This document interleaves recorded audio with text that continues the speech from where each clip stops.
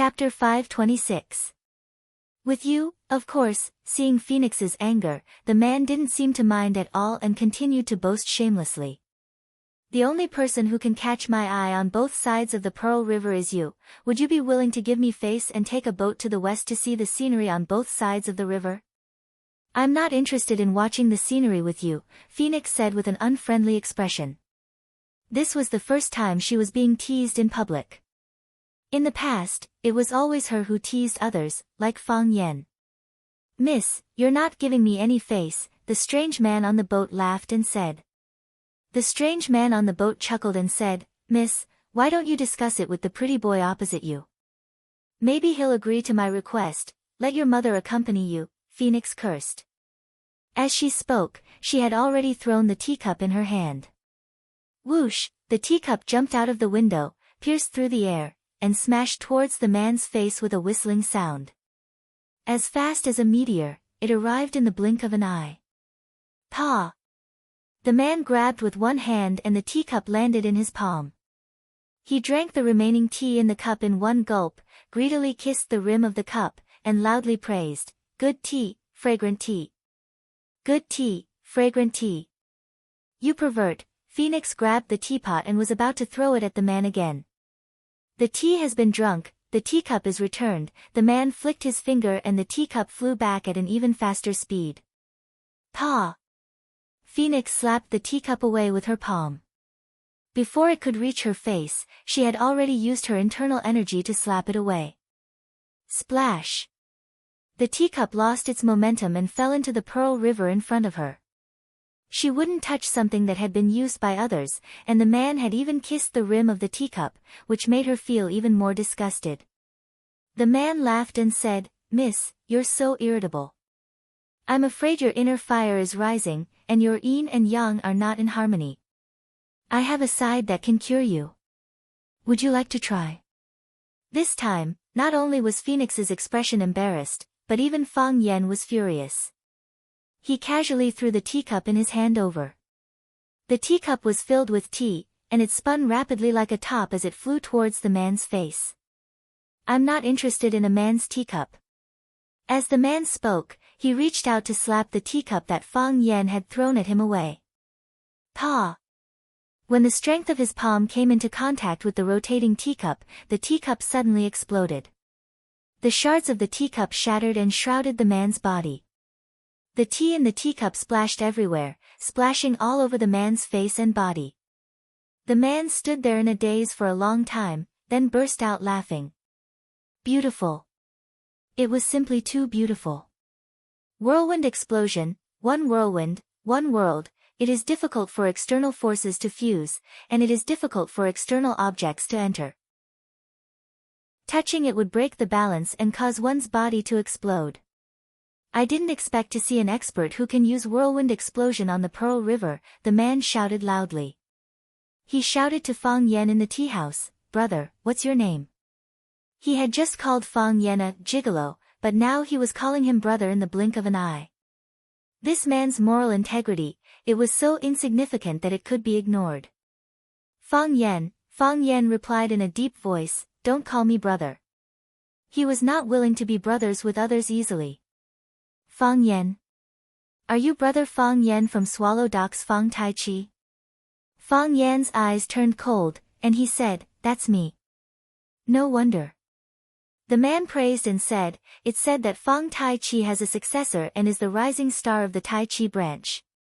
Seeing you today, it really lives up to its reputation. Who are you? Fang Yan asked loudly. Fang Yan had no impression of this man at all, but the man clearly knew his identity. This was a very bad feeling, and it also made him feel insecure, as if he was being coveted. Ho Zhendong, the man replied loudly, My friends who have met me call me martial arts fanatic. Martial arts fanatic? Fang Yan was stunned. This ordinary-looking middle-aged man with a wretched manner was martial arts fanatic, one of Hua Xia's 7 fanatics.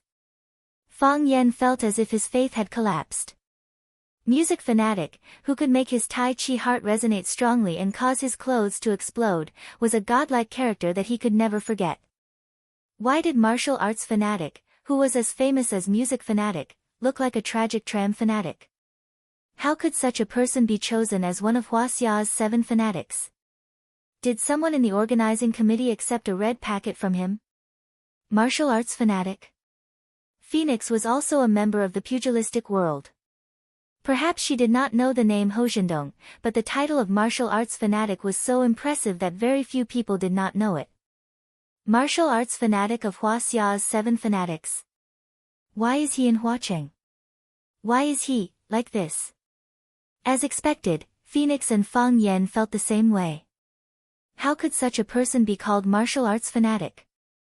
Was there not a single member of the 7 Fanatics Appearance Association? In their minds, a martial arts fanatic should have a jade-like face, shoulder-length hair, serious in speech and manner, and have the demeanor of an immortal.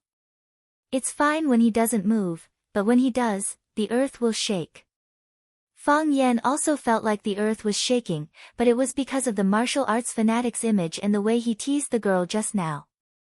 He might be a fake, Fang Yan whispered. Fang Yan's voice was very soft, but the martial arts fanatic heard it. Hozhendong shouted, ignorant brat, who dares to fake the title of martial arts fanatic? Aren't you afraid that I'll fight him to the death? Senior martial arts fanatic is right, Fang Yan shouted. It's my great honor to meet Senior today. If there's a chance in the future, I'll invite Senior for tea again. Fang Yan grabbed Phoenix's arm and said in a low voice, let's go. Saying so, the two of them prepared to slip out of the tea house. Brat, don't go, the martial arts fanatic shouted. An invitation is not as good as a chance encounter. Since we're meeting at the edge of the Pearl River, how could we not have a good fight? Stay, let's spar. Senior, unfortunately, my wife is giving birth in the hospital today. While speaking, Fang Yan had already left his chair and ran towards the stairs. Fang Yan brat, don't go. The martial arts fanatic was furious, shouting Fang Yan's name, wanting him to stay. How could Fang Yan dare to stay? He only wanted to leave this place as soon as possible. The martial arts fanatic was famous mainly because of his obsession with martial arts. It's said that the martial arts fanatic became famous at a young age, then began to travel everywhere to challenge others. As long as he takes a fancy to an opponent, he'll find a way to make them fight. In order to stimulate his opponent's fighting spirit, he'll even use some very dishonorable methods. For example, when he teased the phoenix just now, he must have thought that the phoenix was Fang Yan's girlfriend, so he directly set his target on the phoenix. Fang Yan, the opponent that he had his eyes on, would naturally be enraged for the sake of his beauty and jump out to fight with him for 300 rounds. Moreover, he'll be full of anger, so he'll definitely not show mercy. Unexpectedly, before Fang Yan could make a move, Phoenix already couldn't help but throw a cup at him. The martial arts fanatic loved to fight all his life, and those who fight are sure to win. Out of over 1,000 challengers, he only lost once. He only lost to the old drunkard Mo Qingdi at his peak. Even his teacher who taught him was defeated after he left for 10 years, and has since gone into seclusion. Some said that he was angered to death by his disciple, while others said that he was painstakingly researching new moves to defeat his disciple. But until now, he still hasn't succeeded. There are many rumors, but no one knows which one is the real situation. What Fang Yan didn't expect was that he just came to the riverside to drink a cup of tea, meet a wretched uncle, and then run into one of the legendary 7 addicts of Huaxia, the martial addict. As long as it's an opponent that the martial addict takes a fancy to, he won't be able to avoid him. He'll always follow behind you, and make all kinds of provocative moves. Now, Fang Yan is running into such a person. Just as Fang Yan ran to the stairs, he heard a whistling sound behind him. Fang Yan didn't even turn his head, and struck out with his palm. Crack, with a crisp sound, the wooden board was smashed into pieces by Fang Yan. The martial addict actually kicked out a wooden board, using it as a weapon to stop Fang Yan from leaving. At the same time, he kicked another 2 boards into the water, and with a leap, he stepped onto the wooden board. Pa, pa, pa, his toes touched the floating board, and he crossed the river, leaping up to the 2nd floor of the tea house. His movements were rapid, and his body was like a dragonfly skimming the water. At the same time that Fang Yen smashed the board, he had already rushed to where Fang Yen was sitting, and looked at Fang Yen mockingly, saying, "Little friend Fang Yen, are you really in such a hurry to leave?" Fang Yen and Phoenix had to stop. Fang Yen turned to look at the martial addict, and said, "Senior Ho, why are you in such a hurry to go upstairs?" "Fight with me," the martial addict said. "I want you to fight with me. Since you know who I am, you should know that this is the only thing I want." "No problem," Fang Yen readily agreed. "Really?" The martial addict was overjoyed. "When and where?" 10 years from now, at the Shui Wuxia tea house, I'll see you there," Fang Yen said heroically. "A gentleman's promise is worth 1,000 gold. How could I lie to you about such a serious matter?" "Where is Shui Wuxia?" the martial addict asked. Fang Yen looked at the martial addict in shock. Shouldn't his focus be on why the duel is 10 years from now? The martial addict finally thought of this and angrily said, "Ignorant brat, you've wronged me again, why is it 10 years from now?" "I can't beat you right now," Fang Yen sincerely said. "You are the famous 7 addicts of Huaxia, I don't think I'm a match for you at all," the martial addict smirked and said, "It's just a lowly name, not worth mentioning." "Don't take it to heart, a person's name is like a tree's shadow," senior martial addict is famous throughout Huaxia, the number of combatants that have lost to you is uncountable. Fang Yen is still young, how could he be a match for Mr. Martial Addict? "Not only am I not a match for you, I don't even have the qualifications to fight against you." Fang Yen looked at the martial addict with a face full of respect, as if flattery was free of charge. However, a soldier who doesn't want to be a general is not a good soldier, and a warrior who doesn't want to defeat the martial addict is not a good warrior.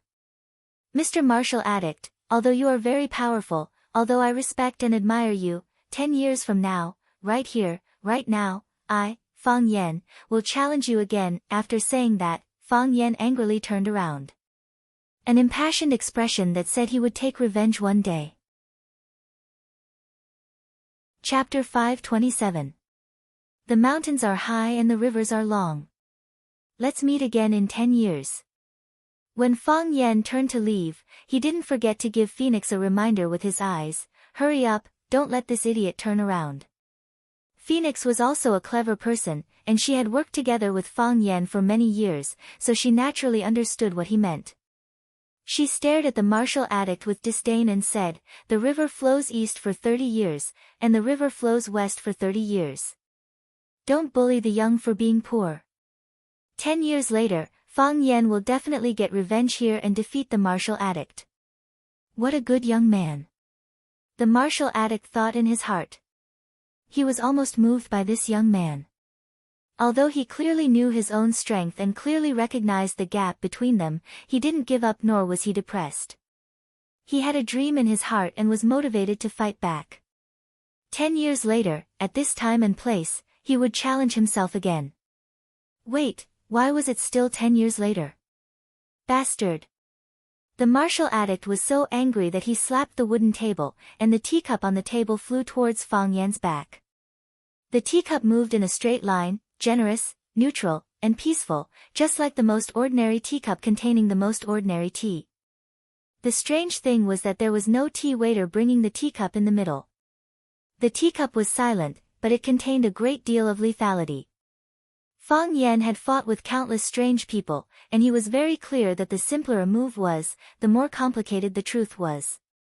If you couldn't understand the truth behind it, you couldn't take these moves.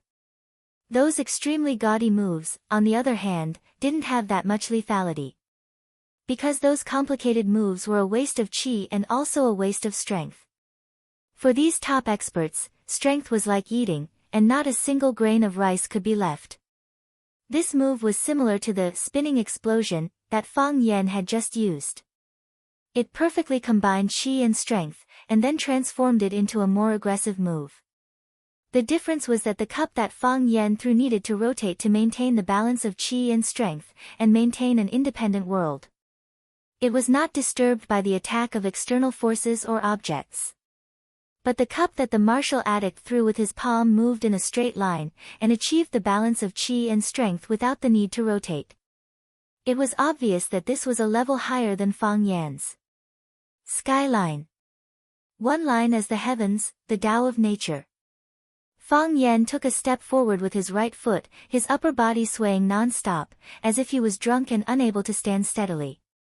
His upper body ran 11 circles in an instant before he managed to avoid the teacup's attack. Ka-cha! The teacup smashed into the wall, but the tea in the teacup seemed to have disappeared into thin air. Not a single drop spilled out. In fact, when the martial addict slammed his palm on the table, the tea in the teacup had already been evaporated by his majestic and turbulent chi. What was flying in the air was just an empty teacup. Beautiful. Nice hiding. The martial addict burst into laughter and said, "How many years has it been? It's rare to see such an eye-catching young opponent." Of his previous opponents, some were too old, and some were too young. The old man's fists were loose and his chi was weak. He couldn't stand a prolonged battle. The young punches were short of breath, and it was difficult for them to form any form of power. It's really boring. Little brother Fang Yan, what was the name of the move you used just now? Was it Drunken Crane Riding the Wind? This was the Drunken Crane Riding the Wind created by Azure Dragon Mo Qingdi after he was crippled. The martial fanatic was also a weirdo. When he was annoyed or angry, he would open his mouth and call you ignorant kid or pretty boy.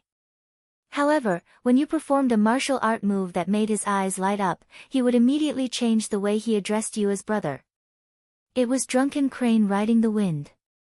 Fang Yan answered truthfully. What a heaven-sent genius. He really is a genius. The martial addict said with a face full of regret, Hua Xia, Azure Dragon Mo Qingdi, how glorious and dazzling he was back then. I painstakingly chased after him for 3 months and 17 days, and finally got the chance to fight him by the Qing Ming Lake.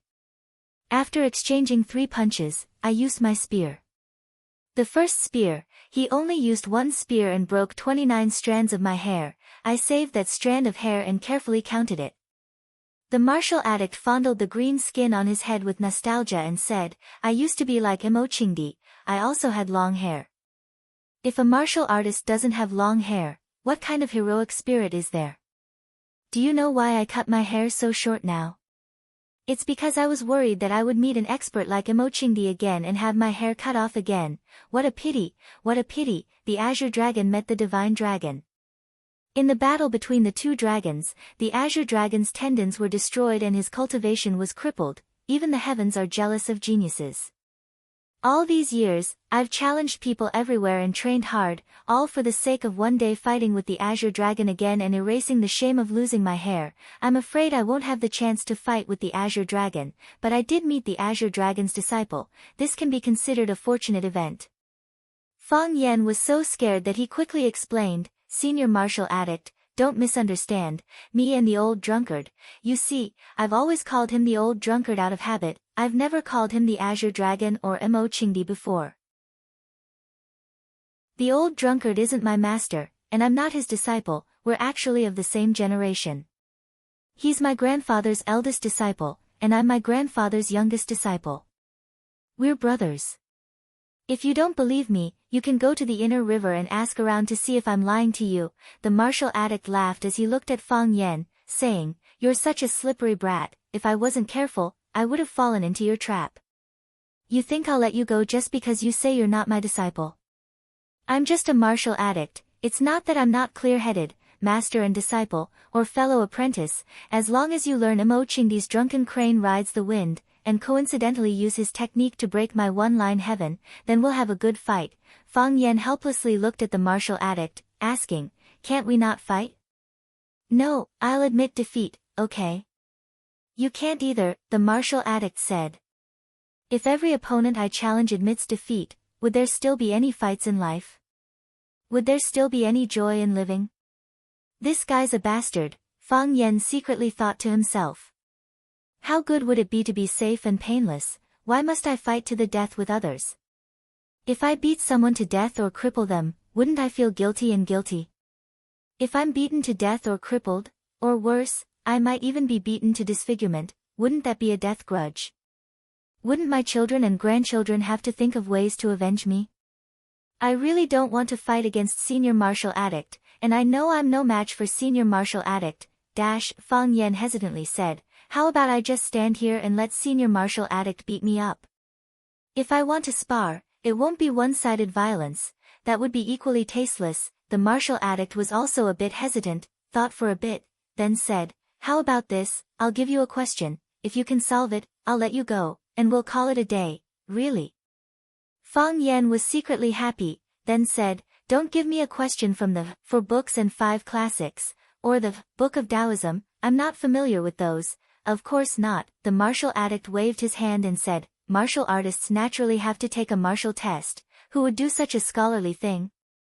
The martial addict thought for a bit, then picked up a teacup from the table, picked up the teapot, and poured water into the teacup. When the teacup was full, the martial addict put the teacup in his palm, lightly flicked his finger, and the teacup flew towards Fang Yan. This time, it was flying in a whirling manner, or rather, flying. Because its speed was very slow, it was as if there was a remote control controlling its flying rhythm. The teacup that was filled with tea stopped in front of Fang Yan, but it still maintained its spinning posture. Like a living creature. Phoenix was shocked, standing next to Fang Yan. She whispered, this old monster's inner energy is unfathomable. This fairy flower offering move is very difficult to perform unless you've mastered Qigong. You must be careful. The martial addict was a fairy, the spinning teacup in front of Fang Yan's chest, and the tea in the teacup that didn't move or even ripple was the flower offered by the fairy. This flower wouldn't bring fragrance to people, but it could take away people's lives. Therefore, this flower was also called the Yama flower. Fang Yan was silent, as if he didn't hear what Phoenix said, his eyes staring at the spinning teacup in front of him. His legs trembled lightly, and his body swayed once again. Sometimes fast, sometimes slow, as if someone was constantly attacking him. It wasn't someone else attacking him, it was this Yama flower that kept attacking him. The Yama flower was a barrier that the martial addict had poured a huge amount of strength into, and it was skillfully cast by him. It catered to the direction of the wind, fused with the airflow, and guided by the power of nature, and maintained its spinning state. Once the direction of the wind changed, the airflow increased, or it was attacked by an external force, it would explode. The martial addict laughed as he looked at Fang Yan, and said, Fang Yan, you brat, as long as you can pick all of this flower, and the water doesn't ripple, you'll pass today's question, shameless.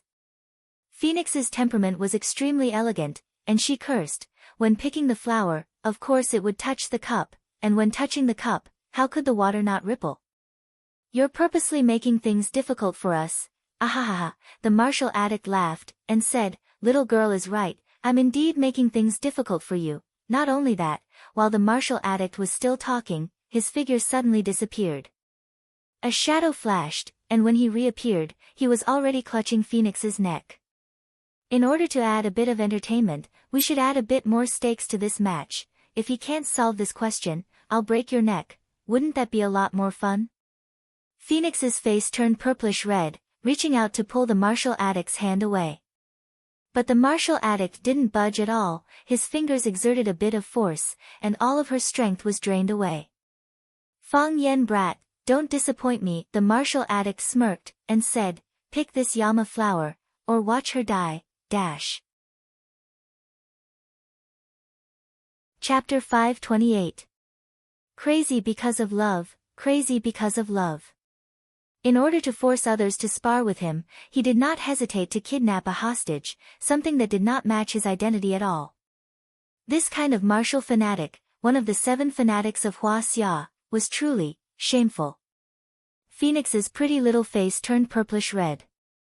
Her body was powerless and stopped struggling, as if she had resigned herself to being controlled by the martial fanatic to threaten Fang Yan. She came from a wealthy family. When had she ever suffered such grievances? When had she ever suffered such torment? Her eyes fiercely and angrily glared at the martial fanatic.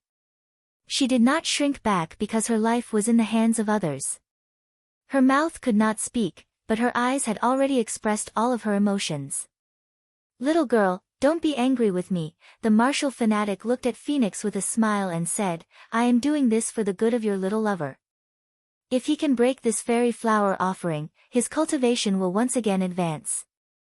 At that time, you will also benefit. At that time, you will thank me, this old monster. Phoenix had just cursed the martial fanatic for being an old monster in a low voice. It turned out that the martial fanatic had already heard it. Now that he threw it back at Phoenix, Phoenix did not even have the chance to defend herself, who told her to have her throat grabbed. The martial fanatic made his move, and Phoenix was captured. All of these things happened in the time it takes for a normal person to blink their eyes. Fang Yan turned a deaf ear to everything around him, as if he did not notice that Phoenix was in danger. His body was still swaying back and forth, left and right in an irregular manner. The heart of Tai Chi naturally rotated, and the Tai Chi domain fully unfolded. When the flower of the fairy flower offering appeared in front of Fang Yan as a more intuitive red line, Fang Yan could clearly see the picture of the rotating cup. The rotating cup was a straight line, but because the speed of the rotation was too fast, it looked as if those lines were in a completely still state. Not only was the cup rotating, but even the tea inside the cup, which did not look like there was a single ripple, was also rotating. The lines of the tea were dynamic and looked like undulating waves. Then, here came the problem.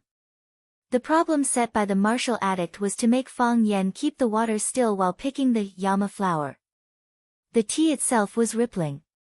When one's hand touched the edge of the cup or the body of the cup, it would only ripple more violently. How could one keep it still? It goes against the laws of physics. However, if he couldn't do that, how could he distinguish the difference between top-notch experts and ordinary people?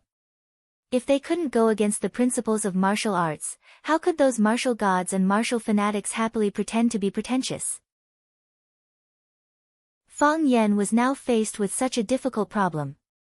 Fang Yan stared at the spinning teacup without blinking, his fingers itching to move.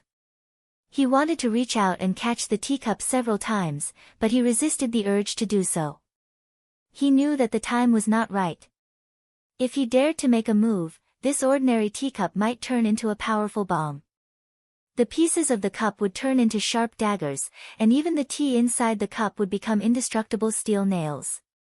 It was just like the spinning explosion that Fang Yan had just used on the martial addict. The difference was that this fairy flower was more lethal. Wonderful. Fang Yan had to praise the martial addict's skills in his heart. Just like the same writers, some of them wrote extravagant articles that made people salivate and smell fragrant, such as Love of Lotus, Epigraph of My Shack, and Peach Blossom Spring. Some of them wrote dull and boring articles, such as The Genius Doctor and King of Fire. In the eyes of Fang Yan, the martial addict's fairy flower was equivalent to those famous works written by great masters. It was calm on the outside and dangerous on the inside, and it was well-rounded and well-balanced. The strength was balanced, and the qi was used exquisitely. A little more would be too heavy, and a little less would be too light. Compared with his spinning explosion, it was like the difference between The Genius Doctor and Peach Blossom Spring. Fang Yan was fascinated, not only to solve the problem, but also to appreciate the unique skill. Seeing Fang Yan's happy eyes and thoughtful expression, the martial addict's expression became strange. This kid is a little interesting. As time passed, the teacup in front of him was still spinning, and Fang Yan's body was still swaying like a drunken crane riding the wind. However, apart from a layer of fine sweat on his forehead, he did not make any move to solve the problem. Moreover, his eyes were getting brighter and brighter, and his expression was getting more and more excited. It was as if the rotating cup in front of him was a peerless treasure cup, and he only needed to stretch out his hand to grab it. Phoenix was confused, and there was a little annoyance in her heart. This idiot, I'm being kidnapped, and you're still laughing like a fool like you've won the lottery. Is the first love not human? Does the first love not have human rights? The smile on the martial addict's face froze, and his gaze on Fang Yan became more and more serious. This guy is stronger than I thought. Dong dong dong, the sound of heavy footsteps could be heard. The red-robed waitress quickly walked up the stairs and asked, "Sir, did you break something?" She looked at the spinning teacup in front of Fang Yan in surprise, and forgot why she came upstairs. "What's with that teacup? Is this a magic competition? Also, what's with that fatso strangling that beautiful girl's neck?" As a dedicated teahouse worker, shouldn't he call the police at this time? Phew, Fang Yan let out a deep breath.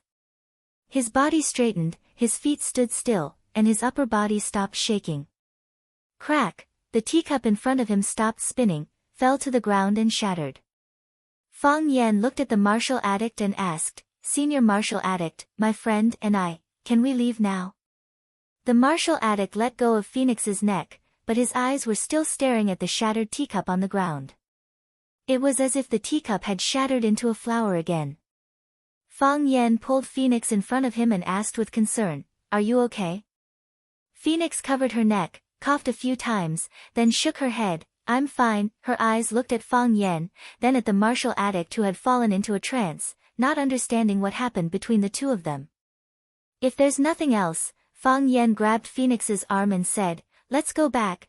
Phoenix nodded obediently, not even refusing Fang Yan's grip on her wrist. As the two of them walked down the stairs, Phoenix couldn't help but look back again.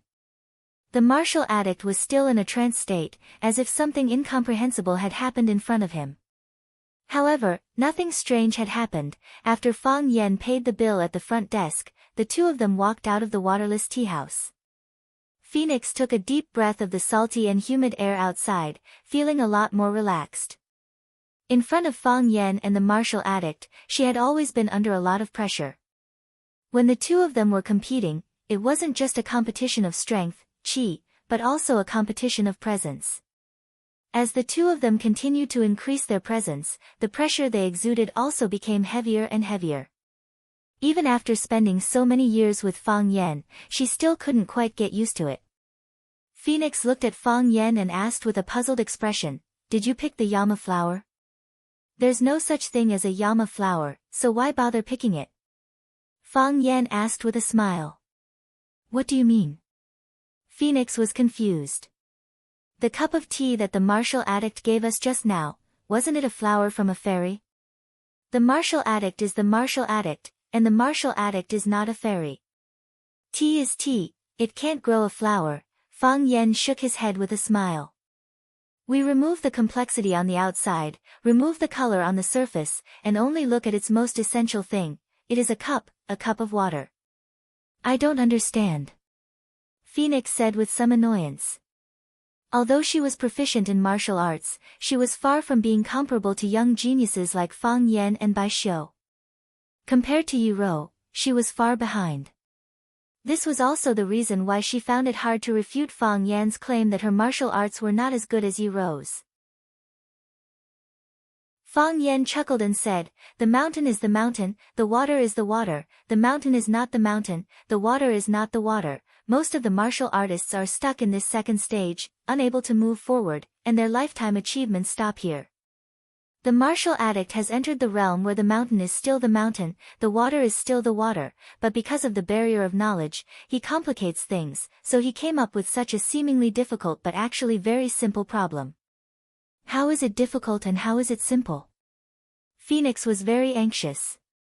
These two guys were talking in silence, and as a bystander, she was so anxious that her heart was itching. He set a trap in this question. The cup of water seems to be motionless, but in fact, it is flowing very fast, and the whirlpool is turbulent. As you said, as long as the hand touches the cup, it will inevitably cause the water to ripple. Moreover, the cup and the water form a world of their own, and it will explode upon contact. It is impossible to reach out to pluck the Yama flower and ensure that the water in the cup will not ripple, unless the heat in it is extracted and solidified into ice. But that is contrary to the test question. Because what the martial addict wants is water. If it solidifies into ice, it will fall into another trap set by him. "But, I didn't see the water in the cup move," Phoenix said. "Right." Fang Yan snapped his fingers and said with a smile, "You didn't see the water ripple, and I also said that I didn't see the water in the cup move. then, does it prove that the water in the cup has not moved at all? Phoenix's eyes lit up and said, so, even the martial addict can't prove that the water in the cup has always been flowing. If he wanted to prove this, he would have to remove the force and skill that he attached to the cup. That way, even if the water is shaking, it can be said that the martial addict himself caused the water to ripple. Fang Yan nodded and said, moreover, the cup continued to spin in front of me, not falling or breaking, and I used the drunken crane rides the wind to find its resonance frequency. The cup itself is already under my control, accepting my guidance. Since the fairy's flower is already in my hand, why would I need to pick it? So, you don't need to do anything, and you have already completed this test question?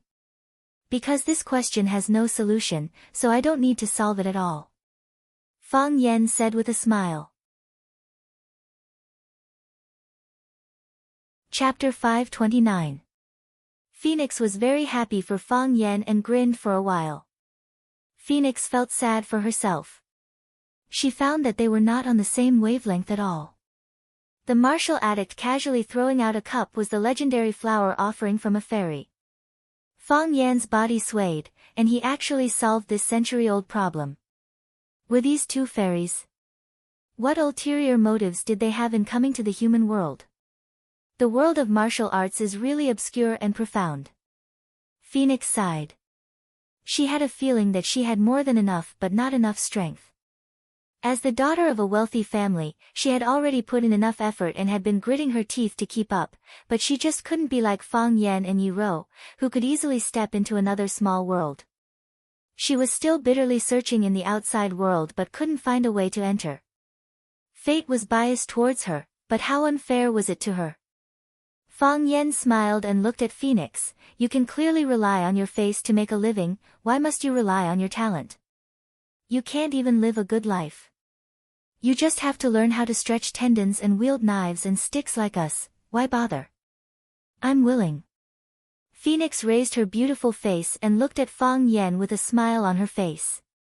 She really liked what Fang Yan said when he said, I can obviously rely on my face to make a living, and said, why do you care? I don't care. Fang Yan smiled and shook his head. He took out the key from his pocket and pressed the unlock button. I'm going back. Goodbye. After that, he opened the door and prepared to leave. Hey, Phoenix shouted from behind. Fang Yan turned to look at Phoenix and asked, is there anything else? I haven't had lunch yet. Are you really not going to treat me? I'm going back. Fang Yan said with a smile, you should go back too. Watching doesn't suit you. Fang Yan waved his hand and slowly drove the BMW away. Looking at the gradually disappearing car, the smile on Phoenix's face froze. Her eyes were filled with sadness. She took out a pack of ladies' cigarettes from her pocket, took one out and put it in her mouth. She took a deep breath into her lungs and then gently exhaled. Not only did he not feel relaxed, but his heart felt even heavier. It was as if there was something pressing on his chest. It would be great if it could be like smoking, the Phoenix said faintly. She did not leave. Instead, she turned around and returned to the tea house. Phoenix walked to the second floor again. The martial addict was still squatting in the same place, looking at the broken pieces of the teacup on the ground. The waitress in red looked at him with a puzzled expression. She missed the fact that he was a madman, but she felt that his madness was not too obvious. Phoenix patted the waitress on the shoulder, indicating that there was no need for her to stay. After the waiter left, Phoenix walked to the martial addict's side and squatted down. She didn't say anything and looked at the broken pieces of the cup. Do you understand? The martial addict asked. I don't understand. Phoenix shook her head. What about you? Understand? I understand now, the martial addict said excitedly. Everyone in the world thinks that there are 3 realms in martial arts. A mountain is a mountain, a water is water, a mountain isn't a mountain, a water isn't water, a mountain is still a mountain, and a water is still water, but there's actually a 4th realm above these 3 realms. That was don't look. Don't look at the mountain, don't look at the water, sit and look at your heart. Whatever your heart thinks, that's what it thinks. Whatever your heart sees, that's what it sees. We always use our eyes, trying our best to see everything as clearly as possible. But that's not the case, the heart is the purest eye. Otherwise, why is there a phrase called mind's eye? Congratulations, the martial addict sincerely congratulated him. For these martial artists, every time they climb a mountain, it's the same as regaining a new life. The previous life doesn't die, it's just entering another stage. Some people only have one life in their entire lives, but some people are able to continuously train, continuously pursue, to experience the wind and moon, to experience the wind and dust, to reach the end. This kind of saying is a bit profound. The simple version is that when you don't have any money, you can only live the life of a beggar. This is your life, your life. But when you have $100 in your pocket, you can live $100 life. When you have 1,000,000 RMB in your bank card, you can live 1,000,000 RMB life. When you become the richest person in the world, you can live the life of the richest person in the world. No matter what social class or social circle, money has already divided people into different levels.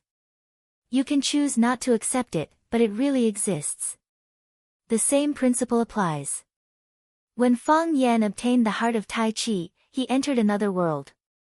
He achieved a new self. Now the martial addict was standing at the door of a new world. He couldn't figure it out, so he continued to think. When he figured it out, the golden door suddenly collapsed, welcoming his arrival. Thank you. The martial addict finally stood up, walked back to the window, and sat down, saying, "Little girl, come and have a cup of tea with me." The martial addict didn't refuse.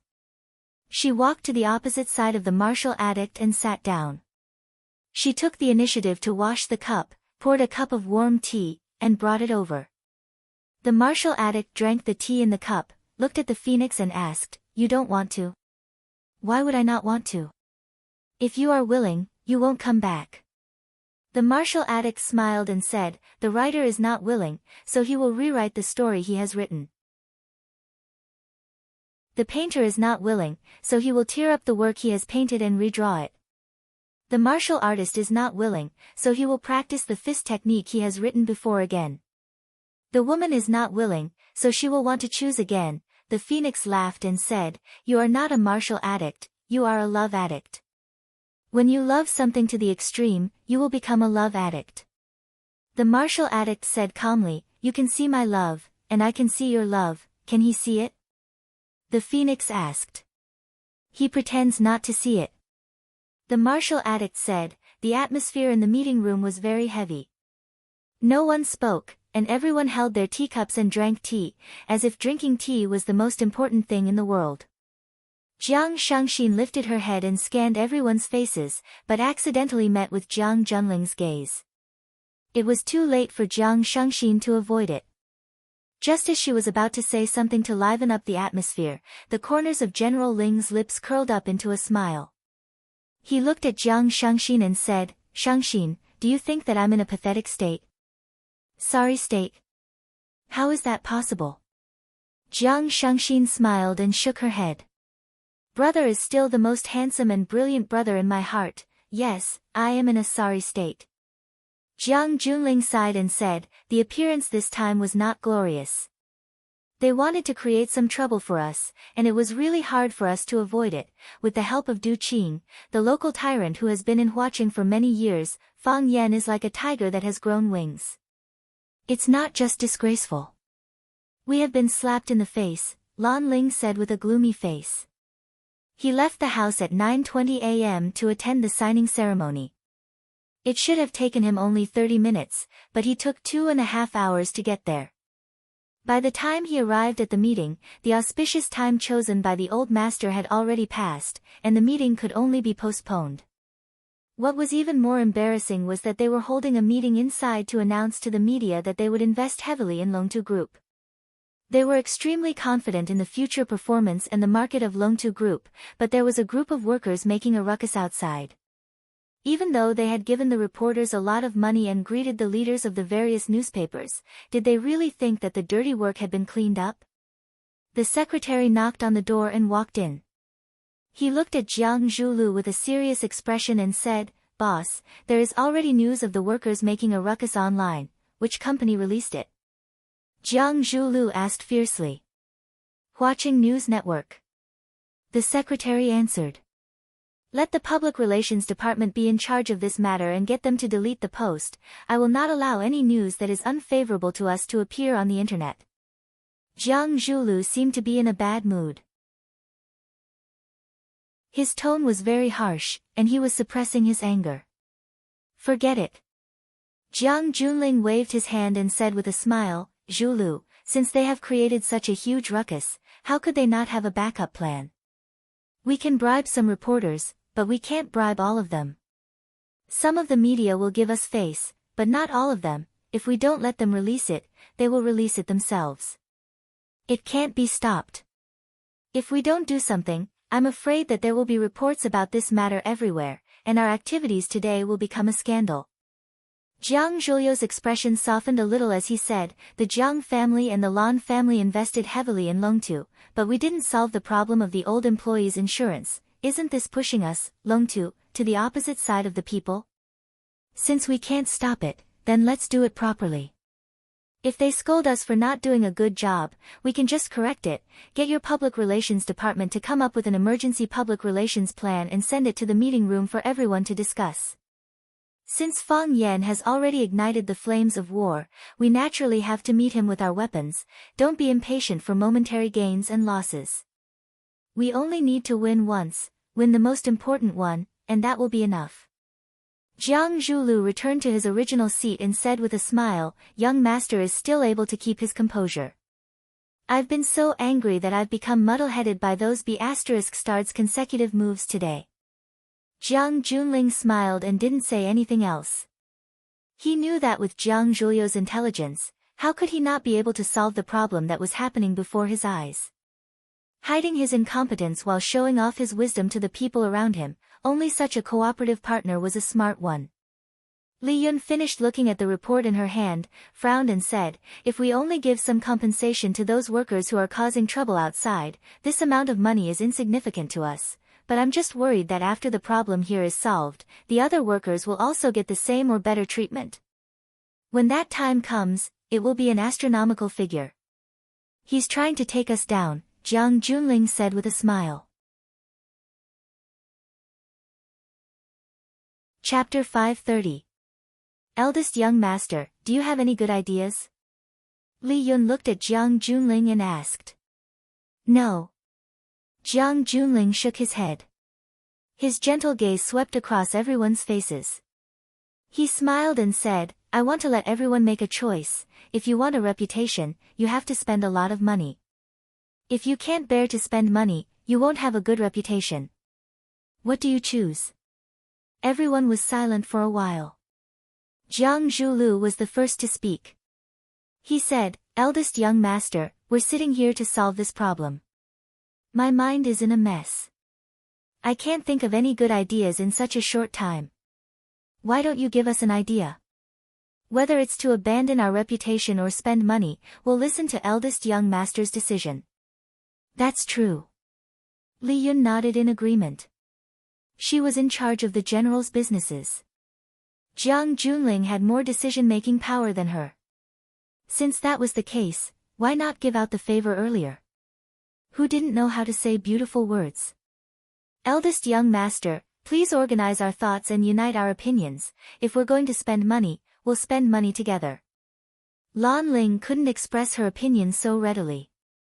She said, "I'll send back everyone's opinions.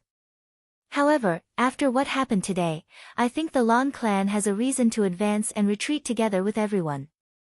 That Fang Yan has gone too far. Huaqing can't allow such a ruffian to ride roughshod over us." Jiang Junling's gaze turned to Lan Ling. He said respectfully, "Uncle Lan, don't take these small things to heart. It's just a game of cards. Winning or losing is a matter of course. This time, I didn't think it through. I didn't expect them to make a move on this matter. It's my fault that Uncle Lan was wronged. However, if he stabbed us, we'll just return the favor. We can't hurt ourselves because we're angry. Lan Ling was very pleased with Jiang Junling's respectful attitude and comforting words. A smile finally appeared on her face. She said, "Looks like Junling already has a way to deal with this. Although Uncle Lan is slightly older than all of you, his brain really isn't as fast as you youngsters. Junling, tell us, how should we play with them?"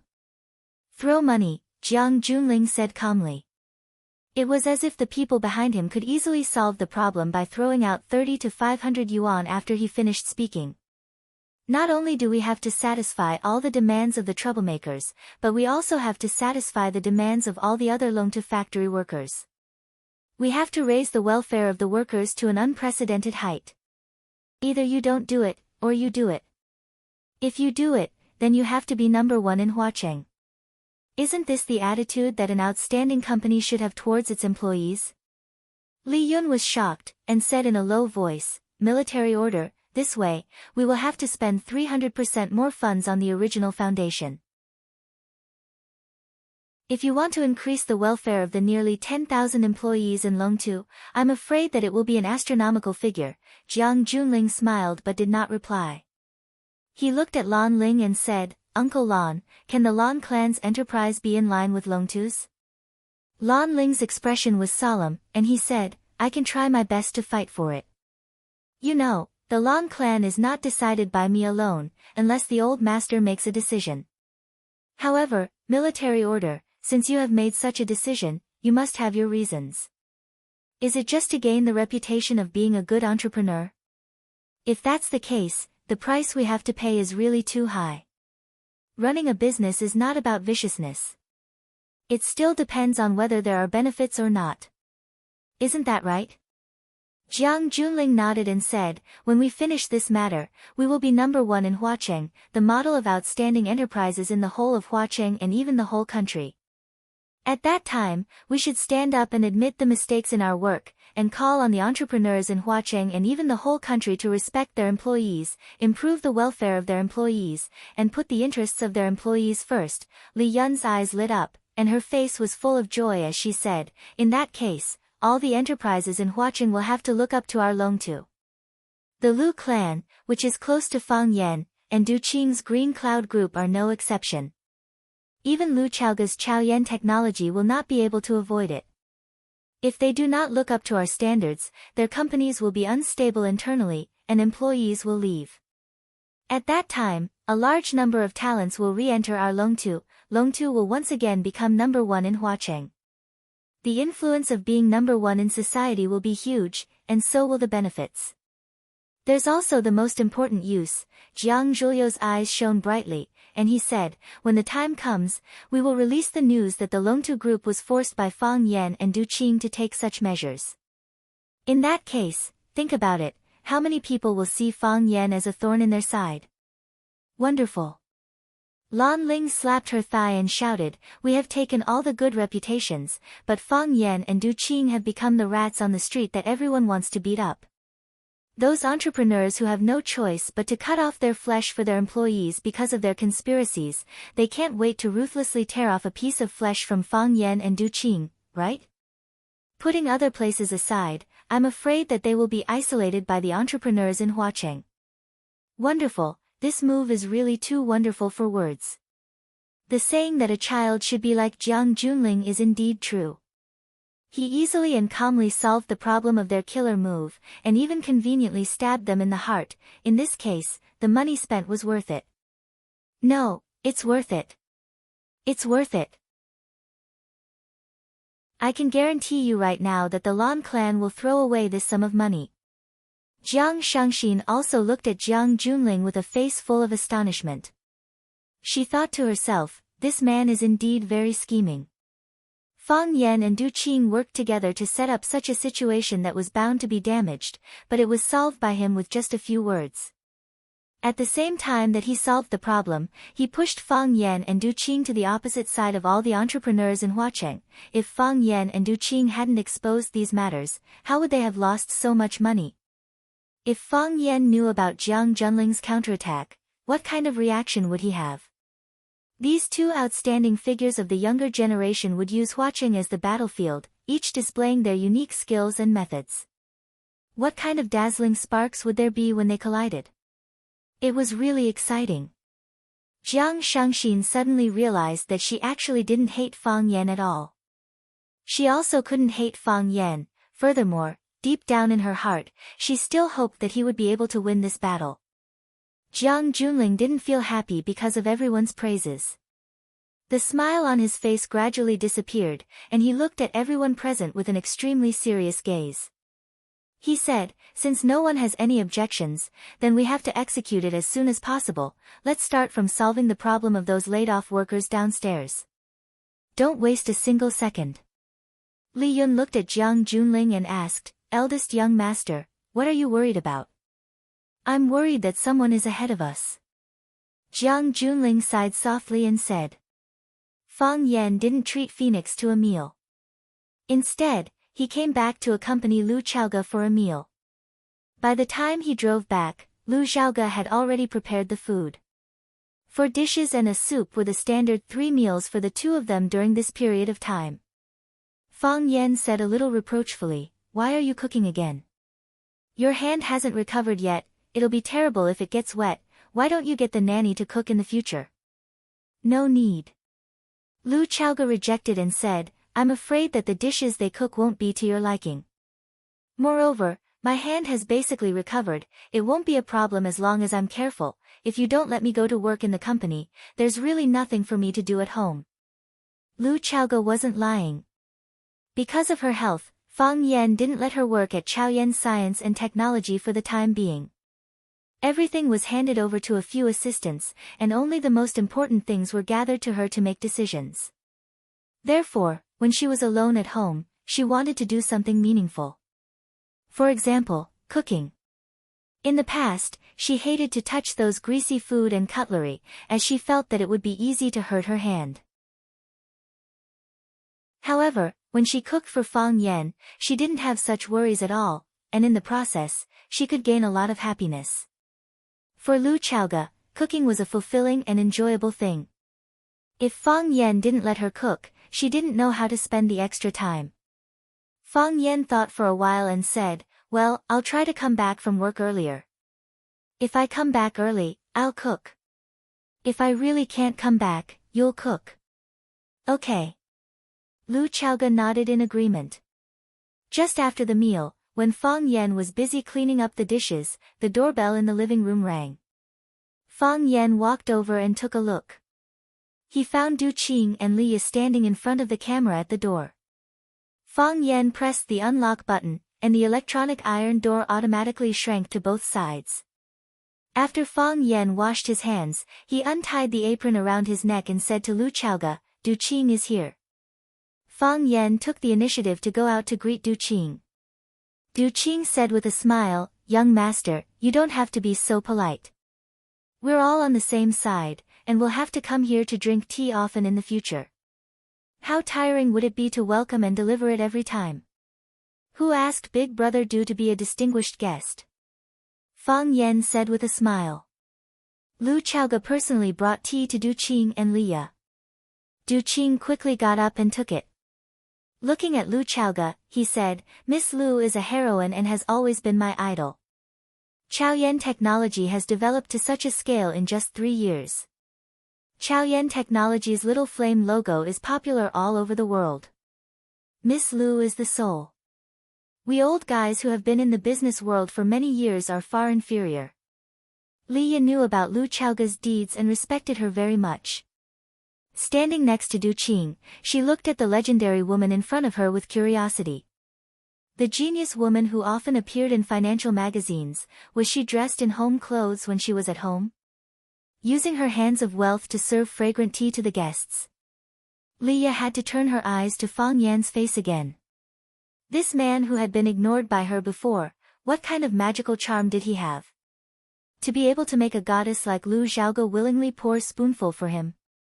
Lu Chaoge smiled indifferently and said, "Mr. Du is a senior, and also a big brother. It's Chaoge's honor to be valued by you. Chaoyan Technology was able to achieve such results because of the care of our ancestors. I just put in some courage and hard work. How can I compare to Mr. Du who started from scratch?" Du Qing laughed and said, the outside world is saying that Miss Lu Chaoga, the helmsman of Chaoyan technology, is as cold as ice. It seems that they lack understanding of Miss Lu. I know that Miss Lu's ability to praise people is not any lower than others. My heart is filled with warmth. Everyone laughed. Chapter 531. Lu Chaoga didn't say much. After serving tea to everyone, she sat quietly beside Fang Yan. Fang Yan held a cup of Longjing tea before the rain.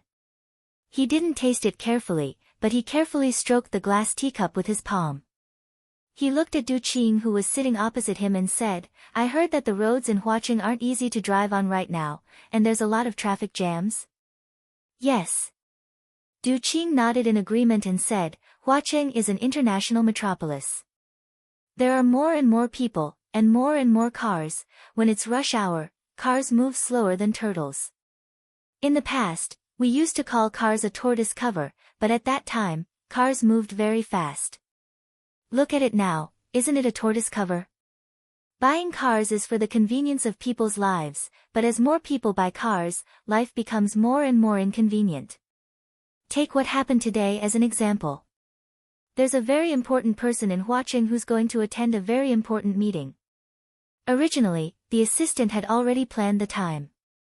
They would leave at 9:30 a.m. to attend the ribbon-cutting ceremony at 10:30 a.m. Isn't an hour more than enough to travel? In the end, it wasn't a coincidence that a few cars rear-ended one another on the road, and a few drivers pushed the blame to each other and even got into a fight. As a result, that important person's ribbon-cutting ceremony at 10:30 a.m. was dragged to 11:30 a.m. Oh, he didn't make it for the 11:30 a.m. event. Fang Yan squinted his eyes and smiled. He said, we need to give more suggestions to the Huaqing government and ask them to do a good job in clearing the roads during rush hour. Isn't that so? Many important people called the mayor of Huaqing, hoping that they could quickly solve this problem. It's not easy being the mayor. It's such a big city with tens of millions of people, how can it be easy to manage? Nothing is easy. Fang Yan said with a smile. There's no helping it, this is within the mayor's responsibility. Who else can they look for if not him? That makes sense. Du Qing said with a smile.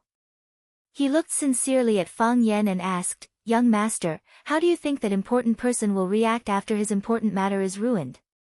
Fang Yan looked at Du Qing and said, big shots care a lot about their face. They can lose anything but face. Today, they have lost face, so they will definitely find a way to get it back. In what ways do you think they will regain their face? Du Qing asked. Get up from where you fell. Fang Yan replied, the trouble caused by the workers in the electronics factory is a trap that someone dug for them. It's not easy to solve this problem. Or, they would throw money at the troublemakers.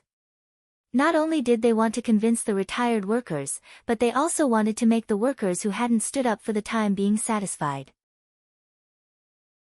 They had just settled down, but the other side felt that the treatment wasn't good and jumped out to cause trouble again. Turning all his hard work into a joke is not his style. Are they really willing to pay such a huge price? Leah asked in disbelief. She and her uncle Du Qing came to look for Fang Yan to solve this problem. They had already discussed the answer to this question in the office. Either Jiang Junling and the rest chose to deal with this matter coldly and satisfy some of the troublemakers' interests. They would first shut their mouths, then use the other part of the interest to keep them in suspense so that they wouldn't stand on the opposite side and attack Longtu. However, this way of dealing with it was too conservative and petty. Especially at this critical moment when the whole city's media was paying attention to this matter, it was even less convincing for them to do so. Then, there was another possibility, which was to throw money at them. They would follow the method that Fang Yan suggested, which was to smash the troublemakers and those who might be dissatisfied. However, she and her uncle had done a rough calculation. With the current size of the Longtu group, this would be an astronomical figure. In order to win people's hearts, would Jiang Junling and Jiang Zhulu do such a crazy thing? If they really did such a thing, could they still be considered a qualified business operator? If it was in the past, Liya would directly refute Fang Yan's speculation. However, after seeing Fang Yan's methods and style of doing things a few times, she naturally had some fear of him and a belief that she had always rejected. Du Qing also looked at Fang Yan with a solemn expression and said, "They took out such a huge amount of capital just to buy people's hearts? Just so that they have a chance to stab us in the back. If there's a chance to stab us in the back, no matter how much capital they have, they are willing to invest it." Fang Yan said with a smile. "Brother Du, you have to be mentally prepared for a tough battle."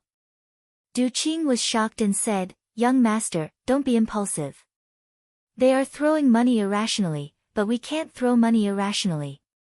If we fall into a vicious competition, we will be the ones who suffer in the end.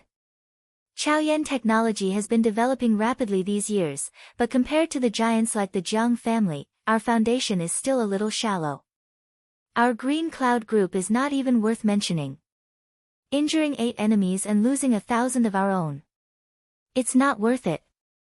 What was Du Qing afraid of? He was afraid that Fang Yan and Jiang Junling would get angry. The same youthful vigor, the same young heroes. "If you throw 100 million, I will throw 200 million on my side. If you throw 1 billion, I will throw 1.5 billion on my side. It has to be a little more than you." In that case, where would he, Du Qing, go? If he didn't follow, he would lose his friendship.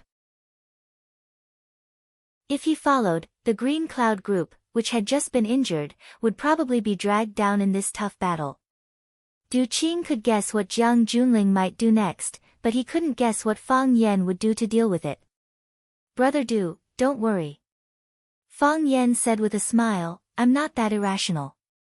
Besides, throwing money to fight with others is not in line with our style. How can a cultured person compete with others for wealth?"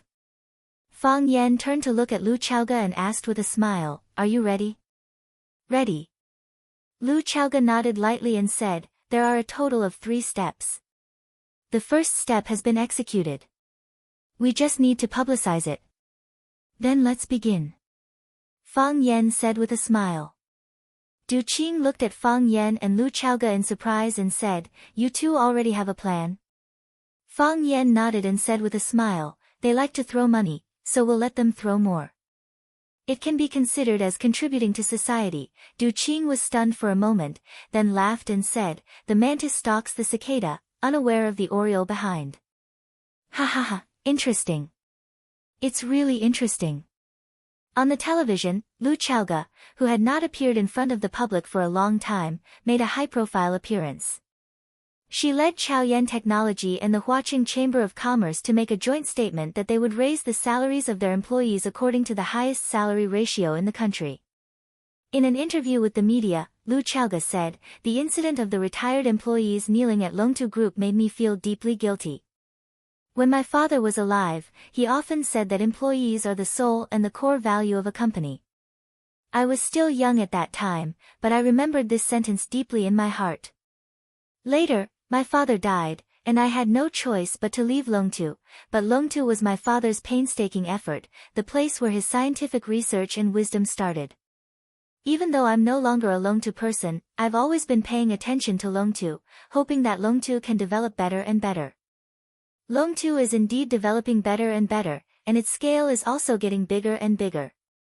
However, what I don't understand is that today, when the energy industry is booming and the company's annual profits are in the hundreds of millions, why would there still be a situation where retired employees don't have enough to eat and can't go to the hospital? These old people have worked hard for Longtu their whole lives. Is this their final outcome? In order to get the benefits they deserve, they had no choice but to kneel in front of everyone. This kind of incident is really chilling. As a child of Longtu, as a former citizen of Longtu, I can empathize with the suffering of the people of Longtu. I hereby announce that the salaries of all employees of Chaoyan Technology will be increased by 20%. In addition, we will establish a comprehensive medical and social security system for Chaoyan Technology, so that they won't have any worries in the future. If there are people of Longtu who are willing to work at Chaoyan Technology, we will warmly welcome them. Chaoyan Technology will never turn away talents, and Chaoyan Technology will always provide the best working environment and generous rewards. Smack. The beautiful teacup came into contact with the hard wall, once again turning into pieces of broken shell. The golden tea slid down the marble wall, drawing a long shadow. Jiang Junling stared coldly at the TV screen, and Li Yun hurriedly walked over to turn off the TV. Not only Jiang Junling, but everyone else also wanted to smash their cups. However, there was only one person present who had the right to smash a cup. After he smashed it, it wouldn't be appropriate for the others to do the same. Jiang Junling looked at Li Yun and asked, "What's the range of our salary increase?" 20%, Li Yun said. This kind of feeling was really suffocating. A salary increase of 20% was a figure that had been carefully calculated by the accountant. As long as they reached this number, they would be the company with the highest average salary in Huacheng. At that time, if they called for everyone to raise their salaries together, not only would they gain fame and fortune, but they would also push Fang Yan and Du Qing's Qingyun group to the opposite side of all the companies in Huacheng. Now that Fang Yan and the others had rushed to raise their salaries to 20%, it was equivalent to stabbing them in the heart. Why not 10%? Why not 15%? Why not 18%? Why did it have to be 20%? The style of that knife really made people feel sour and numb. The worst thing was, not only did they not get the first opportunity, but they also couldn't gain any reputation. Instead, they could only follow behind Chaoyan Technology. Even if they were to raise their salaries to 20% or higher, it was still under the call of Chaoyan Technology. During the interview, Lu Chaoga also said that she hoped that she could set an example and let those companies with conscience realize their mistakes and wake up. If they followed suit and raised their salaries, did that mean that they would all feel guilty and wake up because of her actions? Chapter 532. Jiang Zhulu smiled sinisterly and said, "No wonder young master reminded us to settle the matter quickly. It seems like they were well prepared. This is a chain of attacks." Li Yun was in a bad mood as well. She had just finished negotiating with the workers' representatives. They were very satisfied with the solution and promised that they would not cause trouble for the company anymore. They had finally come up with a big move and were just waiting to kill the enemy in one move. What they didn't expect was that their opponents had already taken the initiative to use their ultimate move. The special effects were even cooler than theirs, and the moves were even more gorgeous than theirs. Tell me, who could they go to reason with? Yes. This is a chain of attacks. General Ling took the towel that Shangxin brought over and wiped the water stains on his hands. The murderous look on his face gradually disappeared, and he regained his radiant smile. He said softly, "When they were digging that pit, they had already predicted our reaction. When we counterattack, it is equivalent to jumping into the pit, and they start to dig the soil with shovels, burying us tightly." The workers had chosen to create trouble at such a critical moment. When Jiang Junling and the rest were busy filling the pit, Fang Yan and Lu Chaoga kicked them into the pit and started to fill it with soil. "These people are trying to kill us. Military orders, they are once again ahead of us. What do we do now?"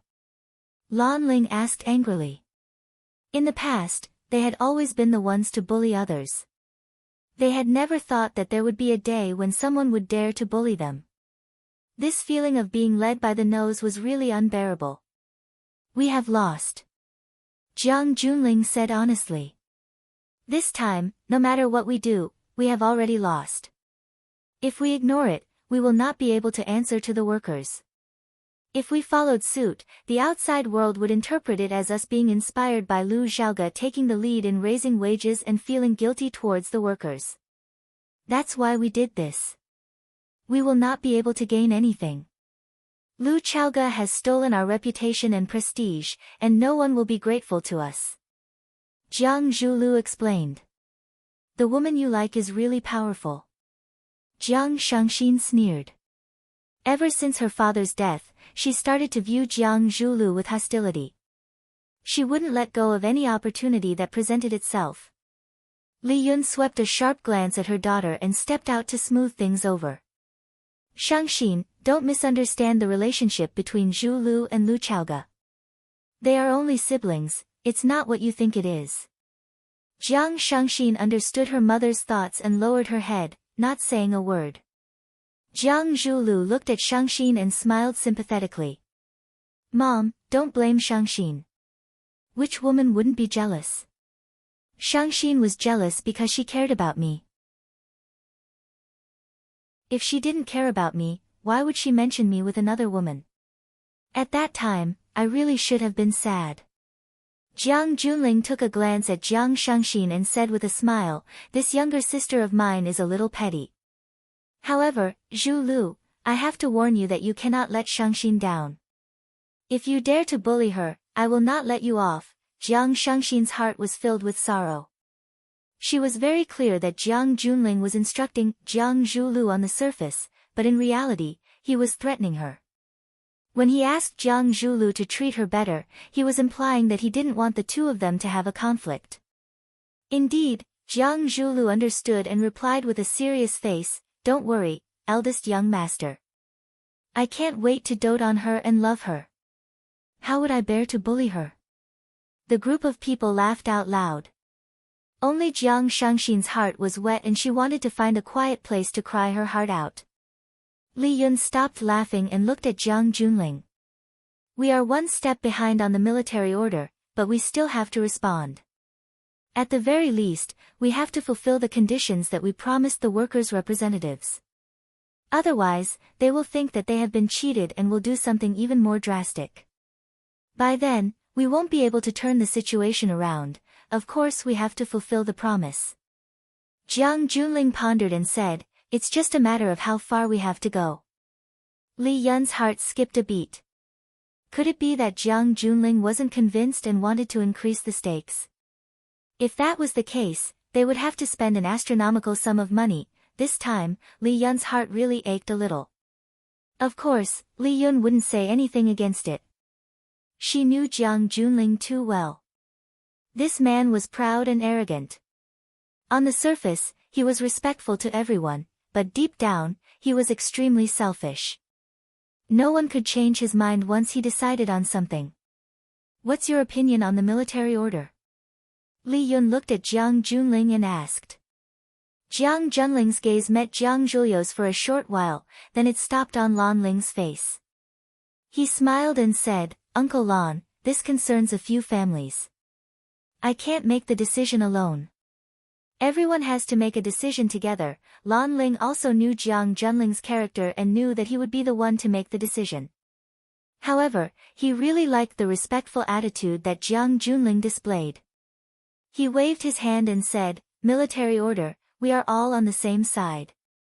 You don't have to be so courteous with us. It's still up to you to make the decision. Don't worry, as long as I can do it, I will give my full support. If I can't do it, I will go back and ask my grandfather for support. Jiang Junling nodded and said, since everyone trusts me, then I won't be courteous with everyone. I'll tell you my opinion first, and if you think it's inappropriate, you can bring it up. This isn't just empty words, everyone has to fork out the money together, this is a big matter. I can't make the decision alone, and I can't make the decision. Jiang Zhulu chuckled as he looked at Jiang Junling and said, whatever eldest young master says, we'll do it.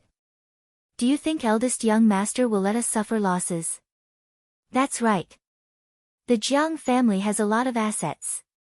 At most, they'll give us some compensation from other places. Lan Ling also agreed. Jiang Junling had the Jiang family behind him. Even if Jiang Junling squandered all of his assets in Huacheng, it would only be a superficial wound. He wouldn't even be able to touch his bones. The Jiang family would still be the prestigious Jiang family. Moreover, Jiang Zhulu was the one who voluntarily gave away the shares of Longtu Group in order to curry favor with the Jiang family. Even if Longtu Group collapsed, the person who lost the most was Jiang Zhulu. What did that have to do with Jiang Junling? We can't give too little compensation. We've already discussed the standard with the workers' representatives. If we break the contract now, the workers won't be satisfied, and if this matter gets out, we'll seem petty. Jiang Junling patiently explained, we can't use the same standard as Chao Yan either. Although they're ahead of us, we can't use the same standard as them. If we do that, people will think that we're imitating Chao Yan, and Chao Yan will bribe the media to lead us in that direction. We have to set a higher standard than them, but not by too much. Otherwise, we'll fall into Fang Yan's trap and become the main culprit of this incident. Do you think there's a problem with a 25% increase in benefits? No problem. Jiang Zhulu was the first to agree. Li Yun did some mental calculations and felt his heart ache. However, he still smiled and said, there's no problem on my side either. Lan Ling hesitated for a moment and said, this isn't a small amount. I can't make the decision alone. I'll go back and discuss it with the old master. If he agrees, there won't be a problem. I'll explain the cause and effect of this matter and the various stakes to him. I think he'll agree. Although Jiang Junling despised Lan Ling's indecisiveness, he still said gratefully, thank you, Uncle Lan. Thank you for the trouble. Lan Ling sighed and didn't speak anymore. Jiang Junling looked at Li Yun and said, let's do it this way. Okay. Li Yun nodded and said, I'll handle this personally. Jiang Zhulu looked at Jiang Junling and said, Master, the matter has been settled temporarily. However, what if they create any more trouble? If I were Fang Yan, Jiang Junling took the teacup that Shangxin passed to him and said, I can still make 2 more moves. Seeing that everyone was looking at him in shock, Jiang Junling squinted his eyes and smiled. He said, furthermore, based on my understanding of my old friend, he will definitely be able to think of these 2 moves and execute them. Li Yun panicked. She looked at Jiang Junling and said, military orders, this isn't a joke. Since you know what Fang Yan is going to do next, shouldn't we take some precautions? We can't just passively take a beating and do nothing, right? Jiang Junling shook his head and said, we don't have to do anything, and we can't do anything. If we are slow in the first move, we will be slow in every subsequent move. We have lost this round. Let's change to another battlefield and continue playing the game. Everyone looked at Jiang Junling thoughtfully. This proud man had once again admitted that he had lost. He had lost to the man who had beaten him repeatedly, Fang Yan. Furthermore, even though Jiang Junling had already thought of what Fang Yan was going to do next, he couldn't think of any way to deal with it. In that case, what exactly was Fang Yan going to do? There are some things that can't be done with human strength. Jiang Junling looked at everyone and explained, the more we get entangled in this, the more disadvantageous it will be for us. Why don't we cut the Gordian knot and end this battle quickly in exchange for a battlefield that is beneficial to us? You are right, young master. Jiang Zhulu agreed and said, doing something despite knowing that it is impossible to do is the true stupidity. This feeling, Jiang Junling smiled bitterly and said, is really uncomfortable. After the meeting ended, he bade farewell to Shangxin and the General Ling and walked out with his bag in hand. Jiang Zhulu walked over quickly and shouted, Shangxin, let's talk. Jiang Shangxin turned around and looked at Jiang Zhulu expressionlessly. Jiang Zhulu, what do we have to talk about? You are my wife, and I am your husband in name and in law.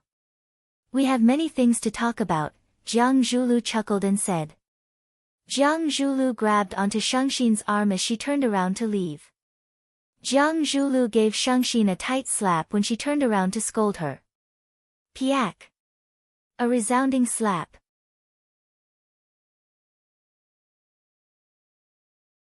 Chapter 533. Jiang Shangxin's skin was so delicate that it would turn red even if it was exposed to the sun, let alone such a strong slap. A clear and deep purplish-red palm print appeared on the right side of Jiang Shangxin's face. There was an area that was congested with blood, and it looked like the blood vessels there were about to burst. Jiang Shangxin was stunned. Jiang Zhulu actually dared to slap her. This man had been trying to please her from the beginning to satisfy her pride and selfishness. He had placed his status very low and treated her like a servant. He actually dared to slap her. Was she stupid, or was that man crazy? Jiang Shangxin did not cry or scream. She did not even have the time to make a sound other than the crisp sound that came from her face. She could not accept this reality. Jiang Shangxin felt extremely unfamiliar and shocked when she saw the sinister smile on the man's face. The understanding that she had once thought was just a lie. Jiang Zhulu grabbed Shangxin's arm and casually pushed open the door to an office when he heard someone talking behind him. This was the office of Jiang Zhulio's secretary, Wang Min. When she saw the boss dragging the lady boss in, and the lady boss's face with a ghastly palm print on it, Wang Min jumped up in a panic. She didn't say a word and quickly left. At this point, anything she said or did would be wrong. The smartest thing to do was to pretend that she did not see anything. Jiang Zhulu flung Shangxin's body and threw her onto the sofa in the guest room. Before Jiang Shangxin could get up, Jiang Zhulu had already pressed down on her. His lower body pressed against Jiang Shangxin's legs and abdomen, and his upper body was raised up high. Looking down at Jiang Shangxin's ferocious gaze, he asked with a smile, "Do you hate me?" Jiang Shangxin bit her lip tightly and said word by word, "You dare to hit me? So what if I hit you?" Jiang Zhulu asked. "Don't tell me that you still haven't realized it. Haven't you reflected on your current status? Should you put yourself in the right place?" "That's right, my status is very awkward and my situation is very difficult. I am only a loyal dog of the Jiang family. I have to do whatever they tell me to do. I have to bite whoever they tell me to bite. However, you should understand that as long as a loyal dog like me has any value to the Jiang family, they won't just kick me away. They will feed me dog food. You are my dog food." Jiang Zhulu. Jiang Shangxin gritted her teeth and shouted. "What? Blame me for speaking too harshly. But wasn't that the truth? If I scold you, they will pretend not to hear me. If I hit you, all they can do is reproach me. What can they do to me? Is this not the fate of yours and mine? Shangxin, you are a smart woman. You should be very clear that the bigger the commotion, the worse it will be for you. Do not be hostile to me, do not hate me, obey me, please me, serve me, that is what a wife ought to do. You just got married and don't have any experience of being someone else's wife. I'm not in a hurry. I can wait and give you more time to study. But don't disobey me, and don't betray me. Don't mock your husband in front of others. I know you hate me. Why do you hate me? Do you suspect that I have something to do with your father's death? Do you suspect that I killed your father?" Jiang Shangxin's lips twitched, but she did not answer Jiang Zhulio's question. She did suspect that her father's death had something to do with Jiang Zhulu. She did suspect that Jiang Zhulu was the one who killed her father. No, it wasn't just a suspicion, it was a certainty. She was certain that Jiang Zhulu was the culprit who killed her father. Fang Yan had already agreed to exchange hostages. How could he kill her father? Let him live and let him become the shame of the Jiang family and the laughingstock of the entire circle. This was what a sinister and cunning man should do. How could he kill his own father? Jiang Zhulu was the one who brought people to fetch her father. Of course, his own father was included. His father sank into the sea and did not return. Her father did return, but he was a lifeless corpse. With Jiang Shangxin's intelligence, it was not difficult to guess what kind of story was hidden in this. Jiang Shangxin knew that they had their reasons for doing this. She knew that they did not want her father to become a scar on the Jiang family. However, as a woman and as the daughter of that man, how could she pretend that nothing had happened and share the same bed with him? Sleep on the same bed with the murderer who killed her father? This was too harsh and difficult for her. Isn't that the case? Jiang Shangxin said sarcastically. Jiang Zhulu did not deny it. Instead, he looked straight into Jiang Shangxin's eyes and said with sincerity, "Yes, this is the case. I killed your father. I used a special needle." His heart failed and he didn't even have a chance to speak. Isn't this the answer you wanted? Now that you know, I have confessed to you. Jiang Shangxin, what can you do? Call the police to arrest me? Or do you want to make a scene with me? Or look for Jiang Junling to help you take revenge? Do you think he will help you? Do you think he will let you continue to pursue this matter? Jiang Shangxin, I didn't want your father to die. Jiang Junling was the one who killed your father. So, you can only blame your father for being useless and unlucky. You can't blame anyone else. You said that my brother asked you to kill my father. This is impossible. My brother would never do such a thing. Jiang Zhulu looked at Jiang Shangxin's overly calm eyes and his emotions gradually became rational. He climbed up from Jiang Shangxin's body and said, "You have a recording?" Jiang Shangxin got up from the sofa and adjusted her clothes. She looked at Jiang Zhulu with disdain and said, "Why? Are you afraid?" Jiang Zhulu stared at Jiang Shangxin coldly and said, "Jiang Shangxin, what exactly do you want to do? What do you think?" Jiang Shangxin asked. "I know that you don't care about me. But, Jiang Shangxin, are you going to betray the Jiang family?" "Betray?" Jiang Shangxin stood up from the sofa and looked at Jiang Zhulu. "I am a member of the Jiang family. Why would I betray my own family?" "But, Jiang Zhulu, who do you think you are?" Jiang Shangxin walked in front of Jiang Zhulu and gave him a tight slap on his face. Then, she walked away leisurely in her high heels. Blood flowed from the corner of Jiang Zhulu's mouth. A cruel and ruthless smile appeared on his face. Fang Yan did not disappoint Jiang Junling. Just as Jiang Junling had predicted, they still had a few more moves to make. Chaoyan is a human-oriented research company. While we are committed to solving the energy crisis for mankind, we also pay attention to the health of our employees. The company provides 2 health experiences to their employees every year. We also apply for associated experience cards for their immediate family members. As long as they have worked in Chaoyan Technology for more than 2 years, they have the opportunity to apply for an associated experience card for their parents, wife, or children. They can enjoy the same experience services as the company's employees. Fu Mingli, the deputy director of Chaoyan Technology, said in an interview with the media. "We have launched a special reward program for outstanding talents in Chaoyan. If the children of foreign employees want to bring their children to Huaqing to study, we will provide the most convenient channel. We have already cooperated with the most outstanding private high school in Huaqing, Rosefinch Secondary. Any student who passes the assessment will be given priority admission." Lu Chaoga, the director of Chaoyan Technology, said while participating in a charity event. Chaoyan Technology, which had been developing rapidly in the past few years, suddenly became extremely high-profile. Even the queen of Chaoyan, Lu Chaoga, who was very reluctant to show her face in front of the media, frequently appeared in front of the cameras. They increased the welfare of their workers time and time again.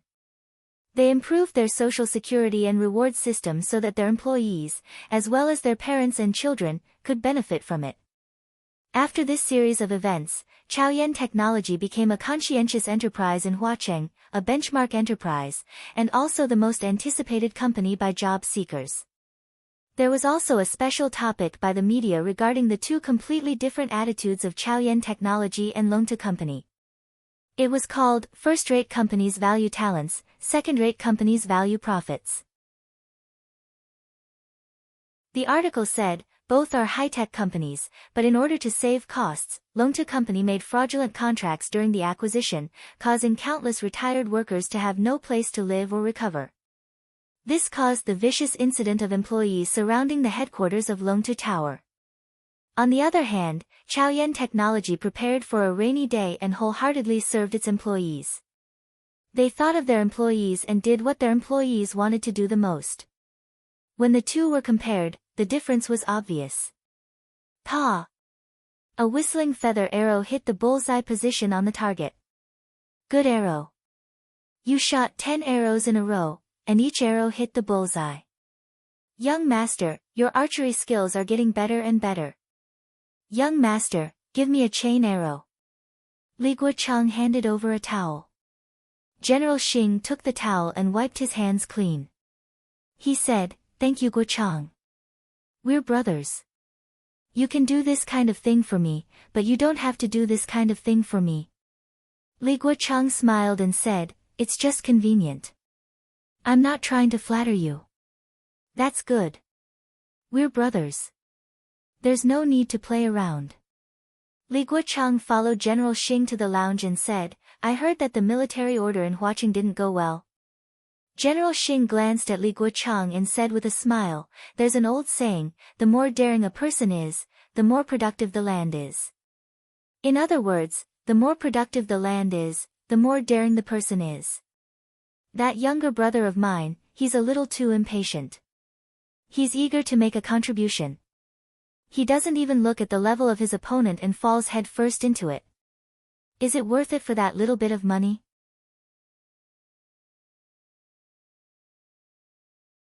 Chapter 534. This was the best shooting range in Yanjing, and General Xing and his group of young masters were the most distinguished guests here. As soon as the guests walked into the lounge, a service staff brought warm water and towels to wash their hands, and then a second group of service staff brought hot tea according to the guests' preferences, and a third group of service staff brought fruits and snacks. The service staff were all tall beauties wearing white cheongsams, and it was said that many of them were female students from the university town. Their qualifications were quite outstanding. Li Guochang picked up a strawberry with a fork and stuffed it into his mouth to moisten his throat, then looked at General Xing and said, What? Young master doesn't like that Fang Yan? It's not that I don't like him, it's that I don't want to see him. General Xing held the hot tea and carefully sipped it, with a faint smile on his face. That Fang Yan, he does have some ability. His mind is not weak, and his martial arts are not bad. It's not an exaggeration to say that he's an all-rounder. Otherwise, would that arrogant younger brother of mine have been repeatedly defeated in front of him? If Jiang Zhulu lost, then so be it. What kind of person is Qiang Long Tan? Just take our Yanjing city as an example, how many people can be more calculative than him? And the result? After provoking that kid, he mysteriously disappeared, and Jiang Zhulu had to pretend to be a filial son, and also had to think of a way to explain where his father went. It's not easy to live. Hearing General Xing's interesting words, Li Guochang couldn't help but grin and said, since young master thinks so highly of Fang Yan, why do you think that the military's hard work isn't worth that little? Fang Yan is a rotten egg. General Xing said, if you don't like to eat rotten eggs, just move it to a place where you can't see it, or turn your line of sight to another place, because you don't like it, you want to kick that rotten egg away. And the result? Isn't it just staining your body with the stench? And that stench is incomparably stinky, the wind can't blow it away, and water can't wash it off. In the end, isn't it still you who suffers? Why do you have to go against that Fang Yan?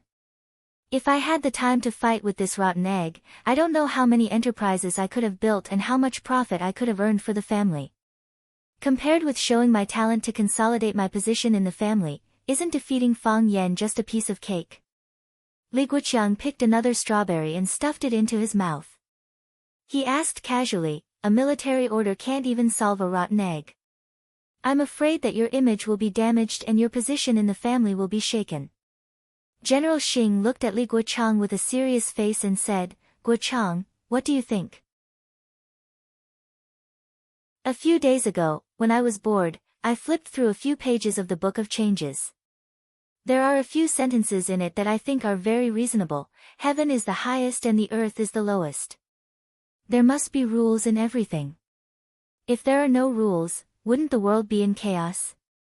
General Xing laughed out loud, pointed at Li Guochang and said, You, a boor, still have the mood to read those ancient books? It's good to read ancient books. The ancient books explain everything clearly. There are a lot of people nowadays who don't have parents or brothers, and don't care about etiquette or shame. It's really hateful. The smile on General Xing's face gradually disappeared. He said, Guochang, say, shouldn't we help my little brother? Of course, Li Guochang nodded without hesitation. Other people don't care about friendship or blood, but we can't do such a thing. How about this? I'll go to Flying Flower City tonight and help the military order. General Xing nodded and said, That's fine. Then I'll have to trouble you, Guochang. Li Guocheng chuckled and said, "We're friends, this is what I should do." "No, you're my brother." General Xing looked at Li Guocheng with a serious face and said, "My blood brother." The two of them looked at each other, then burst out laughing. 270 kilometers per hour, 280 kilometers per hour, 301 kilometers per hour. Fang Haohan stared at the speed displayed on the top of the train and happily said to Fang Yingying, "Hero, we'll arrive at Flying Flower City in 2 hours. When we get there, we'll be able to see Junior Marshal Uncle." Calm down a bit. Fang Yingying was holding a copy of The Theory of a Strong Nation, and reading it with great interest.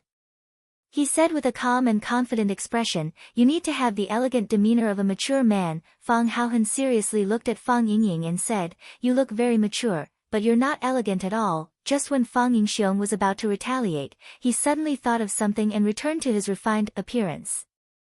With a smile on the corner of his mouth, he said softly like a Maitreya Buddha, "You don't know what refined is. You don't even look elegant, so how can you be elegant?" Fang Haohan looked at Fang Yingying expressionlessly and said, "You bought this book at the train station and flipped to page 37 when you got on the train. It's already been a few hours, and you're still reading page 37, you're not elegant, you're pretentious." Whoosh! Fang Yingying angrily flipped dozens of pages of The Theory of a Strong Nation in his hands and looked at Fang Haohan. "Fang Haohan, you idiot. Why didn't you tell me earlier when you found out about my flaws?" "What if she found out?" "Who found out?" Fang Haohan looked at Fang Yingying blankly and asked. They were sitting in the business class compartment of the train, and there was no one they knew in the entire compartment. Who was he afraid of seeing? "It's her." Fang Yingying's eyes were shy as he answered embarrassedly. "Who is she?" "You've seen her before." "When have I seen her before?" "During the ticket check." "Ah." Fang Haohan finally understood. He looked at Fang Yingying in surprise and said, "You like that stewardess?" "Shoo!" Fang Yingying hurriedly covered his mouth and whispered, "Lower your voice, don't let anyone hear you." Fang Haohan pulled Fang Yingying's hand away. He didn't like others touching his lips. That was the most sacred organ of the human body to him. How could one eat without a mouth? If one couldn't eat, how could one live? It was too sacred. "Don't you think she looks sexy in uniform?" Fang Yingying asked in a low voice. His cheeks were slightly red, like a little boy who had just experienced his first awakening of love. Fang Haohan thought about it and shook his head. "No. You actually said no? Don't you think she's sexy?" "Maybe she wears too much." Fang Haohan said with a simple and honest face. "Sexy women wear very little. It's all like that on TV, you." Fang Yingying opened his mouth and found that he couldn't refute. However, he quickly became happy again and said, "That's good. If you don't think she's sexy, you won't be my rival in love. Although you can't be the rival of the Casanova of Swallow Dock, you are my brother. I don't want to see you in a miserable state after a crushing defeat. Why would I fight with Junior Marshal Uncle for a woman? Miss Yi is the future mistress of our Fang family. I won't take her away." Fang Haohan said with a frightened face, "I won't do such a thing. Miss Yi isn't my type, I'm talking about me. I'm your rival, but you're talking about the Casanova of Swallow Dock. Junior Marshal Uncle is the Casanova of Swallow Dock. When Junior Marshal Uncle isn't here, I am." Fang Yingying's explanation was quite lacking in confidence. He said, "But that's not the point. The point is, how can I win her over?" "I don't know." Fang Haohan didn't have any experience in relationships. He didn't know how to make a girl happy. Love? This kind of thing was too far away for him. So, when Fang Yingying asked him this question, his first reaction was, "This guy is an idiot. Why would he think of asking me this question of anyone else? I know you don't know. So I asked you on purpose." Fang Yingying said proudly, "If you don't have a smart brain, I hope you have excellent acting talent." Fang Haohan stared at Fang Yingying with a vigilant face and asked, "What do you want to do?" Fang Yingying's fat body leaned over and whispered in Fang Haohan's ear for a while. Fang Haohan's skeleton body suddenly shook. He looked at Fang Yingying with an extremely embarrassed expression and said, "You actually want me to act as a robber?" "I didn't ask you to act as a robber," Fang Yingying explained with a serious face. "I just want you to act as a robber, and this isn't a robber. This is a train. What do you want to rob?" "Rob? Rape? This is illegal, we can't do it." "Then what do you mean?" "You go act as a little hooligan," Fang Yingying said with a face full of excitement. "When my goddess walks over, you little hooligan will go up and tease her." "How do I tease her?" Fang Haohan asked. "Say some dirty things to her, touch her or something like that. Isn't that still rape?" "This is different from rape." Fang Yingying felt like he was about to collapse. "Why don't you understand?" She had really succeeded in doing it. Flirting is when you think that the woman is beautiful, so you have some wretched thoughts in your mind. But this is only your moral character isn't up to standard, but it won't lead to a crime. The former might lead to jail time, the latter is normal. "She'll slap you twice," Fang Yingying said in a low voice, "but don't worry, I won't give her the chance to slap you. Before she slaps you, I'll stand up and righteously scold you for your bad behavior. Then I'll loudly tell you to scram, and you'll immediately leave. Where do I go?" "Hey, the train is so big, can't you sit for a while? Give us some private space, let's talk about our feelings, maybe it'll be done, and you'll have a sister-in-law." "I won't do it," Fang Haohan refused. "Why?" "I don't know how to say dirty things." "That's easy, I'll teach you," Fang Yingying said. He pinched Fang Haohan's chin with his chubby hand, smiled lewdly, and said, "Beauty, you smell so good, come, let Big Brother have a whiff, let go of me." Fang Haohan hated it when people touched his chin, so he slapped Fang Yingying's hand away. Yes, that's more like it, little beauty, don't you like Big Brother?" "Big Brother likes you a lot." At the door of the carriage, a beautiful police officer stared at the unsightly scene in front of her.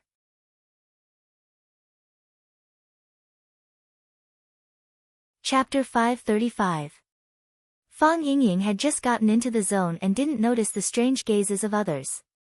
He pinched Fang Haohan's chin with his chubby hand and said with a lewd smile, "Don't struggle, don't resist. The more you struggle, the happier I'll be. The more you resist, the more excited I'll be. I like little girls like you. Come, let me have a taste." As he spoke, Fang Yingying moved his chubby sausage mouth toward Fang Haohan's lips. Sun Li couldn't stand it anymore. She strode toward Fang Yingying, who was acting like a hooligan, and shouted angrily, "Hooligan, stop." It was like a basin of frozen water in the middle of winter, like a basin of boiling water in the middle of summer. This kind of feeling was too cruel, but it was also burning hot and peeling off his skin. Fang Yingying didn't expect that someone would keep staring at them, and it was the pretty policewoman that he had fallen in love with at first sight. Fang Yingxiong, who didn't have much experience in love, was dumbfounded when he saw her embarrassed and angry look on her face. She rushed over and looked like she wanted to beat him up. His body was stiff, the fat on his face was shaking, and his right hand was still pinching Fang Haohan's chin. He looked anxiously at the policewoman. He wanted to say something to explain, but his throat felt like it was stuffed with dough, and he couldn't say a word. Such a scene was too embarrassing. He wanted to explain, but he did not know where to start. Sun Li rushed in front of Fang Yingying because of her anger. After thinking about it, she took 2 steps back and kept a safe distance from Fang Yingying. She pointed at Fang Yingying and shouted, "Hooligan, let go of your dirty hands, let go." Yes, let go of his dirty hands. After Sun Li's reminder, Fang Yingying knew what he should do first. He let go of Fang Haohan's sharp chin and anxiously explained to Sun Li, "I'm not a hooligan, you are a hooligan." Sun Li was so angry that her body trembled. She looked at Fang Yingying with disdain and said, "Do you think I didn't see what you did just now? I don't discriminate against love between comrades, but if you force someone when they don't like you, it's a kind of hooligan behavior. Not only are you behaving like a hooligan, but you're also breaking the law." Fang Yingying glanced at Fang Haohan and said with a smile, "Police comrade, you misunderstood. Misunderstanding? I saw you groping someone with my own eyes, and you still dare to say that I misunderstood? Do you think I'm blind? Yes, I did touch him. Fang Yingying explained with a serious face, but, police comrade, it's not what you think. He and I are friends, brothers. He's my brother, my biological brother, you're my brother, Fang Haohen said snappily. He hated it when people touched his chin. You're Fang Yingying, and I'm Fang Haohen. Isn't the hero always ranked before the hero? Why should I be older than you? Yes, yes, yes. Fang Yingying nodded repeatedly. He pointed at Fang Haohen and said to the policewoman, Police comrade, did you hear that? I'm Fang Yingying, and he's Fang Haohen. I'm his brother, and we're actors. We're international non-famous actors. We're just fooling around. This is really a misunderstanding. Sun Li's eyes swept between Fang Yingying and Fang Haohen's faces, and said, Are you two really brothers? We're really brothers. Fang Yingying nodded with great sincerity and determination. Sun Li looked at their faces again, and said, Take out your IDs. She still could not believe that these two people were blood brothers. How could blood brothers look like, such a strange appearance? Fang Yingying and Fang Haohen looked at each other, and had no choice but to take out their IDs from their pockets and hand them over to the policewoman. Sun Li looked at their IDs, and her expression became even more confused. Are these two really blood brothers? One was called Fang Yingying, and the other was called Fang Haohen. Their birthplace and address were both in a place called Swallow Dock. You two come with me. Sun Li's attitude towards the two became even worse. Why? Fang Yingying asked in confusion.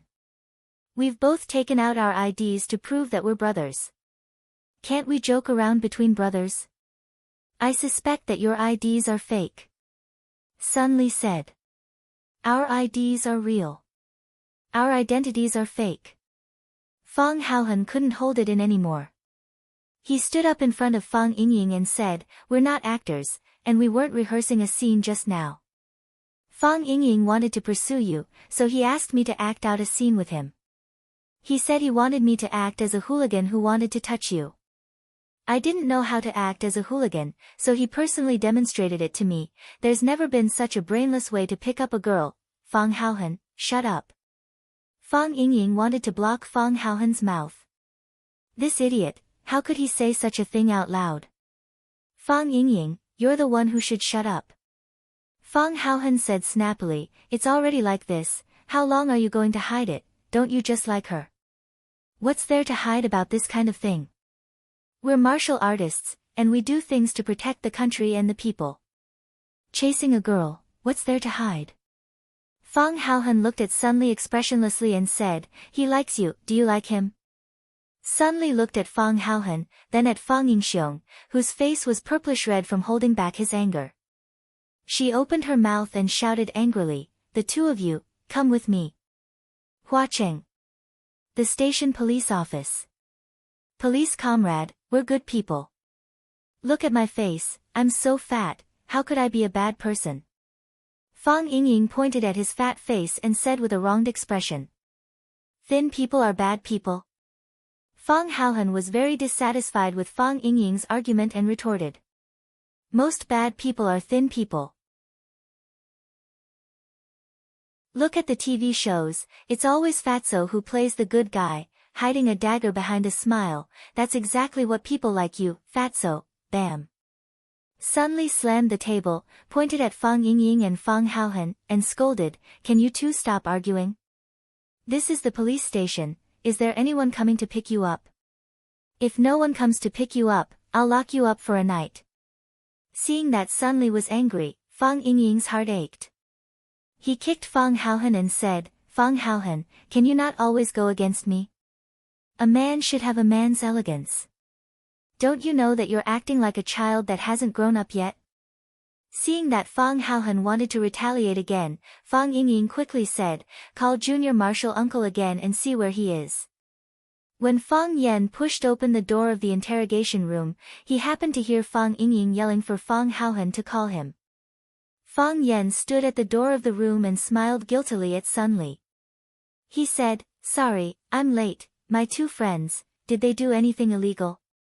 Sun Li looked at Fang Yen and thought to herself, this man is indeed handsome. Too bad, how could he be friends with two idiots like them? They didn't do anything illegal, it's just that, Sun Li thought about it and didn't want to pursue their other responsibilities. Although these two fellows looked strange, they looked silly, so they weren't bad people. So she looked at Fang Yen and said, "Forget it, there's some misunderstanding. Come and sign here and take them back." "Thank you," Fang Yen said gratefully. Fang Yen signed the document that Sun Li handed over and nodded at her. He turned to look at Fang Yingying and Fang Haohan and said, "Let's go." Fang Haohan stood up, walked in front of Fang Yen, and said respectfully, "Junior Marshal Uncle." Fang Yingying looked at Sun Li reluctantly and said, "Miss, I'm fine now, right?" "You're fine," Sun Li said. "It's time to get off work. You're no longer a police officer, and I'm no longer your suspect, right?" "That's right." Sun Li nodded. "What do you want to say?" "I mean, can you..." Fang Yingying's fat face turned red again, like a heated braised pig head. "Can you give me your phone number?" Sun Li stared at him and said, "Why do you want my phone number?" "I think..." Fang Yingying hesitated for a few seconds and said, "I'm not a good person, and I may often make mistakes. If I get your phone number, I can call the police directly when I make a mistake. That way, I can prevent my mistakes from becoming bigger and hurting innocent people." Fang Yen looked at Fang Yingying in surprise. How did he come up with such a shameless reason? Why do I always have a very embarrassing feeling when I'm with them? "I'm just a police officer, I know." Fang Yingying nodded seriously. "I often take the bullet train." "The bullet train we met on, it's fine if there are hooligans causing trouble, but if there aren't hooligans causing trouble, I don't know how to find you." Sun Li didn't know whether to laugh or cry, and said, "Who prays for hooligans causing trouble? Besides, why are you looking for me? I like you." Fang Yingying looked straight into Sun Li's eyes and said, "Do you like me?" Fang Yingying followed up with another question. Sun Li shook her head and said, "No." Fang Yingying's face was extremely embarrassed, and there was an emotion called sadness in his eyes. Soon, he grinned again and said, "I knew you would answer like this. Confessing to you on the first day we met seems a bit exaggerated. It's like a man who treats feelings as child's play. You don't know me yet, so you think you don't like me. If you know me, you'll know that I'm not the kind of playboy who only has a good appearance." Fang Yingying reached out to hold Sun Li's hand, but Sun Li avoided it. Fang Yingying clicked his tongue with some regret and said, "If I can only say this to one woman in my life, I hope that the recipient is you. I like you. By the way, girl, what's your name?"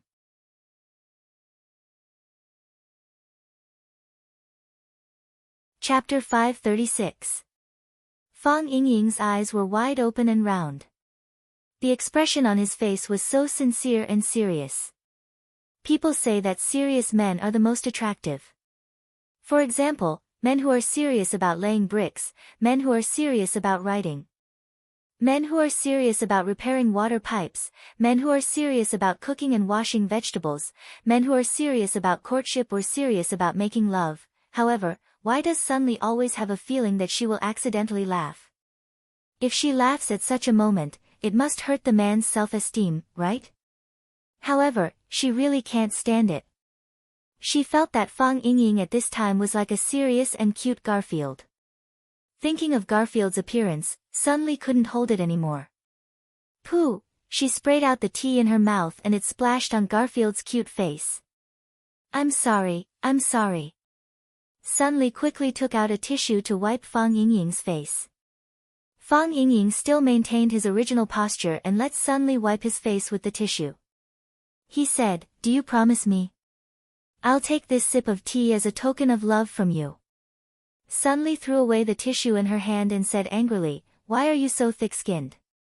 Spitting out a mouthful of tea is a token of love. Spitting on your face, does it mean that we have a French kiss?" "Because I like you." If other women treat me like this, I would have already spat back. Fang Yingying's face was covered with clear water stains.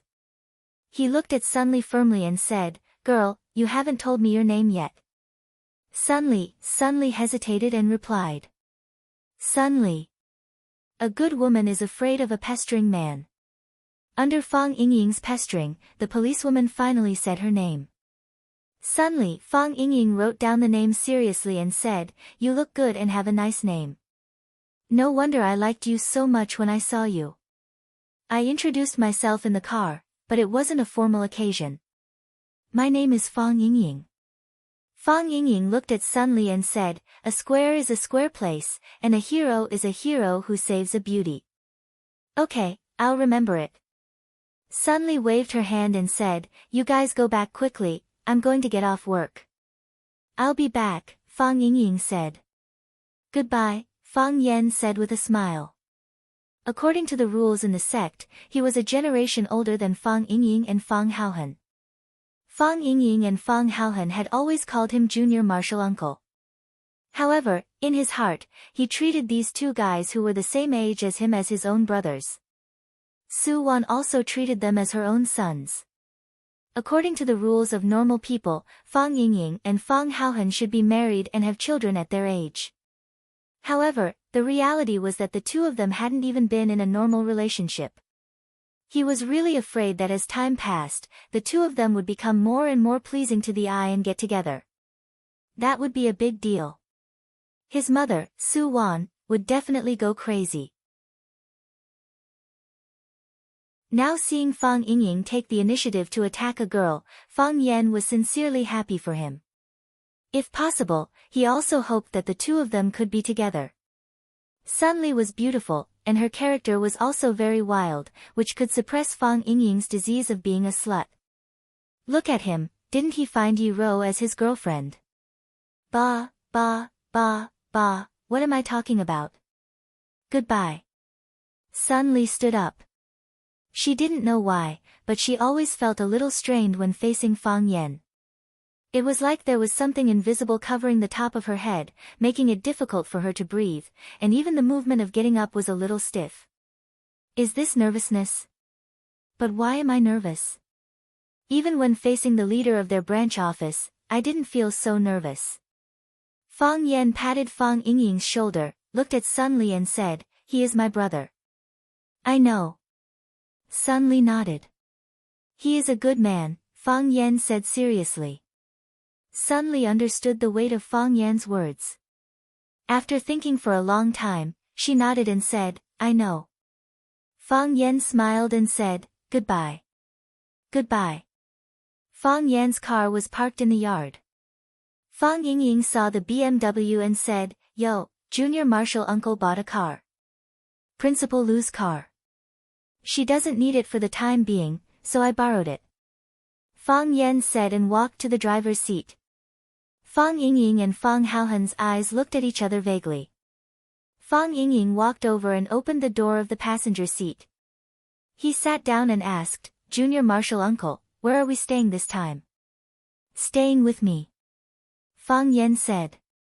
"Of course we are staying with Junior Marshal Uncle. We still have to take care of Junior Marshal Uncle's food and clothing," Fang Yingying said shamelessly. "By the way, are we going back to school? Are we still staying in the small courtyard where we lived before? To be honest, that courtyard is really good. I have feelings for living there." "No," Fang Yan said. "In Plum Garden." Plum Garden was the villa community where Lu Chaoge lived now. Fang Yingying and Fang Haohan were also going to live with them. "It's not appropriate, is it?" Fang Yingying said embarrassedly, "I heard that Junior Marshal Uncle and Principal Lu live together. Will we disturb you if we go there?" Fang Yan drove without looking sideways. He was afraid that if he saw Fang Yingying's current appearance, he would beat him up. He said aloud, "You must live in Plum Garden. You have to go there." Fang Yan was too familiar with the thoughts of these two guys. They were nominally his martial nephews, but in fact, they were more inclined to be Yi Gentle's undercover agents. They kept saying that they were going to live in Rosefinch's courtyard, but in fact, they wanted to test the relationship between him and Lu Chaoga. If he was stupid and really let them live in Rosefinch's courtyard, Yi Gentle would probably be furious. What shameful thing did I do with Lu Chaoga? Why did she kick Fang Yingying and Fang Haohan away? Fang Haohan sat in the back seat, took out his cell phone from his pocket, and secretly sent a message. There were only 2 words in the message: Plum Garden. Fang Yan had long been accustomed to the betrayal of these 2 guys. He asked, "Why did you 2 come by train? Isn't it faster by plane? And you had a conflict with the police?" With a sad face, Fang Yingying said, "Some time ago, Yan Jing held a world boxing competition. The Thai boxing champion, Ha Chai, was arrogant and domineering. He said that he would beat all the masters in Hua Xia and show us the power of Muay Thai. Ha Chai took a plane to Yanjing to participate in the competition, but the plane crashed in Malaysia. So what if he is good at Kung Fu? Isn't there only a dead end for him? A martial arts senior once said that I should keep everything under control, so I only take the train. If there is something wrong with the train, we can jump out of the train. What if there is something wrong with the plane? Can we jump out of the train? It's too dangerous. It's not in line with the style of us martial arts practitioners who seek perfection and stability. We took the train." Fang Haohan said in the back seat. "If the train breaks down," Fang Yingying turned back angrily and said, "Fang Haohan, shut your crow's mouth. I haven't settled the matter of you betraying me on the train. If I didn't tell the truth, you would have been locked up in the police station for hooliganism." Fang Haohan retorted. When Fang Yan took Fang Yingying and Fang Haohan back, Lu Chaoga had already prepared a large table full of food. The injury on Lu Chaoga's palm was almost healed. During this time, she often cooked, but Fang Yingying and Fang Haohan felt flattered. The director of Rosefinch Secondary, the chairman of Chaoyan Technology, was a goddess in their hearts. Now, she personally cooked such a large table of delicious food for the 2 brothers. Although they hadn't eaten it yet, they felt that the food was very delicious at first glance. Lu Chaoga wore a set of white casual clothes with an apron around her neck. She wiped her hands with a handkerchief and smiled at Fang Yingying and Fang Haohan. "Are you hungry? The room has been prepared for you. You can go upstairs to take a shower and change your clothes before going downstairs to eat." "Thank you, Principal Lu," Fang Yingying said gratefully. "Don't call me Principal Lu," Lu Chaoga said. "If you don't mind, just call me Sister Lu." "Thank you, Sister Lu." Fang Yingying immediately changed the way he addressed her. Fang Yan took Fang Yingying and Fang Haohan upstairs. Fang Haohan whispered to Fang Yingying, "She told us to call her Sister Lu." "Why are you calling her Sister Lu? Don't you think I'll look cuter if I add one more word?" Fang Yingying asked. Fang Yan's footsteps slipped, and he almost missed a step and fell flat on his face. This Fang Yingying. Now he knew how to act cute. Fang Yan took Fang Yingying to the westernmost room on the 2nd floor. He pushed open the door and said to Fang Yingying, "Hero, this is your room. Chaoga knew you were coming, so she prepared the room in advance. The bed sheets and bedding are all new. There are also some clothes and pajamas prepared for you in the wardrobe. The training clothes and cloth shoes are also prepared. If you need anything else, you can tell her or me. Hero's room is on the other side, and you 2 will live opposite each other."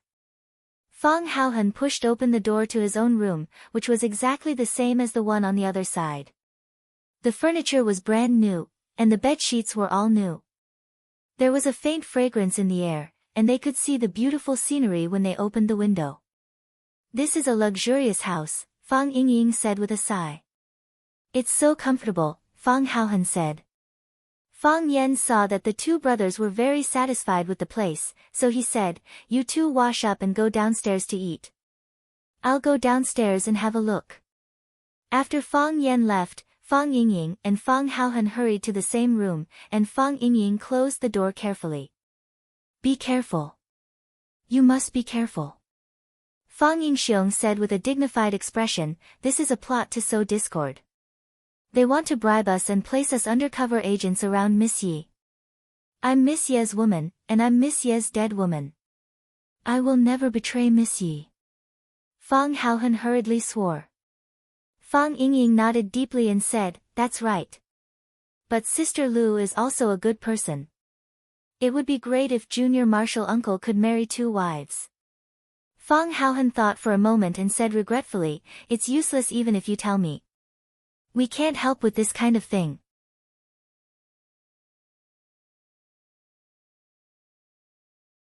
Chapter 537. Whether it was Yi Rou, Lu Chaoge, or Qi Nitian who was also in Yanjing, they were all outstanding women of the present age. No matter who they entrusted their lives to, that man would be the most envied person in the world. However, things became complicated when these women gathered around Fang Yan at the same time. At least, Fang Yingying and Fang Haohan felt it was very troublesome to deal with this kind of thing. Think about it, if Lu Chaoge, Yi Rou, and Qi Nitian all fell in love with one of them at the same time, how terrible it would be. I can't help him either. Fang Yingying shook his head and sighed. It's not that we don't want to share the burden of junior martial uncle, but this kind of thing, the key is his own determination. If he likes it, we like it. If they don't like it, we can't like it either. Fang Haohan said. Because they won't like us either. That's hard to say.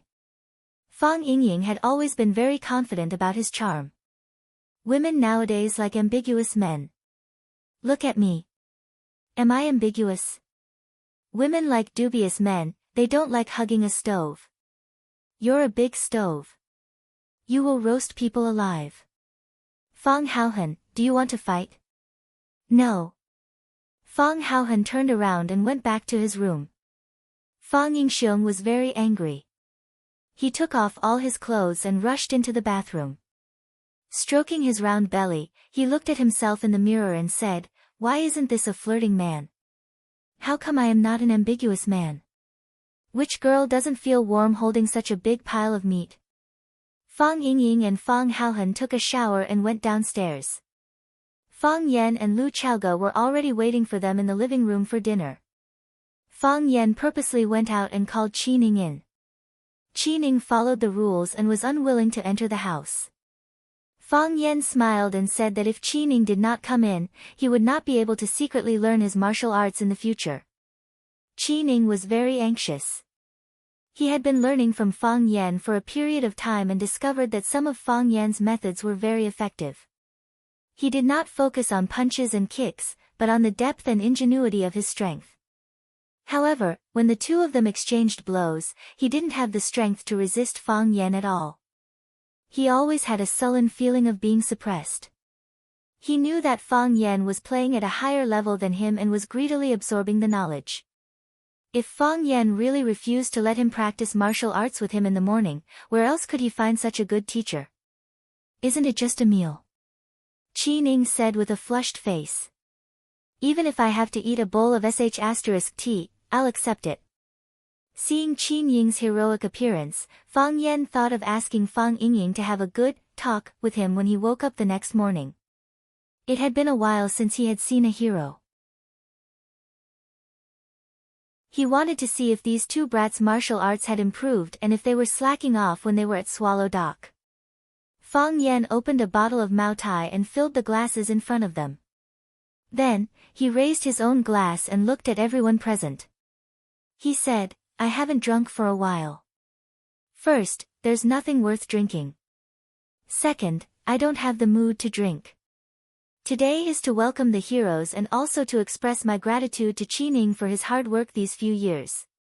Let me give you a toast. After Fang Yan finished speaking, he drank the wine in his glass in one gulp. I just did what I should do.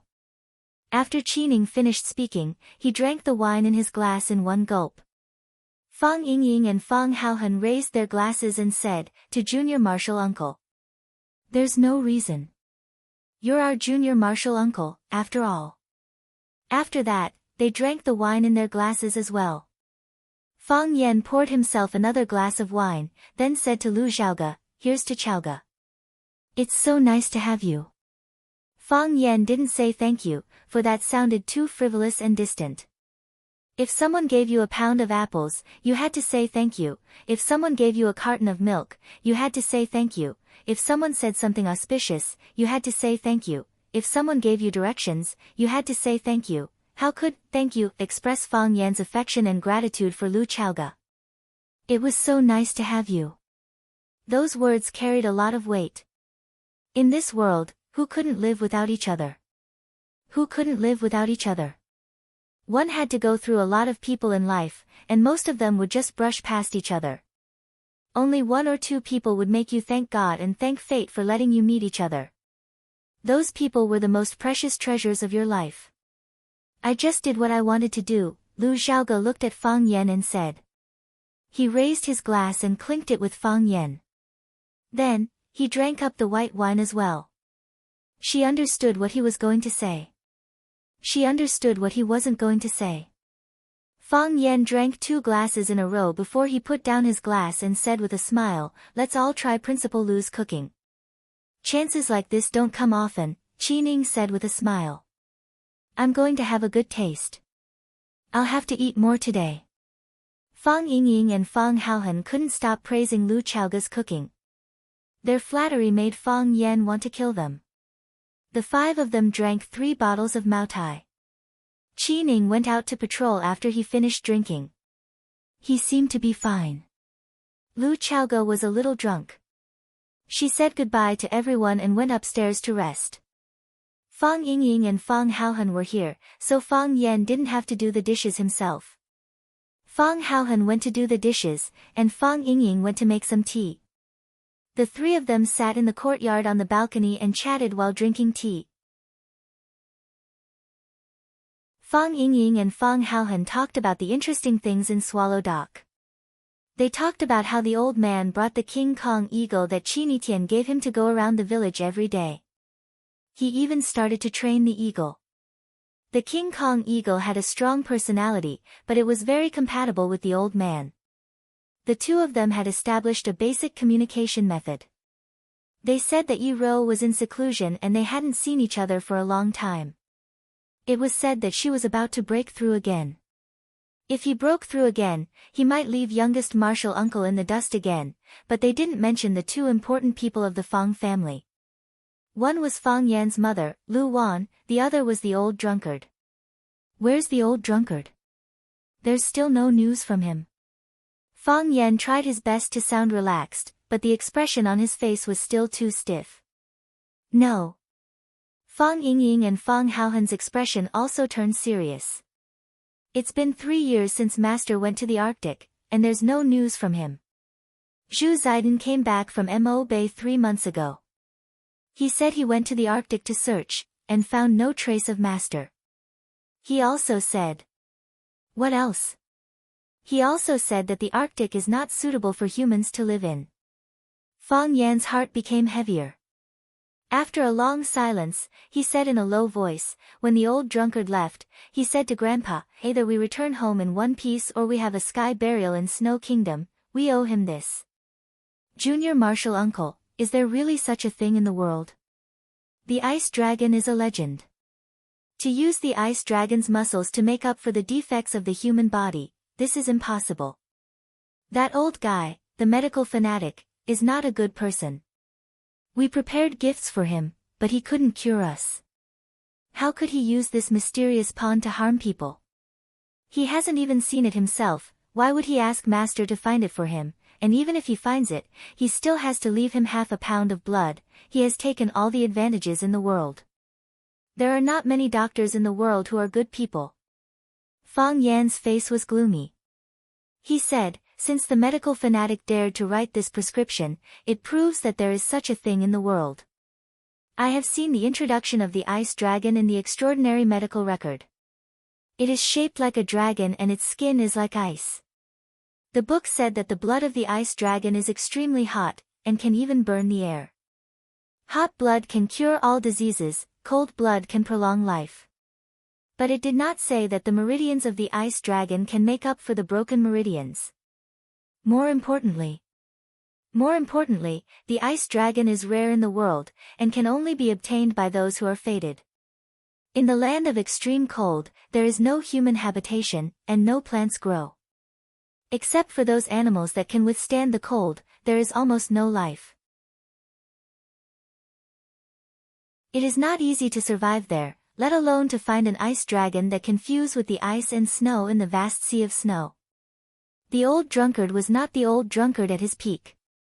He only had moves, but no energy to support them.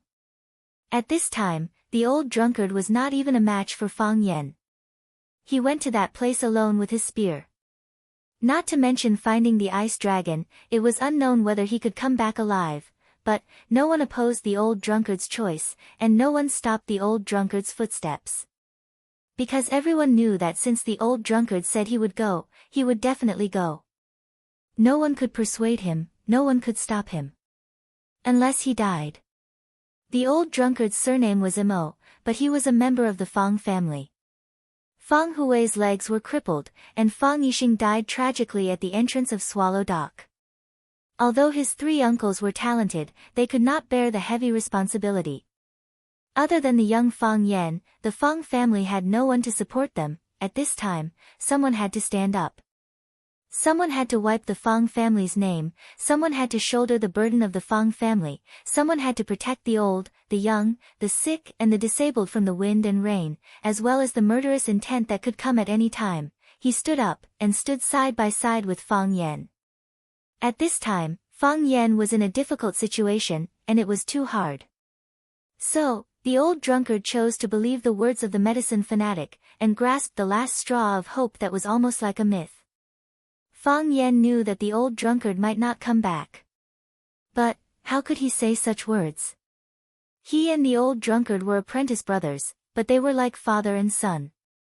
His Tai Chi foundation was taught by the old drunkard, his Fang Plum Blossom steps was taught by the old drunkard, and his Tai Chi palm, Tai Chi finger and Tai Chi 13 forms were all taught by the old drunkard. Many people said that he was a genius of Tai Chi, to be able to understand the heart of Tai Chi at such a young age, but who knew how much enlightenment the old drunkard had given him? A famous teacher produces a brilliant disciple. Without a famous teacher, how could there be a brilliant disciple like him? Fang Yixing died in battle, and Fang Yen felt extremely guilty. Because for so many years, their relationship as father and son wasn't harmonious, and was even a little indifferent. But, Fang Yen and the old drunkard talked about everything, drinking, training and commenting on the heroes of the world. When the two of them were together, they were more like father and son. Fang Yen had lost his father, Fang Yixing. Could it be that he was going to lose another important man in his life, the old drunkard? How tragic would such a fate be?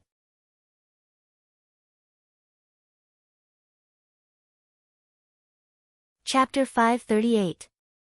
The old drunkard will definitely come back. Fang Yen said in a very firm voice. Fang Yingying and Fang Haohan were surprised. Fang Yingying asked, Junior Martial Uncle, how do you know that my master will come back? Do you have any contact with my master? He, I knew it. Although he didn't contact us, he would definitely contact you. In our family, he has the closest relationship with you. He called you. Oh, there's no signal in the land of extreme cold. He wrote you a letter. That's not right, there's no way to send a letter. How did he contact you? The old drunkard has come back. Fang Yen said. Already back. What kind of person was the old drunkard in the past? He was the Huaxia Azure Dragon who dared to challenge the heroes of the world. What kind of person was the old drunkard later? He was a decadent and degenerate countryman who loved alcohol as his life. At that time, the old drunkard was long gone. His heart was dead. A hero with a white head, a beauty in her twilight years, this was more tragic than death. At that time, the old drunkard lived a life worse than death. Otherwise, he wouldn't have used alcohol as food to numb himself every day.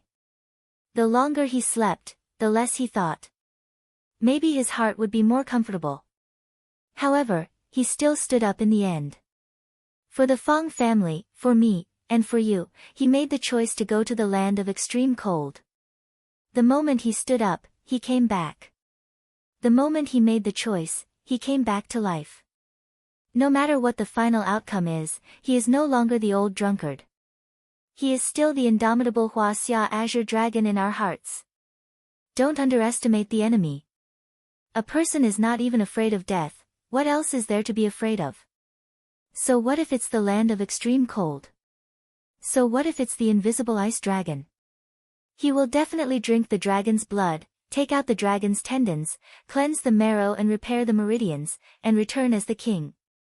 Fang Yingying looked at Fang Yan with red eyes, wiped his nose and said, "Junior martial uncle, when master comes back, you must beat that Huaxia dragon god up," and Jiang Junling, he also bullied us. Fang Haohan gritted his teeth and said, "There's also Jiang Zhulu. He and junior martial uncle are fighting over a woman, there's also Bai Xiu. I feel like beating him up every time I see him. And Zhang Bainian, last time he looked at me sideways, there's also Li Xiaoying. He said that eating glass is an illness and needs to be treated properly, Li Xiaoying even asked me to lose weight. How am I fat? So what if I'm fat? Wearing their clothes and eating their rice?" Fang Yingying and Fang Haohan discussed enthusiastically, like children who were left behind to be bullied. They memorized all the names of their enemies and waited for the adults at home to come back so that they could take revenge. However, after being joked around by the two of them, everyone's depressed mood suddenly became a lot more relaxed, as if the old drunkard was really going to return soon. Not only did they look forward to the old drunkard's return, but they also planned what the old drunkard was going to do when he came back. Beat people, beat people, beat people again. Their schedule was very full. "How's my mother's health?" Fang Yan asked aloud. When he was away from home, Fang Yan was most worried about his mother, Lu Wan's health. During the 3 years of mourning in Swallow Dock, Lu Wan's performance was far stronger than Fang Yan's. Ever since she sent Fang Yixing away, she returned to her previous state of life. She read and wrote, drank tea in the morning, and took a walk at dusk. The difference was that she opened up 2 vegetable plots next to Fang Yixing's grave. Every day, she would go over to take care of it and talk to Fang Yixing's tombstone for a while. Her sadness was just right, and her nostalgia was buried deep in her heart. Not only that, she also comforted Fang Yan from time to time so that he wouldn't have to bear any psychological pressure. Lu Wan told Fang Yan that it was a great blessing and opportunity for the two of them to become father and son. It was so for Fang Yan and so for Fang Yixing. As a father, Fang Yixing did his best. As a son, Fang Yan was also respectful and filial. They didn't owe each other anything. It was just that their luck was too short, their fate was too shallow, and the time they spent together was too little. Fang Yan didn't tell her that he stayed in Swallow Dock to accompany his father, and also to wait for those people to appear again. He didn't want her to worry, because Fang Yan knew that she couldn't lose another family member. Now Fang Yan was in Huacheng, but he still called back every day to check on her. Every time Fang Yan asked, Lu Wan would say that she was fine, and asked Fang Yan not to worry about her. It was exactly the same reaction as all the other mothers in the world who received a call from their children. However, whether she was living well or not, only the people around her would know, right? "My mother is very good," Fang Yingying said. "She has a good appetite. She eats a small bowl of rice every meal, drinks a pot of flower tea every day, goes to the vegetable garden every morning, and recently she has been learning how to draw. She doesn't use her own study now, but the previous study of the master of the family." Fang Yan nodded and said, "She told me to use it if I like it. There are too many traces in the study, and it's good to recall them when you have nothing to do. I'm not afraid of being hurt, but I'm afraid of feeling lonely and helpless." Miss Yi used to drink a pot of flower tea with my mother every day, but recently she didn't go to the study because she was in seclusion. Fang Yan smiled and said, "She and my mother should get along well, right? It's strange. When other people come to visit my mother, it's usually the guest talking, and my mother listening. But when Miss Yi comes, it's always my mother talking, and Miss Yi listening. What's that saying again? Everything has its vanquisher. Slap. Fang Yan slapped Fang Yingying's head and said, "What do you mean by everything has its vanquisher? Do you know how to talk?" Exactly. This is the expression of my mother and my future mother's love for each other. How can you say, everything has its vanquisher? Fang Haohan added sharply. That's my mother's love for my future mother. Fang Yingying touched his head with a face full of grievance. After a period of rest, the wound on Lu Chaoga's palm had healed, and the knife mark on her neck had completely disappeared. The golden chrysalis muscle nourishing powder developed by Qin Luo, the medical king of the generation, was indeed extraordinary. Lu Chaoga began to take care of the affairs of Chaoyan Technology Group again. In other words, when Fang Yan and Du Qing joined forces to launch a counterattack against Jiang Junling, she had already stood up and become the sharp knife that pierced their hearts. After breakfast, Lu Chaoga was going to take Fang Yingying and Fang Haohan to work at Chaoyan Technology. Fang Yan transferred Fang Yingying and Fang Haohan out of Swallow Dock to protect the safety of Lu Chaoga and Du Qing. Fang Yan knew that Jiang Junling was guarding Huacheng, and both sides were deploying troops and making strange moves.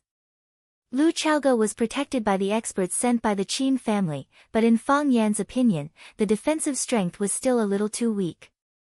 If the people who kidnapped Lu Chaoga last time weren't Qiang Longtan and Jiang Fengxing, but Jiang Junling personally. With the strength of the strange people around him, it would be very difficult for him to rescue Lu Chaoga. Fang Yan was also worried about Du Qing. Du Qing was the underground king of Huacheng, and logically speaking, there was no need to worry about his safety.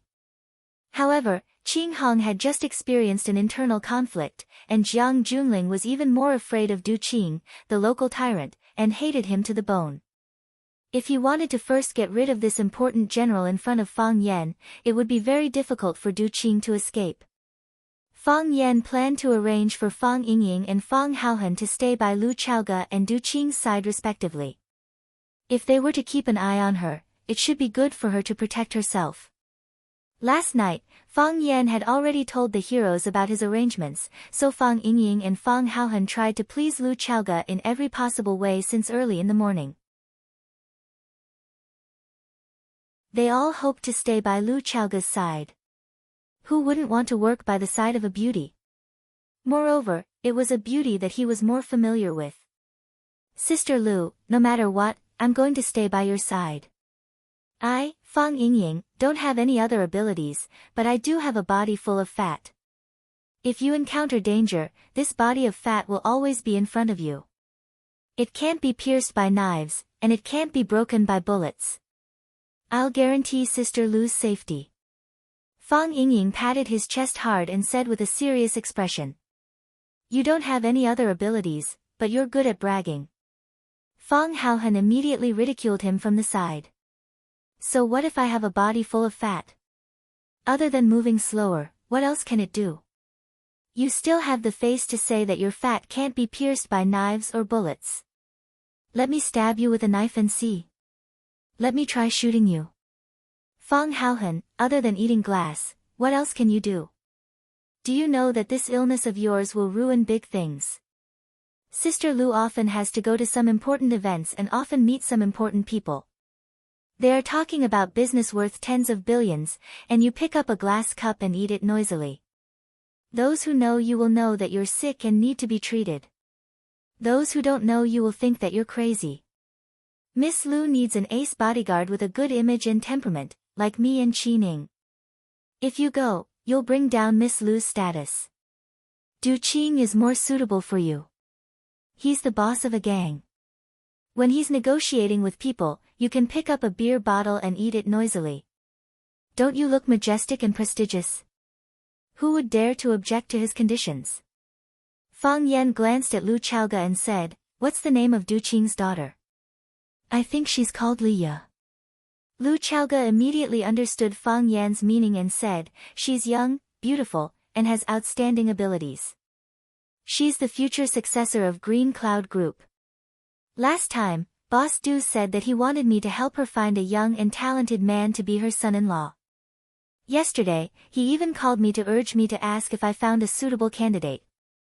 For such an important matter, how can I find a suitable candidate in such a short time? Leah. Fang Yingying and Fang Haohen's eyes immediately lit up. There should be information about her on the internet. You can search for it. Fang Yan said. Fang Yingying and Fang Haohen quickly took out their phones to search. When they saw Leah's photo, their eyes were about to spit fire. Fang Yingying beat his chest hard and said, "Sis, look. A young and talented man is right in front of you. There's no need to look, I'm the right person." Plop. Fang Haohen directly knelt in front of Lu Chaoge. When he raised his head, Fang Haohen's eyes were already filled with tears. "I didn't have parents since I was young. Fortunately, Master picked us up from the outside. Otherwise, I would have definitely gone astray and become a hooligan who would harm society. My body is sick, and I have to eat glass for no reason.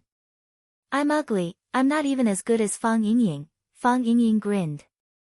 Fang Haohen rarely took the initiative to praise himself. As he laughed, his expression froze. He shouted at Fang Haohen, "What do you mean by you're not even as ugly as me?"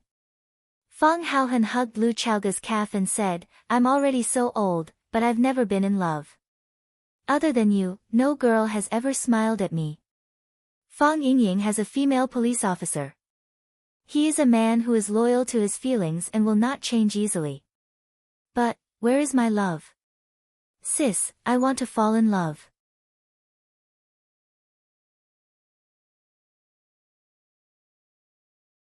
Chapter 539. Fang Haohen was sent to do Qing as he wished, and Fang Yingying was taken to Chaoyan Technology by Lu Chaoge. Fang Yingying was full of grievances, but he was a man who was serious and loyal to his feelings. Since he had fallen in love with Sun Li before, he must persist in his feelings. He didn't even have a chance to refute. Fang Yan drove to school for work. The security guard was doing the same regular and leisurely work as before, checking the post. Fang Yan didn't stand at the school gate to check the post. Instead, he sat in the security booth, made a cup of tea, and read the newspaper. Life at school was very comfortable and leisurely. It was suitable for Fang Yan's state of mind to rest and relax at this time. 3 years ago, the heart of Tai Chi made a breakthrough. Fang Yan defeated Qianya military department and became a new star in the martial arts world. Because his father, Fang Yixing, died in the battle, Fang Yan's body was full of hostility, and the heart of Tai Chi was covered in dust. In the past 3 years, the heart of Tai Chi didn't make any progress or show signs of another breakthrough. Fang Yan wanted to know what the heart of Tai Chi would be like after another breakthrough. Fang Yan wanted to know what the heart of Tai Chi would be like after another breakthrough. The way of Tai Chi was to let nature take its course. The more anxious you were, the more you would retreat. The reason why Yi Rou could make another breakthrough so quickly was also related to her mentality of having no desires. Yi Rou could have no desires, but could Fang Yan also have no desires? Yi Rou believed in martial arts wholeheartedly, while Fang Yan pursued the great power that the breakthrough of martial arts would bring to him. Only with power could he protect himself and avenge his father. Stay calm. Fang Yan comforted himself countless times in his heart. When he was in Swallow Dock, facing his father's tombstone and the traces left by his father, it was difficult for him to maintain this kind of calmness. However, he could do it in school. This was a school, a place where teachers taught and educated people, a place where students absorbed nutrition and rich knowledge.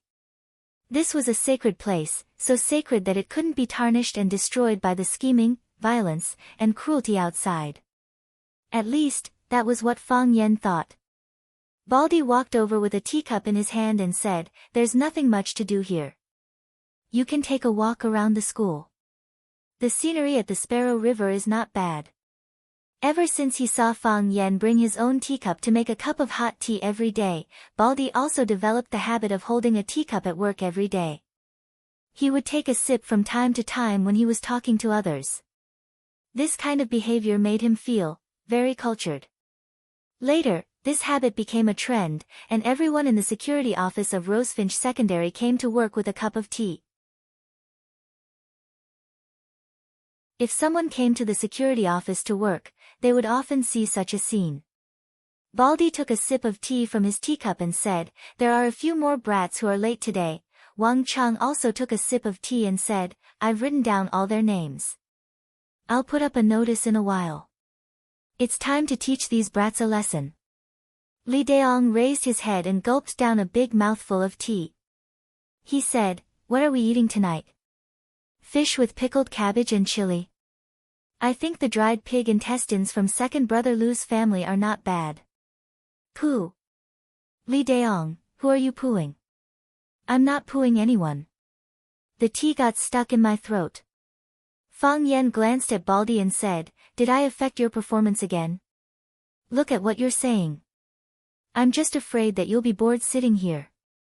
Baldy laughed and said, "I know you cultured people like to see these mountains and rivers, so I mentioned it. If you don't like it, just pretend I didn't say it." Fang Yan stood up and said, "Then I'll go and take a look." Go. I'll call you if there's anything." Baldy said, "But nothing will happen." "What can happen to our security office? Since you came, there's not even a hoodlum at the school gate. You say, if this goes on, will Principal Zhong remove our security office? Hasn't he been cutting the school's expenses recently?" "You think too much," Fang Yan said snappily. Zhong Dei was indeed cutting down on expenses recently, but it was all for some unnecessary research projects. No matter how much he cut, he wouldn't cut the security office. Zhong Dei and Fang Yan had the same idea. The safety of the students must be absolutely the first priority. Hee, it's good to hear that. It seems that I really thought too much," Baldy said slyly.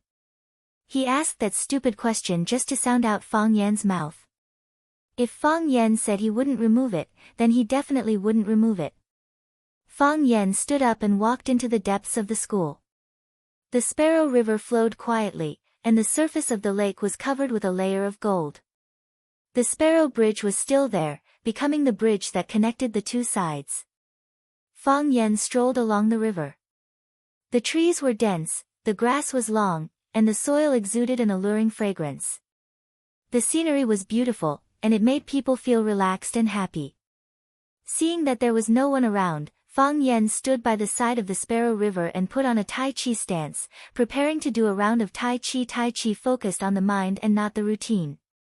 The body moved at will, which was why the heart of Tai Chi appeared. Concentrating, the Dantian fire ignited. Whatever he thought of, he would go wherever he thought of. His Tai Chi plum blossom steps produced plum blossoms in 3 steps, and his Tai Chi palm became the wind. He wore a green robe and had a jade-like face. When he was quiet, he was like a crane playing in the water. When he was heavy, he was like a roaring dragon. He lifted something heavy as if it were light, and something light as if it were heavy. He was sometimes fast and sometimes slow, sometimes hidden and sometimes visible. All his skills were now under the early morning sun. What a natural Tai Chi, a loud shout came. Fang Yan stopped and turned around. He saw the excited Ho Zhendong, the martial arts fanatic, standing not far away and sizing him up. "Why are you here?" Fang Yan asked. Fang Yan didn't ask how he got in. With the martial arts fanatic Ho Zhendong's cultivation, he could even enter and exit within the red walls, let alone a school. Baldy and the others could stop the gangsters and ruffians, but they couldn't stop an expert from the Jianghu. They probably didn't even know that a martial arts fanatic had entered, right? "I'm here to thank you in person," the martial arts fanatic said with a smile. "Thank you?" Fang Yan asked, puzzled. He didn't remember doing any favors for the martial arts fanatic. If possible, he wished that he had never met this maniac. "You are my enlightened master," the martial arts fanatic said, looking at Fang Yan with a smile. "I've loved martial arts all my life, and I like to see everything clearly. I've seen fists, palms, knives, spears, swords, rods, Shaolin and Wudang. I've wandered around and experienced hundreds of battles. Some have narrowly escaped death, and some have easily defeated the enemy. In the end, I got the word fanatic. Only when you love to the extreme can you become a fanatic. I like to be called martial arts fanatic. However, it was also because he was too obsessed that he went astray. Wanting to understand everything would only make people more and more confused. I want to find an answer to every question, but many questions have no answer. I open my eyes wide to observe the mountains and rivers, but I can't see the mountains and rivers in front of me clearly. Recently, I've been feeling upset and confused. I always feel that there's something I don't understand, but I can't find out what the problem is. By chance, I met you by the Pearl River, and on a whim, I came up with a question to test you. I didn't expect that you would give me such a surprising answer. Fang Yan looked at the martial arts fanatic and said, "Is this the reason you thank me?" Because there's no solution, so there's no need for a solution. Because there's no answer, so there's no need for an answer. The martial arts fanatic laughed and said, "This is what your little girlfriend told me. Your way of solving problems let me find a new way of thinking. Standing in your way of thinking and observing myself, I learned not to look. I don't look at mountains, water, or anything in the world. I don't look for it, I just chase it. In this way, sitting and observing myself, I understand myself better. The biggest enemy of mankind is themselves. It's just that too many people don't understand this." Fang Yan nodded with a smile and said, "Congratulations." For a martial arts fanatic, the flash of inspiration and understanding of ideas were more joyful than the happy event of the wedding night or the passing of the exam. Fang Yan was also a martial artist, and he was also ecstatic when he realized the heart of Tai Chi. When the heart of Tai Chi died, he was also sad and depressed, and it was difficult for him to face his family and himself. If someone could help him break through the heart of Tai Chi again, he would even be willing to marry, if the person was a beautiful woman. This is a big event in my life. So, I have to come here personally to thank you. I will remember this kindness for the time being, and I will return it in the future. You don't have to remember the kindness. Fang Yan waved his hand and said, "At that time, I just didn't want to trouble you, so I solved your fairy flowers. As for the enlightenment you gained from my way of solving problems, it's also your own experience and good fortune, and it has nothing to do with me. If you really want to thank me, just don't fight with me anymore." The martial arts fanatic looked at Fang Yan expectantly and said, "The second purpose of this trip is to challenge you. You still want to fight?" Fang Yan's face became bitter. "I said last time, I'm no match for you. No, you're the most talented young man I've ever seen."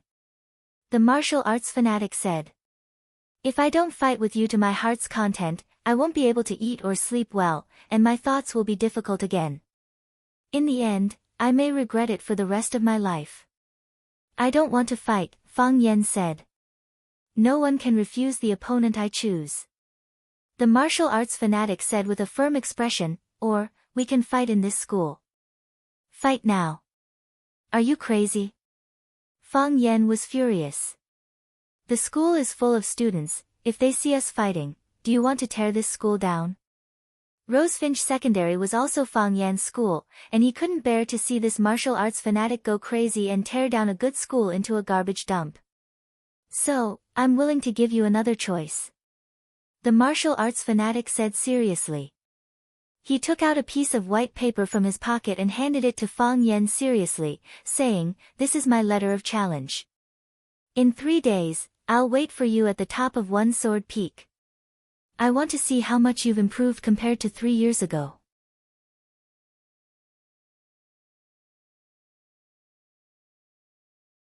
Chapter 540. Fang Yan didn't take the paper from the martial addict and said, "I already said, I don't want to fight. I don't want to fight with you, and I can't beat you. How can you be like this?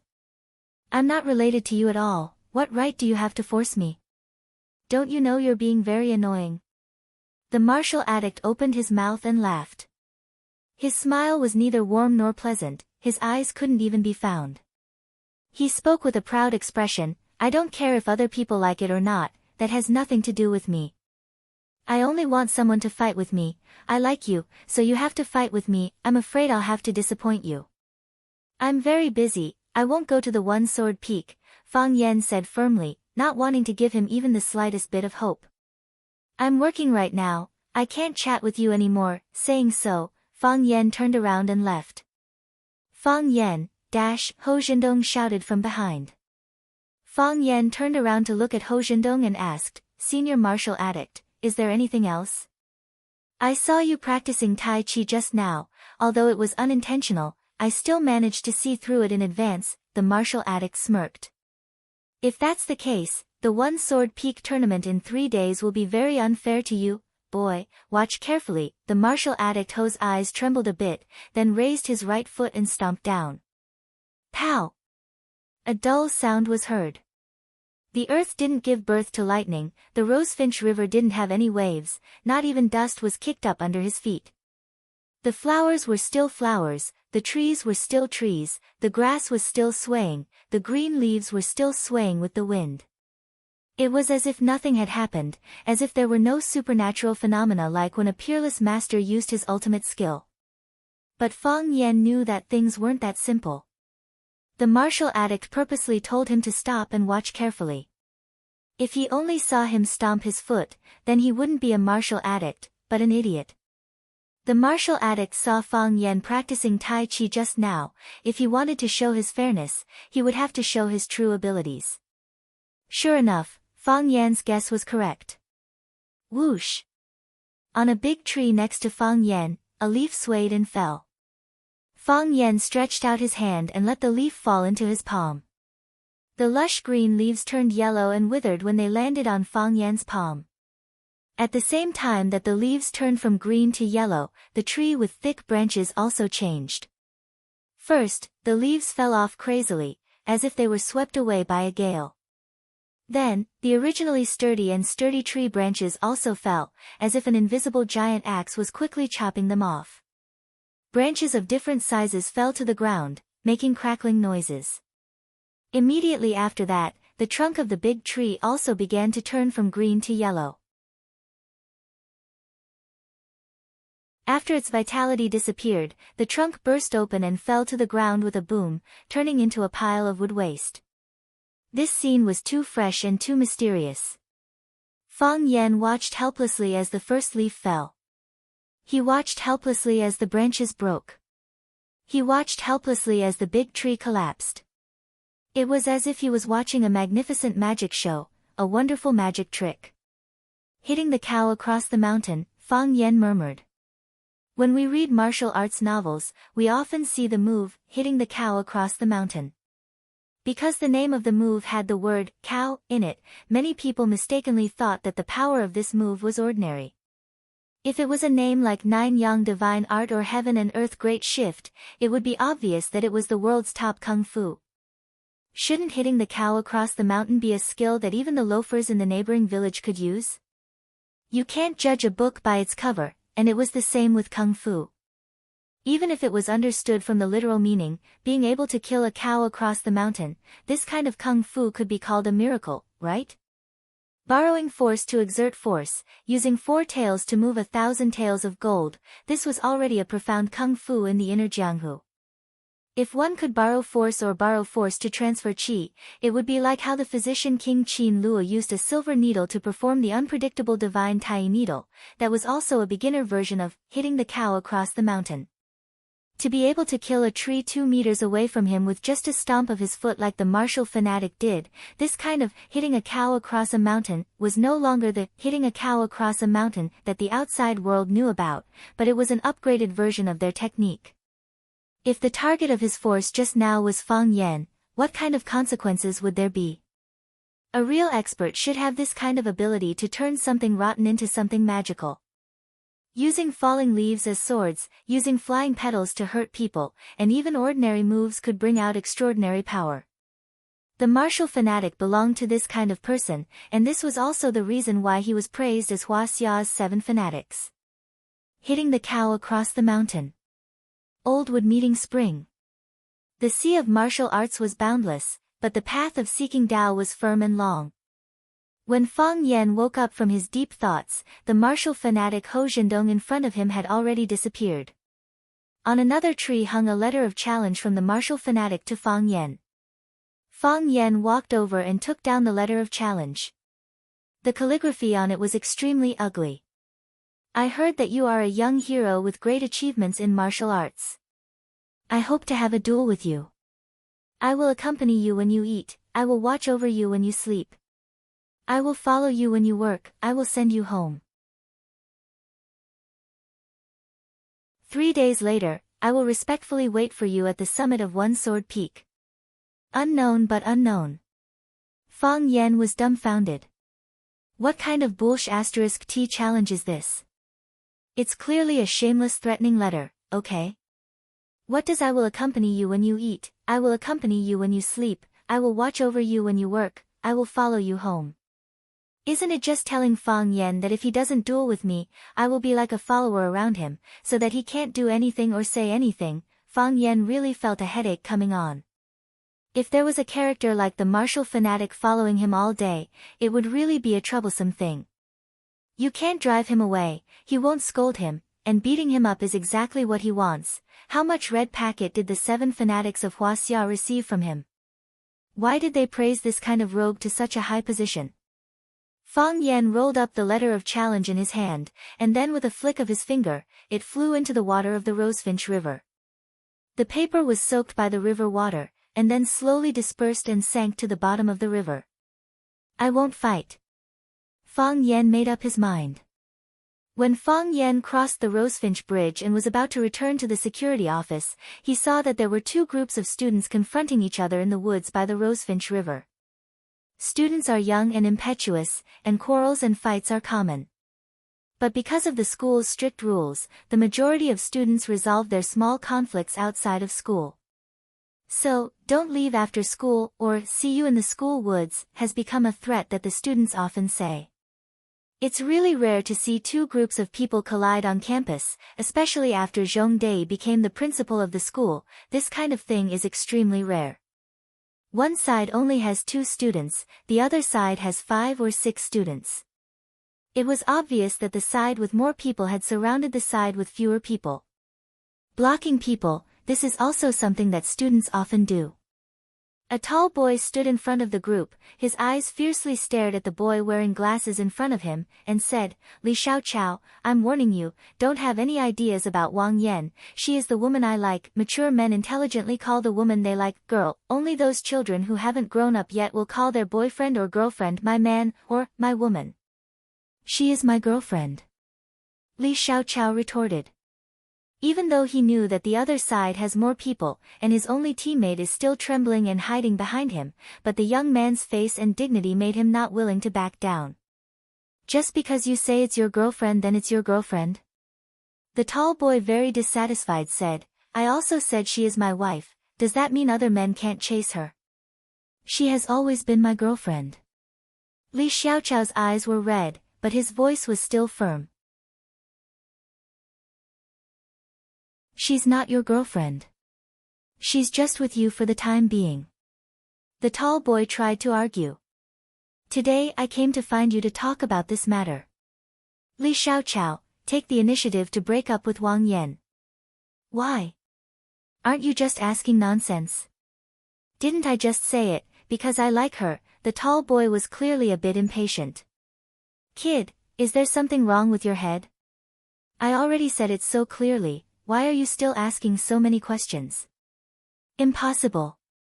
Li Xiaochao stubbornly said.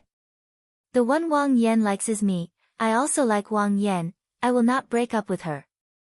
Li Xiaochao, there's no point in saying that, the tall boy said. We're all classmates, don't force me to hit you, if you hit me, I'll tell the teacher, if you tell the teacher, I'll hit you every time I see you, if you hit me even once, I'll tell the teacher, the school will expel you. TCH, you think the school is run by you, you can expel me just because you say so? Li Xiaoqiao, you know, I have a lot of friends outside of the school. If they hit you, the school won't be able to find out that I sent people to hit you, right? Do you think anyone will believe you? Lu Yong, you're bullying people, so what if I'm bullying you? No one can be sure what kind of idiotic things you said or did when you were young. Fang Yan shook his head, walked out of the forest, and spoke to the two groups of students. Both of you, come with me to the security office. Lu Yong didn't expect there to be someone else in the forest, looked at Fang Yan for a bit and asked, "Who are you?" "I'm the security officer, Fang Yan." Fang Yan smiled and answered. "Let's go. We'll go to the security office and solve your relationship problems together." Lu Yong hasn't seen Fang Yan before, so he asked his friends in a low voice, "You've seen him before?" "I've seen him patrolling the school gate," a young fatso boy whispered. Lu Yong finally believed him, smiled at Fang Yan and said, "We're just joking, there's no need to go to the security office, right?" "Right, we still have class, bye." Saying so, Lu Yong turned around, wanting to run away. Fang Yan grabbed Lu Yong's neck and said, "I think you're missing a love counselor. I happen to be quite good at this."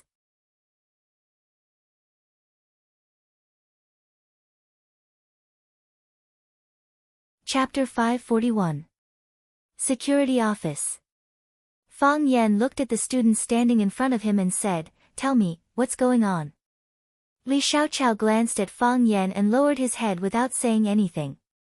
Lu Yong said with a smile, "Teacher, we were just joking." "Is it Li Xiaoqiao?"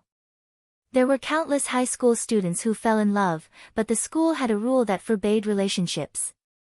Regardless of whether it was Li Xiaoqiao, who was in the right in this conflict, or Lu Yong, who was not in the right, they did not want their relationship to be known or involved by the school. It would be even worse if they were asked to go back and call their parents. Li Xiaoqiao didn't want to become Lu Yong's puppet, but he also didn't want the school's teachers or parents to know that he was in a relationship with his classmate, so he said in a deep voice, "We were just joking." "It's nothing." Fang Yan looked at Li Xiaoqiao and said, "I know what you are worried about. But have you ever thought about it? If I pretend to believe that nothing happened between the two of you, after you walk out of my place, he will once again bring people to block you and separate you from your girlfriend." "Your girlfriend's name is Wang Yan. What will you do then?" If he agreed, it would seem that he was too irresponsible and spineless. If he refused, he and his friends might beat him up. Are you willing to accept such an outcome? "Teacher," Lu Yong still wanted to explain. Fang Yan looked at him sharply and said, "Lu Yong, I saw it all. Are you going to lie to my face?" Li Xiaoqiao hesitated for a long time, then finally said, "I'm in love with Class 9's Wang Yan. He forced me and Wang Yan to separate." "Li Xiaoqiao, you idiot." Lu Yong cursed. "If I die, you won't be able to escape either." Fang Yan looked at Lu Yong and asked, "Is that so?" Lu Yong and Fang Yan looked at each other for a while before saying helplessly, "Yes." Fang Yan nodded and asked, "Why did you separate Li Xiaoqiao from his girlfriend?" "Because I like Wang Yan." "Because you like Wang Yan, you want to separate Li Xiaoqiao and Wang Yan?" Fang Yan asked. Young people's views on love were so simple and direct. "Because I like this person, so you can't be with this person." "Because you like a dress, somebody else has to take it off." "Because you like a sports car, others have to give up their sports cars." "Because you like this earth, others have to move to Mars. Is that it?" "That's different," Lu Yong argued. "Which aspect is different?" "Clothes are clothes, sports cars are sports cars, they're different from girlfriends." "You mean, I can't give you the clothes or the sports car, but I can give you the girlfriend?" "From what you know, you can't even give up clothes and sports cars. Why do you think you can give up your girlfriend?" "That's not what I meant." "I don't think I can sell my girlfriend." "Then what did you do to Li Xiaoqiao mean?" "I just feel that Wang Yan and I are more suited for each other. What if after Wang Yan gets together with you, someone feels that he and Wang Yan are more suitable and wants you to break up with her?" "I fought him with all my might." "Look, if you can't do it yourself, how can you expect someone else to do it?" Fang Yan asked with a smile. Lu Yong looked at Li Xiaoqiao and said with an embarrassed expression, "This is my fault, Li Xiaoqiao, I'm sorry." Li Xiaoqiao didn't expect Lu Yong to apologize to him. Slightly surprised, he smiled and said, "It's fine. It's all in the past anyway." Fang Yan looked at Lu Yong and asked, "Have you given up yet?" Lu Yong looked at Fang Yan with a strange expression and said, "Teacher, don't teachers forbid students from dating?" How did I openly discuss this issue with you guys?" "That's right," Lu Yong nodded. "If other teachers find out who's in a relationship, they'll either pull you to the office to scold you or ask you to write a self-reflection letter. Is it useful?" Fang Yan asked. "What?" If a teacher pulls you to the office to scold you, ask you to write a self-reflection letter, or ask your parents to come, can you guarantee that you won't be in a relationship again?" "I don't think so." Lu Yong's face turned red and said, "This kind of thing, how can it be broken just like that? Isn't it too embarrassing?" "Then what do you think now?" "I think it's wrong to separate Li Xiaoqiao from his girlfriend. I will compete fairly with him in the future," Lu Yong said. Fang Yan nodded and said, "You can go back to class." Lu Yong looked at Fang Yan with a puzzled face and said, "Can I really go? You still want to stay?" No. Lu Yong waved his hand and said, "You won't tell our monitor about this, will you?" "Who's your monitor?" "Ha, it's okay. Lu Yong hurriedly led his friends to escape. Lu Yong felt that it was too strange. Didn't the security guards like to tell things to the class teacher? How come this security guard didn't say a word and let me go back to class as if nothing happened? After Lu Yong left, Fang Yan glanced at the student standing next to Li Xiaoqiao and said, "You also go back to class." "Thank you, teacher." The boy was relieved. He bowed to Fang Yan and then ran away without looking back. At this time, there were only two people in the security room, Fang Yan and Li Xiaoqiao. "How does it feel to be in love?" Fang Yan looked at Li Xiaoqiao and asked. "Teacher," Li Xiaoqiao's expression was coy. He was not used to talking about love affairs with his teacher. "Every day, I have to make several phone calls, send countless messages every day, and frequently pass small notes in class. I want to buy delicious food for her, I want to bring her to a good cafe, I want to be with her all the time, I can't help but want to smile when I think of her, I feel very sweet." Li Xiaoqiao looked at Fang Yan with his mouth wide open. "How does this guy know everything? I've also had the same experience," Fang Yan said with a smile. When he fell in love with Phoenix, it was the same feeling. He wanted to give her the best things in the world, as long as she gave him a smile.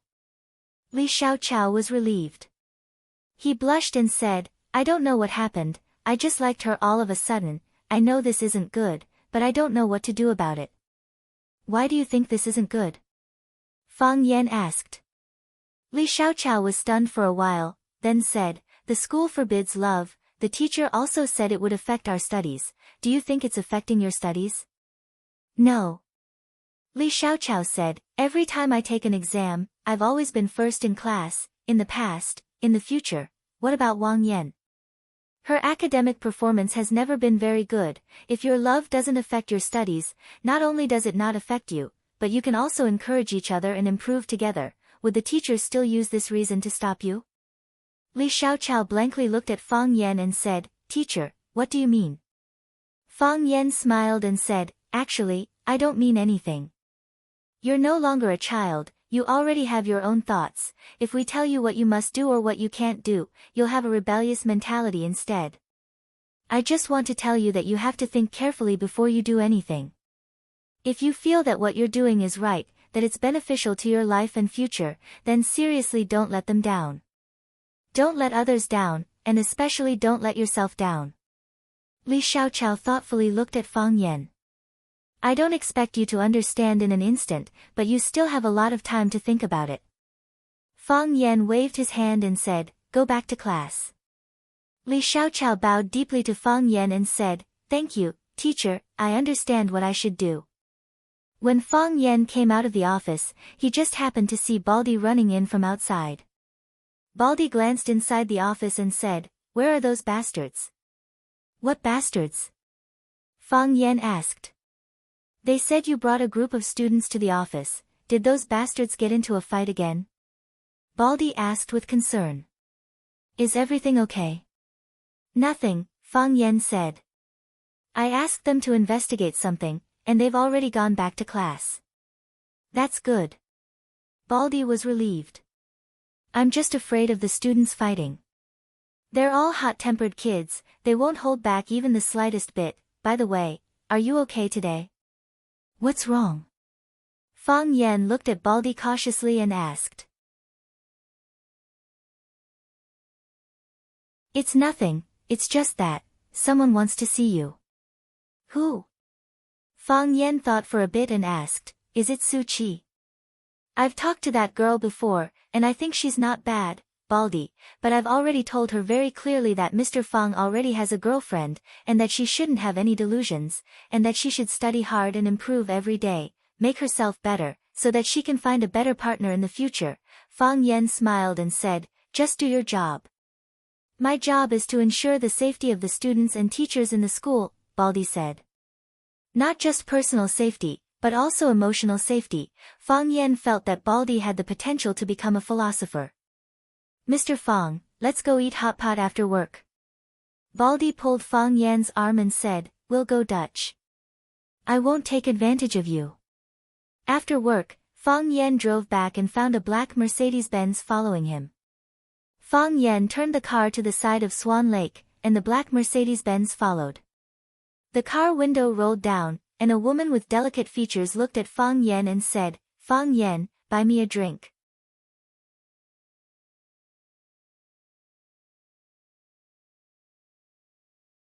Chapter 542.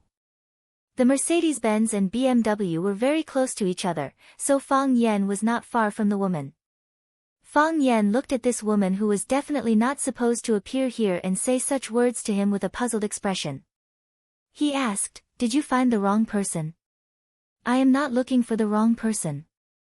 The person I am looking for is you. Fang Yan.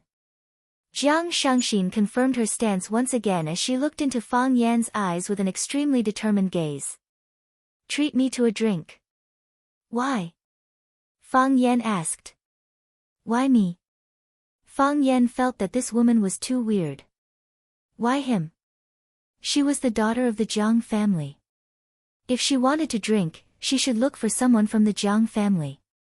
Jiang Junling or someone else from the Jiang family. She was Jiang Zhuliu's woman. If she wanted to drink, she should look for her husband, Jiang Zhuliu, or someone else who was close to her. Why him? Wasn't she clear enough? She was the thorn in Jiang Junling's side, the thorn in Jiang Zhuliu's flesh, and the mortal enemy of the Jiang family and the Jiang family. If Fang Yan's guess was right, they would push the blame for the tragic deaths of Feng Xing and Shangxin's father on him. Why did she ask the enemy who killed her father to treat her to a drink? Fang Yan's first reaction was that this was a conspiracy, a trap, and a honey trap. Fang Yan scoffed at this behavior. Who did they think he was? Was he the kind of man who would be easily tempted by beauty? He looked at Jiang Shangxin's pretty face seriously. As he was taller than Jiang Shangxin and his eyes were very bright, he was able to see the large patch of snow white at the collar of Jiang Shangxin's white satin shirt. Gulp, gulp, Fang Yan swallowed a few mouthfuls of saliva and felt a little thirsty. Because I couldn't find anyone else. Jiang Shangxin said. Her expression was gloomy and her voice was low. She looked like a pitiful child who had been wronged but couldn't voice it out. Fang Yan had not expected her to give such an answer. Based on her understanding of Jiang Shangxin, she was a very proud girl. To make a proud person admit that he wanted to drink but couldn't find anyone else. It seemed that this was indeed a well-designed honey trap. Fang Yan was too angry. He didn't expect his opponent to be so insidious and cunning. He actually used such a despicable and wretched method. Who did they think they were? Fang Yan decided to challenge his weakness. As such, Fang Yan looked at Jiang Shangxin and said, I'm fine with tea, but I'm not familiar with bars. Follow me, Jiang Shangxin said. As she spoke, she had already rolled up the window. Then he started the car and led the way. Fang Yan's fingers tapped on the steering wheel, and his body softly leaned against the leather seat. With a faint smile on his face, he said, "How interesting." Seeing that the black Mercedes-Benz was about to leave his sight, Fang Yan stepped on the accelerator, and the car rushed toward the Mercedes-Benz in front like a stallion in heat. King. The King Bar. Jiang Shangxin parked the car at the entrance of the bar and stood there, waiting for Fang Yan to arrive. Fang Yan parked the car.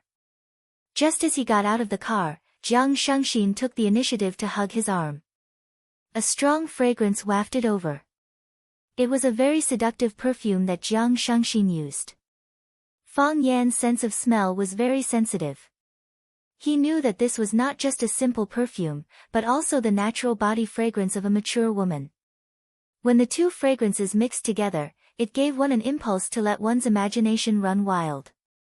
Furthermore, Jiang Shangxin was wearing a mid-sleeved shirt. When she hugged Fang Yan, a small part of her arm was in close contact with Fang Yan's body. When they were walking, their bodies would touch from time to time. As long as Fang Yan exerted a little force, he would be able to knead her into his body. Such a charming little beauty took the initiative to approach him without any precaution. Even if Fang Yan had the ability to remain calm and composed, he still felt a sense of defeat. He was afraid that he would accidentally turn into a big bad wolf and eat the little white rabbit in front of him. What was worse was that this woman was Jiang Zhuliu's wife. Damn it, why did he feel so crazy and excited when he thought of this? Fang Yan dodged to the side and said, "Isn't this a little inappropriate? Everyone is like this." Jiang Shangxin held Fang Yan's arm and walked straight into the bar, not caring about Fang Yan's feelings at all. "You didn't approach me on purpose to get Jiang Zhulu to catch you in the act, right?" Fang Yan asked worriedly. A sarcastic smile appeared on Jiang Shangxin's face, and she said, "Fang Yan, you don't have to test him anymore." Given Jiang Zhuliu's character, he would pretend not to know even if he knew that I rolled around in bed with another man. What's the point of catching him in the act? Exposing his wife's affair with another man and letting more people know about it, then losing his dignity. Do you think Jiang Zhulu would do such a stupid thing? Fang Yan thought about it and said, "Indeed, he wouldn't. This doesn't fit his style." "Would you?" Jiang Shangxin asked. "My wife wouldn't betray me," Fang Yan said. "You are really confident. Whoever snatches a good husband like me would cover their mouth and secretly laugh." Every 1st and 15th day of the lunar month, they would offer more incense to Guanyin Bodhisattva. It was still early, and there weren't many people in the bar. American rock music was playing in the bar, but it wasn't as violent and crazy as it was during the climax of the night. Fang Yan thought that Jiang Shangxin would bring him to the lobby of the bar or find a seat at the bar counter. Unexpectedly, Jiang Shangxin didn't enter the interior of the bar, but directly entered a passage at the side. There was an elevator at the end of the passage, and there were 2 bodyguards in black waiting at the door. When the 2 of them walked over, the bodyguards in black looked at them warily. Jiang Shangxin took out a black card from her pocket, and the bodyguard in black bowed deeply when he saw it. The other bodyguard immediately turned around and pressed the elevator button, and the door of the elevator opened to them very quickly. While Fang Yan was still thinking about where the elevator was going to take them, Jiang Shangxin had already pulled Fang Yan's arm into the elevator. Fang Yan's foot stepped on the elevator, and the door couldn't close, so it sounded an alarm. Jiang Shangxin turned around and looked at Fang Yan. With a flirtatious smile in her eyes, she said, "Are you afraid?" "Where to?" "Fang Yan, I thought you're not afraid of anything. I am afraid of death," Fang Yan said. Jiang Shangxin chuckled and said, "I am afraid of death too, so I asked you to buy me a drink." "Don't worry, I can't eat you up." Fang Yan looked at Jiang Shangxin's eyes, and there was a trace of sadness that couldn't be hidden. Fang Yan finally retracted his foot. The door of the elevator closed and slowly descended. Clang! When the door of the elevator opened again, a deafening noise and rolling heat waves rushed toward them. Fang Yan was stunned for a moment, and then he understood what kind of place this was. The underground boxing arena was also known as the underground boxing market. In order to attract customers, some bars would hire some boxing experts to come over and fight. Every punch hit the flesh, and the blood was boiling. In the process of killing and fighting, countless spectators screamed crazily, releasing the fatigue in their bodies and the hostility in their hearts to their heart's content. This was indeed a very good place. A place that was very suitable for Jiang Shangxin at this moment. It was also a place that was very suitable for Fang Yan at this moment. Although Fang Yan didn't like the murky air in the underground bar, he liked the passion and heat that collided with each other. He suddenly wanted to drink a large glass of cold beer that emitted the aroma of malt. He gulped it down in one go, causing goosebumps to rise all over his body, causing every pore on his body to stand on end.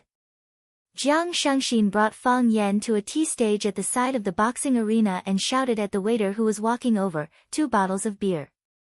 Fang Yan took a look at Jiang Shangxin and grinned. Sometimes, this woman was quite understanding. The waiter quickly served the beer, and there was a large glass filled with golden liquid. As it was filled to the brim, the foam of the beer was flowing out. Before he even tasted it, the aroma of wheat wafted over. Jiang Shangxin picked up a glass of cold beer and raised it to Fang Yan. She said, "Come, Fang Yan, let me give you a toast. Thank you for treating me to this drink." Fang Yan smiled bitterly and said, "It seems more like you are treating me to this drink. This is my first time coming to this place, and they didn't seem to collect money from us just now.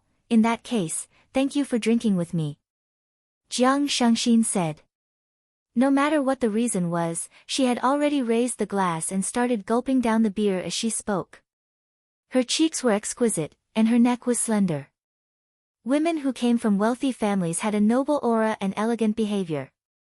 When she gulped down the beer like a man, the alcohol flowed out from the corner of her mouth, giving off a bold and sexy vibe.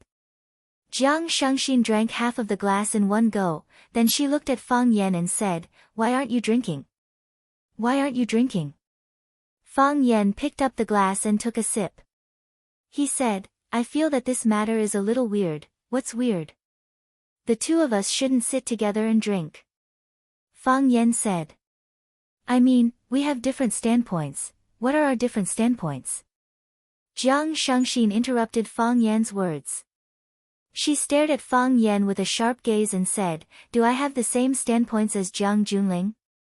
Do I have the same standpoints as Jiang Zhulu? Do you think that I should look for them to drink together?" Fang Yan thought about it, raised his glass and said, "Let me give you a toast."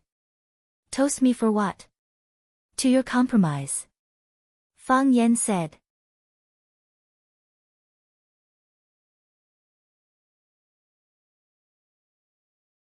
Chapter 543. To your grievances. To your anger and indignation. To your loneliness and helplessness. And to your strength and bravery. Jiang Shangxin had been holding it in for the past few days. She felt that she was about to explode. She was like a vacuum-packed fish. She breathed with all her might and struggled over and over again. In the end, she could only spit out bubbles helplessly. Her body was getting weaker and weaker, and her consciousness was getting more and more blurry. She was going to die. She knew that she was going to die if she didn't do something. What kind of woman am I? Jiang Shangxin gulped down a big mouthful of wine and slammed the table in front of her. She looked at Fang Yan, who was sitting opposite her, and shouted, "I am a woman from the Jiang family." "Who is the Jiang family?" "The Jiang family is the Jiang family. It is the Jiang family that everyone envies and fears.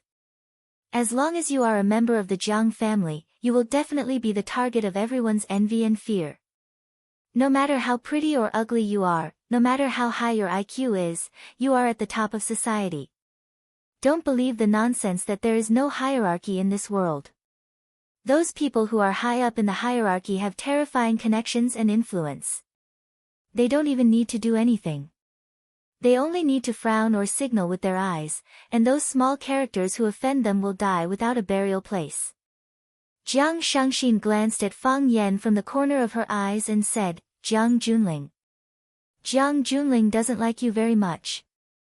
Originally, he thought that he only needed to use his eyes to signal someone to get rid of you, but he didn't expect you to be like a cockroach that can't be killed. Your vitality is quite tenacious, and you make him suffer again and again, making him lose face again and again. Evil will never win over good, Fang Yan said with a serious look. I stand on the side of good, so he can't win over me. Jiang Shangxin laughed maniacally.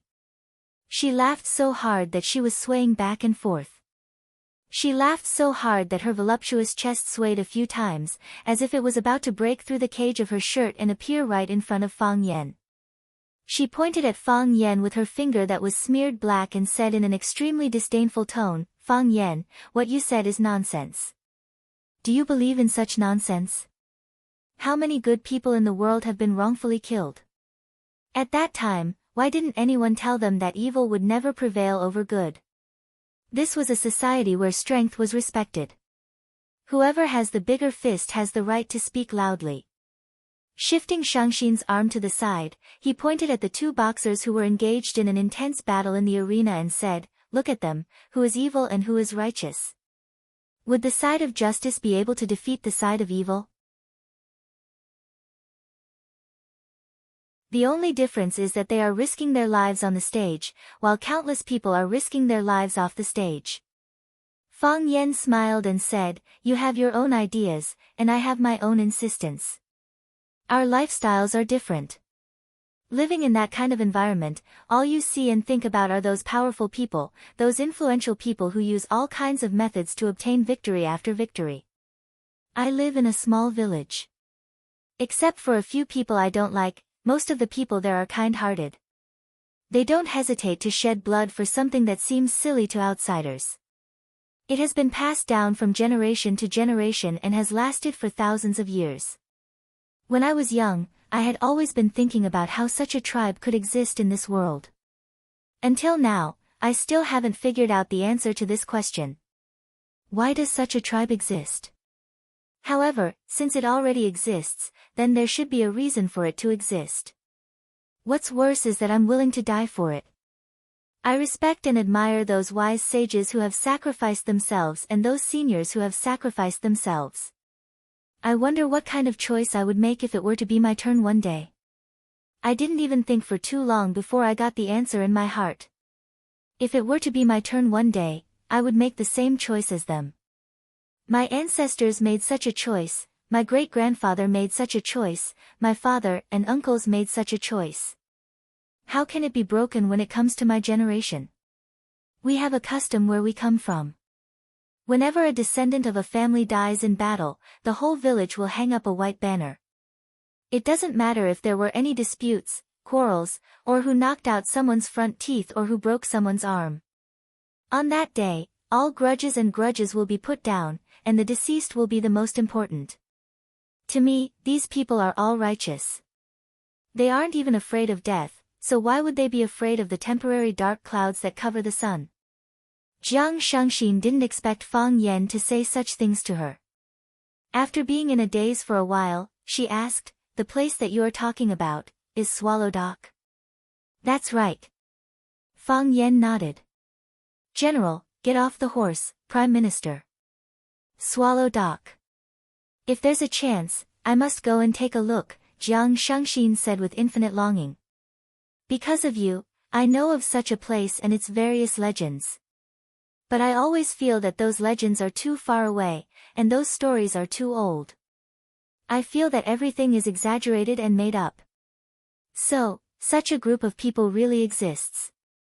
Remember to park your car at the threshing ground at the entrance of the village. Fang Yan smiled and said, Other than the cars of our own people in the village, all the cars that go to other places will be parked there. I'll remember. Jiang Shangxin said, Are you sending me an invitation? If I go to Swallow Dock, you'll entertain me, right? Fang Yan smiled and asked, Now, do you believe that evil will never prevail over good? Jiang Shangxin shook her head and said, I don't believe it. Just like what you said before, I've seen too many good people being purged and buried. This is a cannibalistic society, and some people will really open their bloody mouths to eat people. Just like you come from such a magical place. Do you have the confidence to defeat Jiang Junling? Even if you defeat Jiang Junling, there's still the powerful Jiang family behind him. Fang Yan, you might not understand, but you're only fighting against Jiang Junling now. To Jiang Junling, you're an opponent, but to the Jiang family, you're just a piece of stone to sharpen their blades. Either the knife is sharpened by the stone, or the stone cuts a hole in the knife. At most, they'll just change to another knife and continue to sharpen it. But, have you ever thought that when you, the stone, cut off one knife after another from the Jiang family, when you make the Jiang family feel threatened, they'll come at you in full force. The sky will fall, the earth will crack, and the rivers will flow in reverse. At that time, will you still be able to withstand it? I know that the Jiang family order is the knife of the Jiang family, and I also know that the Jiang family is very powerful and makes people feel helpless. Fang Yan played with the tall beer mug in his hand and said, but, I can't just let them bully me without saying anything or doing anything, right? If that's the case, I'll become another good person being purged and buried by the bad guys. Fang Yan looked at Jiang Shangxin and said, I know that your heart is filled with anger, and I can completely understand how you're feeling right now. You can't understand. Jiang Shangxin sneered. People who haven't experienced it shouldn't easily say that they can understand others. To a patient with cancer, don't tell him that you're as sad as him. You can't possibly be as sad as him, you're just saying it. When you walk out of the ward, you'll be able to see the blue sky and white clouds, you'll be able to breathe in fresh air, and you'll be able to continue your rich and colorful life. The patient, on the other hand, can only bid farewell to this world in fear and reluctance. Fang Yan was speechless. Look, not only were these women from wealthy families noble and elegant, even their words were so sharp and full of philosophy. Fang Yan, you said that I shouldn't look for you for a drink. Then, tell me, who should I look for a drink? Look for my brother, Jiang Junling? Look for my husband, Jiang Zhulu? Or should I look for my best friends who either follow the Jiang family's power or are afraid of the Jiang family's power? Can I tell them that my brother asked my husband to poison my father to death? Can I tell them that I hate them to the core, yet I still have to force a smile and pretend that nothing happened and that I don't know anything? There was a type of grievance that couldn't be vented. Your heart was bleeding, yet you still had to smile and chat with the people who stabbed you. Who could understand such pain? Jiang Shangxin picked up the beer mug in front of her and gulped it down. She shouted, Waiter, give me another 2 bottles of beer. Fang Yan stopped her and said, You can't drink anymore, you've already drunk too much. This was the 4th beer that Fang Yan and Jiang Shangxin had drunk. For 1-liter bottles of draft beer was nothing to Fang Yan, but it was obviously too much for a girl. Furthermore, if Shangxin got drunk, Fang Yan would have to be responsible for sending her back later. Who would want to do such a troublesome thing? She wasn't his wife anyway. No way. I still want to drink. Jiang Shangxin was unhappy and said, You're not willing to treat me to a drink? We're only at the beginning. I've only just started and you're not letting me drink anymore. This feeling of not being able to go up or down. Do you know how uncomfortable it is? Fang Yan, do you know that I'm going to die soon? Fang Yan was helpless. He waved at the waiter and said, Give me 2 more mugs of draft beer. As he spoke, he picked up the half-empty mug of beer in his hand and gulped it down. His principle was to drink a mug of beer with Jiang Shangxin. He wouldn't be at a disadvantage or take advantage of her. He wasn't an old drunkard who would fight for a drink with others. Fang Yan wanted to drink another mug of beer when he thought of the old drunkard. The waiter brought 2 1-liter bottles of beer over again. The sexy waitress in the bunny costume winked at Fang Yan when Jiang Shangxin wasn't paying attention. Perhaps she thought that Fang Yan, who had bought 8 mugs of draft beer in a row, was a big customer. Jiang Shangxin snatched a mug of beer from Jiang Shangxin and raised it to Fang Yan. Come, a toast to my enemy who killed my father. Fang Yan had the urge to run away.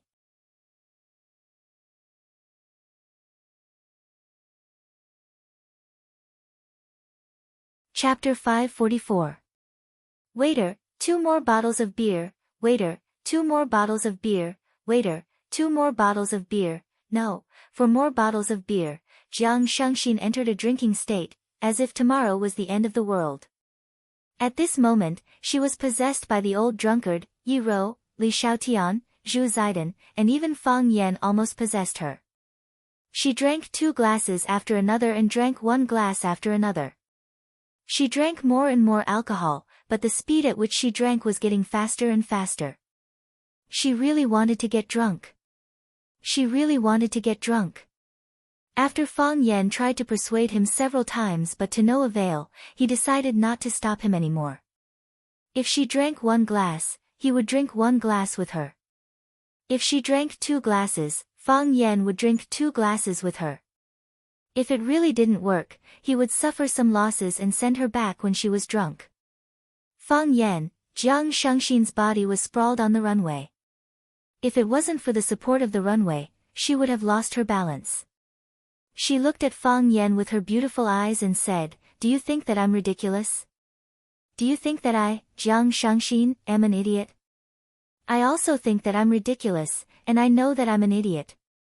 But, I have to find someone to talk to and drink with, don't you think it's weird? When Jiang Zhulu slapped me, I wasn't angry. I wasn't angry at all. I thought it was natural. I thought he should do something like that. At that time, he pressed me down on the sofa. I thought of you. I thought I must find a chance to drink with you. Why did I look for you?" Jiang Shangxin reached out to play with her long hair so that it wouldn't block her vision. This action was very charming and was full of the temptation of a mature woman. "I don't know either. I thought of everyone around me, but you were the only one I could think of drinking with. At least you wouldn't betray me. At least when I scolded Jiang Junling and Jiang Zhulu, you wouldn't turn around and repeat every single word I said to them. Isn't it very funny? I, Jiang Shangxin, have lived for so long, yet I can only trust my enemy." "We are not enemies," Fang Yan said. "Yes. We're not enemies. We're victims. You are a victim, and so am I." As Jiang Shangxin spoke, she reached out to hug Fang Yan's neck. Fang Yan's body leaned back slightly, and her body fell forward. Fang Yan hurriedly pushed forward and hugged her. She threw Shangxin into Fang Yan's arms and lifted her pretty face to look at Fang Yan. "Why did you hide? Do you think I'm wrong? Or do you think I'm a shameless woman? I didn't mean that. I just thought," just as Fang Yan was thinking of a reason to explain himself, Jiang Shangxin had already pushed him away and was staggering toward the arena in the middle of the bar. In the arena, 2 men were fighting fiercely. They were wearing white wrestling pants and had a red and black belt on their waists. The man with the red belt was tall and strong, and his punches were fierce. The man with the black belt was short, but his movements were unusually agile. Both of them used their own unique moves and unique skills. Every time their fists collided with flesh, the spectators would erupt into cheers like a tsunami. Fang Yan couldn't understand why these people were so obsessed with this game. It was still so early, but there were already so many spectators gathered here. What Fang Yan didn't know was that this underground boxing arena opened for business in the afternoon. Some bars arranged fights for their customers, but most of them were underground boxing experts who wanted to earn a high prize. There were also some dojos or martial arts groups that specially selected their own seated fighters and sent them over. Not only was it for training, but it was also to earn a considerable amount of prize money after winning every match. For many martial artists who loved martial arts, their lives were quite poor. With Fang Yan's vision, he knew that the final winner would definitely be the man with the red belt. This fighter's punches were steady, and he knew when to advance and retreat. Although most of his attacks were dodged by his opponent, he was like a gorilla being played by a cunning monkey. However, when did you ever see a monkey beat a gorilla? The skinny player with the black belt was the monkey. He jumped up and down, rushing left and right. It seemed that he had the upper hand, and the gorilla was completely subdued. However, he had a fatal problem. His foundation was not stable, and his punches were weak. Although there was a saying that speed was the only thing that could not be broken in the world of martial arts, if your speed was not fast enough to pull away from others, then in the end, it still depended on the ingenuity of your strength. On this point, the monkey had no advantage. Sure enough, the gorilla faked and fell forward. When the monkey took the opportunity to sneak attack from behind, the gorilla's body turned 180 degrees, ignoring the monkey's dodge and fancy counterattack, and punched him in the cheek. Bang! The monkey screamed miserably. His body flew out and fell heavily on the floor not far away. Someone ran over and dragged the monkey away. More people cheered and applauded the gorilla on the stage. The gorilla waved his arms and shouted to the audience, "Who else? Who else? Who else dares to come up and challenge me? I am the best in the world, I am the best in the world." The audience applauded even more enthusiastically. Many people liked the domineering CEO demeanor of, "I am the best in the world, and you can't get rid of me even if you don't like me." To them, this was a man's, fierce. Too arrogant. Jiang Shangxin raised the beer mug in her hand and smashed it toward the gorilla on the arena. Bam! The beer mug smashed onto the stage floor and shattered. The sound of it shattering was not loud enough, but it was enough to attract everyone's attention. The audience stared at the transparent flying object that suddenly fell on the arena in astonishment. They did not know what had happened. The gorilla stared blankly at the glass mug that had fallen at his feet. After a few seconds, he was completely enraged. He bared his fangs and roared at the audience, "Who is it? Which bastard threw something and sneaked an attack on me? If you are so capable, come up and fight with me, I will tear you into two." When Fang Yan saw that Jiang Shangxin had caused trouble, he hurried forward and dragged her away from the scene. This woman's alcohol tolerance was really bad. How could she do anything? "Don't pull me." Jiang Shangxin pushed Fang Yan's hand away and shouted toward the stage, "You gorilla, gorilla." Fang Yan was stunned. He only felt that this contestant looked like a gorilla. Why did Shangxin call him a gorilla? Could this be his stage name? After Shangxin had drunk too much alcohol, she let out a drunken burp and continued to shout, "What is there to be proud of? With your mediocre skills, you're not even worthy of carrying my boyfriend's shoes." Fang Yan looked around and asked in a low voice, "Who is your boyfriend? Is he here?" If Jiang Shangxin's boyfriend was here, Fang Yan could throw this woman to him and go home to sleep. However, after Jiang Shangxin shouted this sentence, everyone's attention shifted to Fang Yan. When the gorilla was called a gorilla in public, he wanted to tear this beautiful woman into pieces. He could not bear to tear Jiang Shangxin into pieces, so he accumulated his hatred on Fang Yan. He wanted to tear Fang Yan into pieces so that no one would feel heartache. As for why he wanted to tear Fang Yan into pieces, who cared? He pointed at Fang Yan and shouted, "Gigolo, come up here." Fang Yan rejected him and smiled awkwardly. "Don't misunderstand, I am not her boyfriend. My friend drank too much, I will bring her back first." After that, he ignored Jiang Shangxin's struggle and dragged her out of the bar. "Coward," someone in the audience shouted. "Gigolo, fight with him, beat him to death. The girl will belong to whoever wins." Jiang Shangxin turned around and shouted at the gorilla on the stage, "If you can beat my boyfriend, I will sleep with you for a night." Fang Yan hurriedly reached out to cover Jiang Shangxin's mouth, but it was too late. "I will sleep with you for a night." This sentence was not very tempting when it came from the mouth of Fang Yingying and Fang Haohan. However, it was too lethal when it came from the mouth of such a beautiful woman like Jiang Shangxin. The gorilla swallowed his saliva and felt his blood boiling. He shouted at the audience, "Everyone here, be my witness. Today, I, Chindachui, will bring the beauty home and enjoy myself." seeing that Fang Yan was dragging Jiang Shangxin toward the elevator, Chandachui panicked and shouted, "Gigolo, don't you dare run away." With a flick of his foot, he scooped up the glass shards in front of him and threw them toward Fang Yan's back.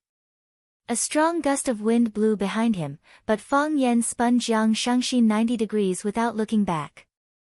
Crack, crack, the glass shards hit the sturdy wall and turned into even finer shards.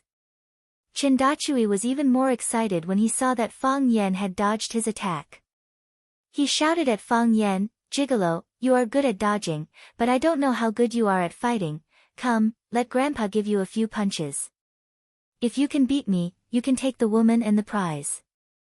If you lose, hee, I'm afraid that your life will be over." Those who were watching the show shouted at the gorilla, "Beat him to death, beat him to death." Jiang Shangxin, who was lying in Fang Yan's arms, had no intention of going back on her words. She gave the gorilla a thumbs up. The gorilla opened its mouth and laughed, but as it laughed, the smile on its face froze.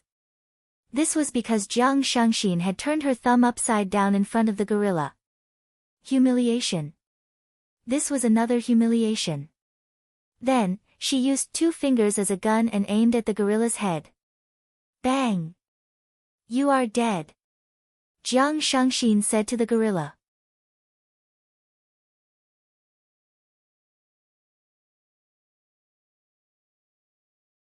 Chapter 545. The gorilla couldn't hear what Jiang Shangxin was saying because he was quite a distance away. However, he saw Jiang Shangxin giving him a thumbs up and shooting him in the head. He saw her moving her red lips. With the gorilla's extraordinary intelligence, he knew that Jiang Shangxin wasn't saying anything nice. He felt insulted and looked down upon. Furthermore, he was being looked down upon by a beautiful woman whom he had never had the chance to interact with before. He was already a little proud and arrogant after winning the battle.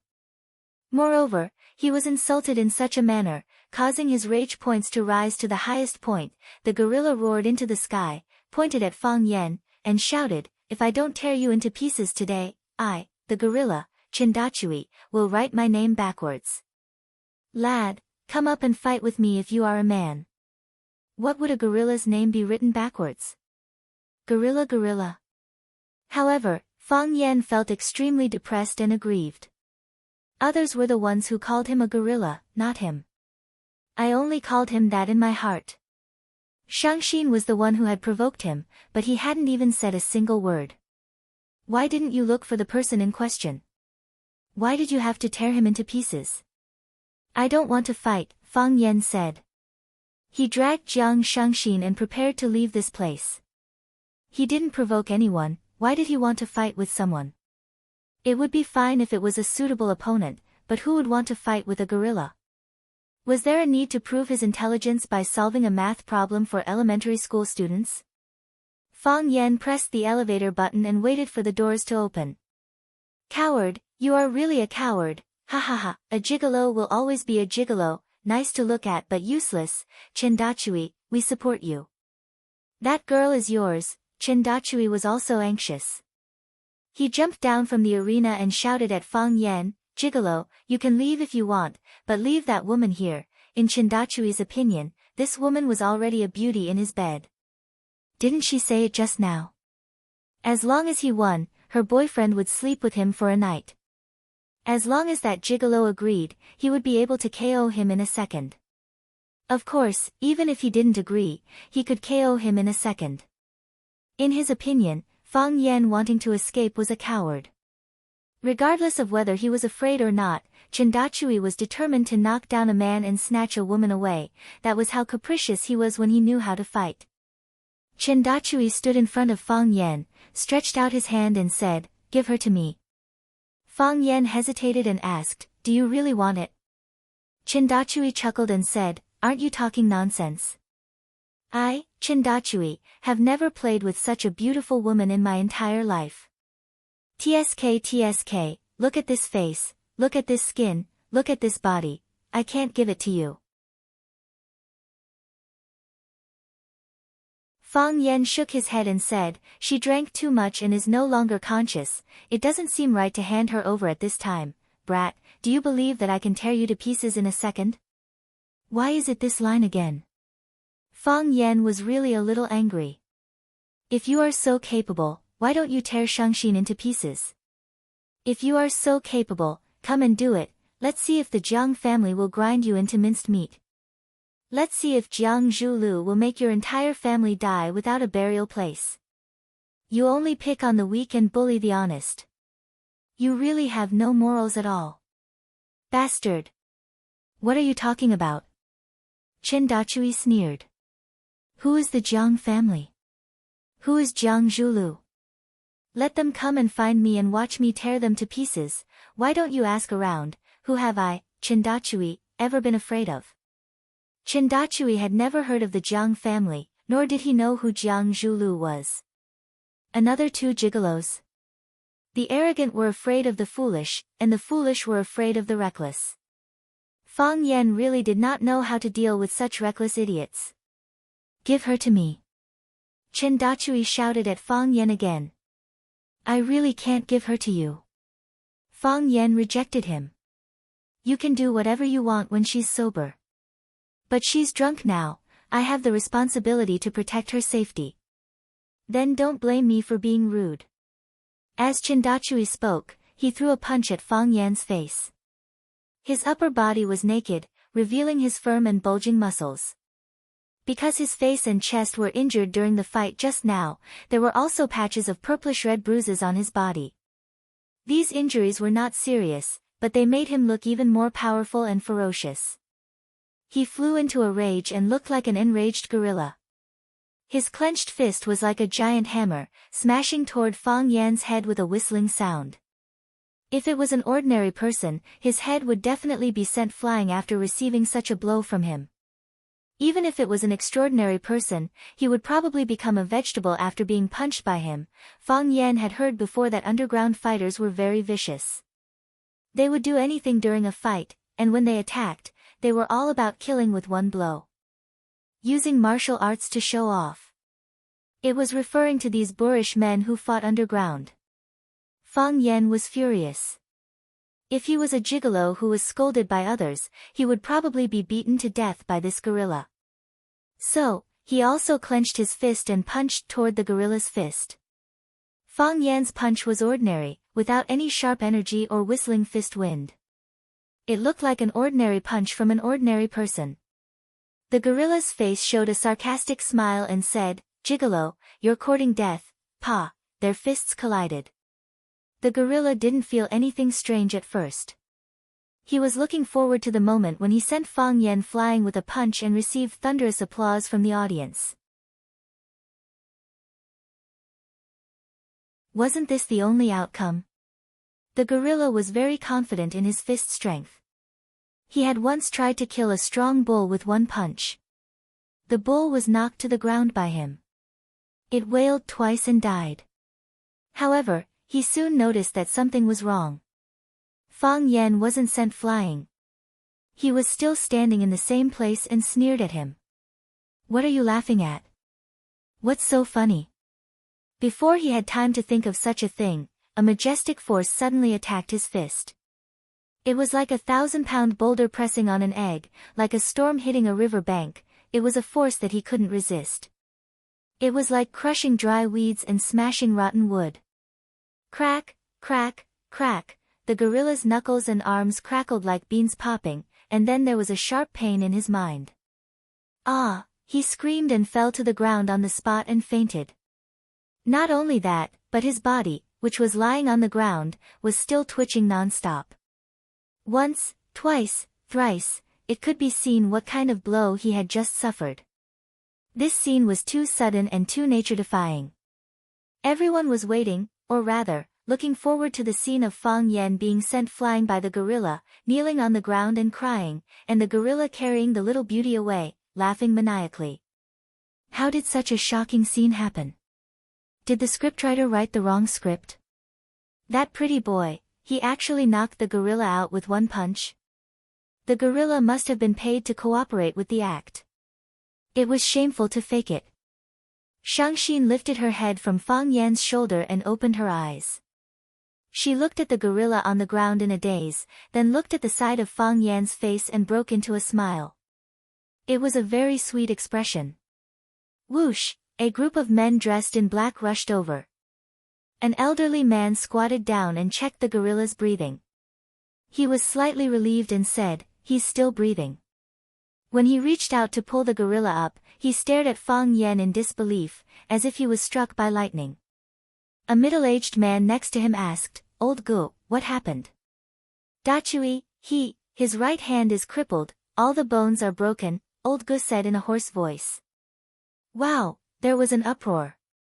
How could this guy be so powerful?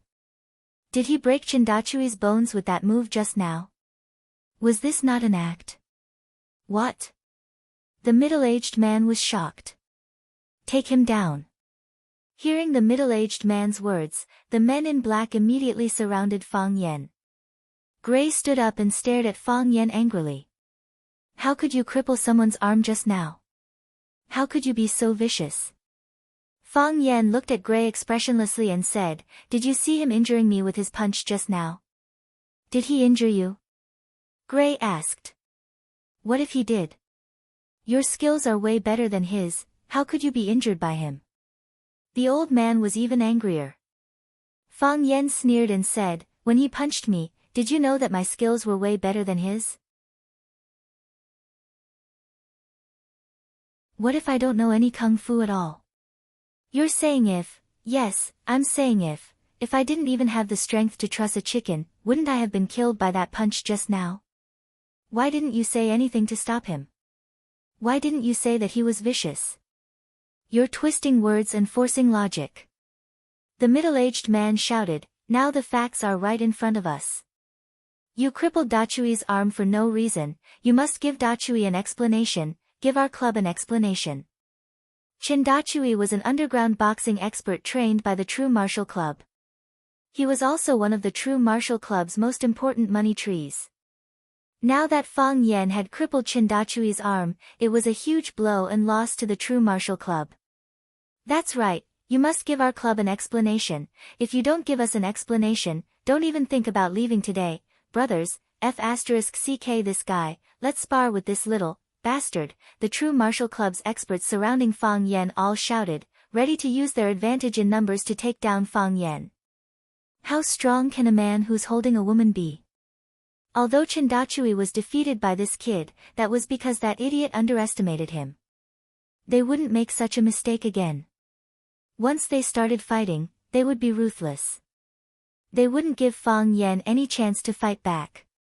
Fang Yan smiled at the middle-aged man and asked, "You want an explanation?"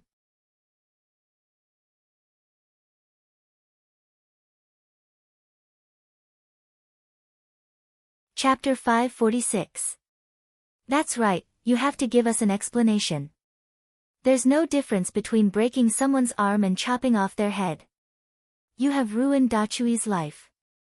If we let you go like this, the martial arts club will not be able to establish itself in the underworld." The middle-aged man said fiercely. Life was like a box of chocolates, no one knew which one would grow worms. In one's life, one would meet all sorts of strange people.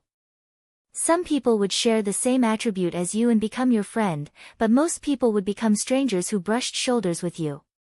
Some people would make you laugh and cry, while some people would make you want to beat them up and scream. This was too much of a bully. Jiang Shangxin was the instigator of this incident. If the gorilla really felt insulted, it would be natural for him to jump down and beat Jiang Shangxin up. Of course, from Fang Yan's point of view, he had the responsibility to protect Jiang Shangxin. At the very least, he couldn't let Jiang Shangxin get seriously injured. This was also the reason why Fang Yan was indifferent and refused to go on stage even though the gorilla had repeatedly provoked him and even called him a gigolo. Fang Yan knew that he was in the wrong, and since he was in the wrong, he had to accept the other party's retaliation. Why was it that you could throw bottles at others, but others couldn't call you a gigolo and tear you apart? Fang Yan was really angry with the gorilla because he really wanted to tear him apart. When we watch movies, we often hear a familiar line, "Fists and kicks have no eyes." If it's a minor injury, it can lead to a fatal one. Since everyone in the underworld knows that fists and kicks have no eyes, they should be even more cautious. However, the gorilla didn't know what was going on and threw a punch at his head. Based on the strength that Fang Yan felt, that punch was enough to smash his head into pieces. It was like using a hammer to hit a hard-boiled egg. If Fang Yan was just an ordinary person, bullying others by force, injuring others with force, this was a huge taboo in the underworld. Using a killer move at the slightest disagreement. This was indeed the style of underground boxing players, but it wasn't something that Fang Yan could accept. He knew that in the underground boxing ring, people were beaten to death or crippled from time to time. However, he was just a bystander, an ordinary spectator in an underground bar.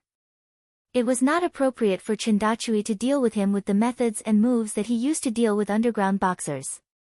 Therefore, Fang Yan struck out in anger and directly crippled one of the gorilla's arms. That man was too violent and lethal. He had to give him some punishment. Otherwise, his thoughts would be clouded again. When Chindachui repeatedly provoked and insulted Fang Yan, his fellow disciples did not say anything. When he punched out to end Fang Yan's life, his fellow disciples didn't say anything. Now that Fang Yan had defeated someone and destroyed Chindachui's arm, they jumped out to say that Fang Yan was vicious and wanted Fang Yan to give them an explanation. Did the experts of the inner river deserve to be bullied by outsiders? This is bullying, Fang Yan said with a smile. If I was killed by him, could you give me an explanation? Give my family an explanation? Would the true martial arts guild hall have a way to stand in the underworld then? You're talking about something that didn't happen at all. You're just making things up. What if Dachui's punch suddenly changed direction? What if it suddenly retracted when it hit your head? I said you wanted to kill me, and you didn't kill me. Would the judge sentence you for murder? The middle-aged man said. He pointed at Chindachui, who was lying on the ground, with a face full of regret. He said, a good seedling was destroyed by you just like that. Even if he's fine, he can't fight anymore. Kid, if you don't give me an explanation, I can't let you, that's right. That pretty boy is too much of a bully, you can't just let him leave after beating him up, we're the only ones bullying others. When has the True Martial Arts Guild Hall ever been bullied like this? The members of the True Martial Arts Guild Hall and some other spectators also spoke up, fiercely condemning Fang Yan, who was holding a beauty in his arms. Smack! Fang Yan slapped the middle-aged man's face and asked with a smile, is this the explanation you want? Stunned. Everyone was stunned. That pretty boy, he dared to hit someone. Did he know who he hit? He had just crippled the arm of the True Martial Arts Guild Hall's trump card, Chindachui, and now he hit the head of the True Martial Arts Guild Hall. Was he crazy? Wang Dongxiu also thought that Fang Yan was crazy. If he wasn't crazy, how could he dare to slap his face when he was surrounded by the brothers of the True Martial Arts Guild Hall? However, he also felt that something was wrong. What exactly was wrong with him? Because he was thinking about this important question, he didn't make a crazy and powerful response to Fang Yan's slap in time. Oh yes, he remembered now. He was also a martial artist, one of the top masters in the True Martial Arts Guild Hall. Other than the old priest, Gulei, he was the face of the True Martial Arts Guild Hall. Logically speaking, when one was attacked by others, one's body would react naturally. One would either dodge or counterattack. This was the basic quality that a martial artist should have. However, why didn't he react when that pretty boy hit him? He didn't dodge, he took the slap head-on. Before Wang Dongxiu could figure out the answer to this question, the men behind him couldn't help but want to take action. Brothers, let's destroy this pretty boy, break both his legs. Curator, hurry up and say something. Fang Yan hugged Shangxin tightly with one hand and let her head rest on his shoulder. That way, he could avoid getting hurt by accident or using her as a weapon if they were to really fight. You want to hit someone because you can't win? Fang Yan said with a wronged expression. Taking turns to fight? Is this the style of the True Martial Arts Club? You can only win because you have more people. If you are so capable, why don't you fight me one by one? Let's fight one-on-one then. Just as the idiot spoke, he was sent flying by Goulet's slap. If you want to die, don't drag everyone down with you. How could someone who could cripple Chindachui's arm be easy to deal with? Goulet looked at Fang Yen cautiously and asked, Sir, what's your name? Do you guys want to know what's going on before you hit someone? Fang Yen didn't want to say his name. He was Fang Yen, the security guard of Rosefinch Secondary. After the previous lesson, he didn't want to bring any negative impact to the reputation of Rosefinch Secondary. From the moment you attacked, I knew that you are a martial artist. Every tree has its roots, and everyone has their own sect. You have to know your surname, name, and sect. There are too many people who come out to make a living in the underworld, and it's inevitable that there will be incidents like this, Goulet said calmly. He was very interested in Fang Yan's background. He's just a nobody, don't take it to heart. Fang Yan said, I'll fight you one-on-one, but I'll call the police if it's a group fight. His name is Fang Yan, he's a teacher at Rosefinch Secondary, someone shouted from the crowd. Fang Yan didn't expect his fame to be so high. He was recognized even when he went to the underground boxing market to watch a boxing match. Of course, Fang Yan also knew that because of his return after 3 years, and because of Du Qing's attachment and the series of battles of wits and courage with Jiang Junling using Huaqing as a chessboard, he had now risen to become one of the most influential and powerful people in Huaqing. As a famous person, he had to have the awareness of a famous person. It was normal for some of his admirers to know his name and appearance. Fang Yan, Goulet chewed on the name and asked, just now I saw you use an internal boxing technique that borrows force to fight back. Is it Fang Tai Chi? Fang Yan looked at Goulet in surprise and said with a smile, Old man, you're knowledgeable. My master is Fang Hui. So that's how it is. Goulet sighed. Fang Tai Chi is an internal martial art. Chendachui is a fool who only knows how to polish his skin, muscles, and bones. How can he be your opponent? Fang Yan smiled and said, let's call it a day, shall we? Goulet shook his head and said, even if this group of kids ganged up on you, I'm afraid they won't be able to keep you, old Gu. Wang Dongxiu was shocked. He knew that Fang Yan was powerful, but he didn't believe that Fang Yan was this powerful. There were more than a dozen people in the Zhenwu Guild Hall. Other than him and Goulet, there were 4 or 5 good fighters. Although the other kids' fists were not strong enough, they could still use some strength. Why was it that in Goulet's words, his own people were so weak? Goulet looked at Wang Dongxiu and said, Curator, if you believe me, let me handle this. If you don't believe me, I'll leave now. Of course I believe you, old Gu. Wang Dongxiu saw that Goulet was angry and quickly said. Gray nodded and turned his gaze back to Fang Yan. He said, I've met Big Brother Tiger's Might once before. At that time, I was only a junior and didn't even have the chance to fight with Big Brother Tiger's Might. Today, I'm able to meet Big Brother Tiger's Might's descendant. Goulet was a little embarrassed and said, don't say that I'm bullying the young. Today, I'll be thick-skinned and ask you to fight with me. If I win, you have to give Dachui an explanation.